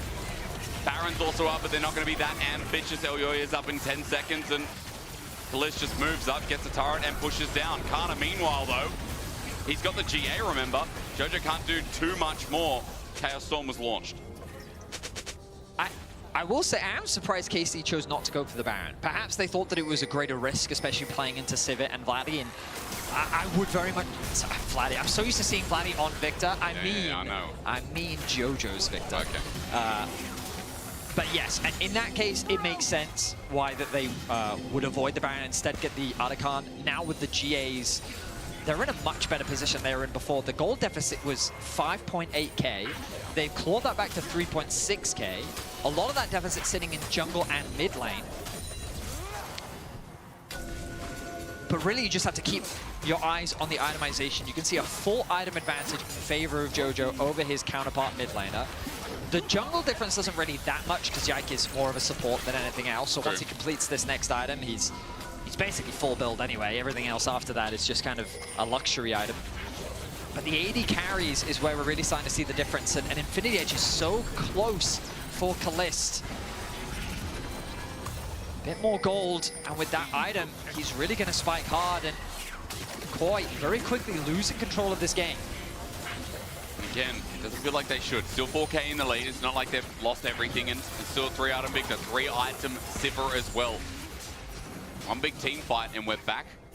Looking Koi in an honorable light once again, but KC getting cheeky with their GA still up and available. Now, we don't have an Atacon timer for you, but I can mention that it looks like it's 3/4 off a cooldown, so maybe another minute to go max before that disappears. And around Baron, that would just be the icing on top, because Dragon's up in 1:30, but a lot of wiggle room again when you have Soul Point and Baron's up at the same time. You can threaten one, you can look at the other. Either way, team has to respect. Yeah, I will say, I did cast the curse them a bit when we talked about how it's nice to see them having improved their ability to convert winning mid games into end games, and then you they did say throw their mid game. So okay, Koi haven't fixed all their problems, which is fine.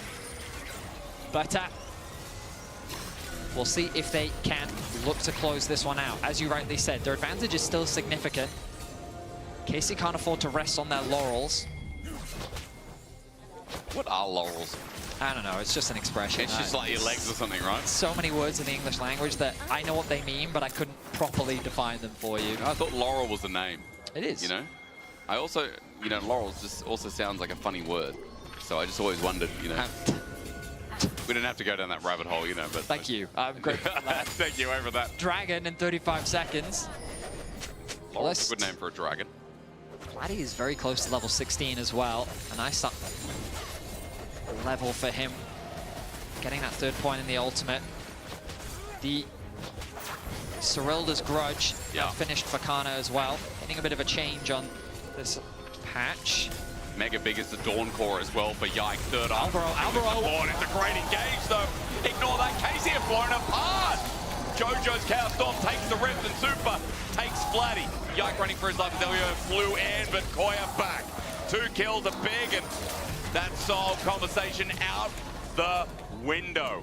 Ruthless efficiency from Alvaro as his ultimate connects onto the 2 carries and executes them without room to breathe.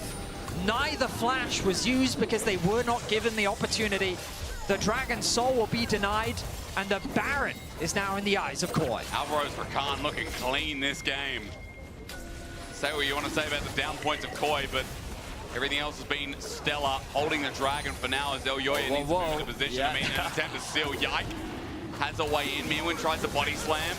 Yike has flash available, but no steal. Smite secured. 2 dragons for Koi. And we are back to rooting the roost. Okay, so a bit too much time on the Dragon, which means no Baron, but look at this engage. Flash into double charm, double knockup. The cleanse not going to help you when you're in the air like that. Then the burst comes through from the 2 carries. Alvaro really has had a great performance in this series. His Nautilus in game 2 was fantastic. His Rakan looking to do the same. As Koi now playing with more confidence, knowing that they're back in a winning position once more. Plenty of time until the threat of the soul on the side of KC, and Jojo, look at this angle. He is indeed playing it, but he's right into a bullet time as set up with the Chaos Storm zones off. Vladdy, Jojo trying to get into his Alvaro once again, but he's interrupted. Great little root caller. KC are kiting back, and I'm worried here, but Mirwin brings my ward to naught.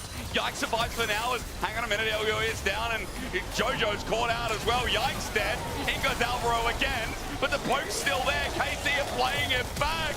A messy fight. Koi, what are you doing? KC just took every donation possible as Khalif walks back from Super, the only left alive from the Weird Fish. KC outplays them in the team fight as Super is the last one standing. A heavy overcommitment from Jojo. Elyoya really not being given purchase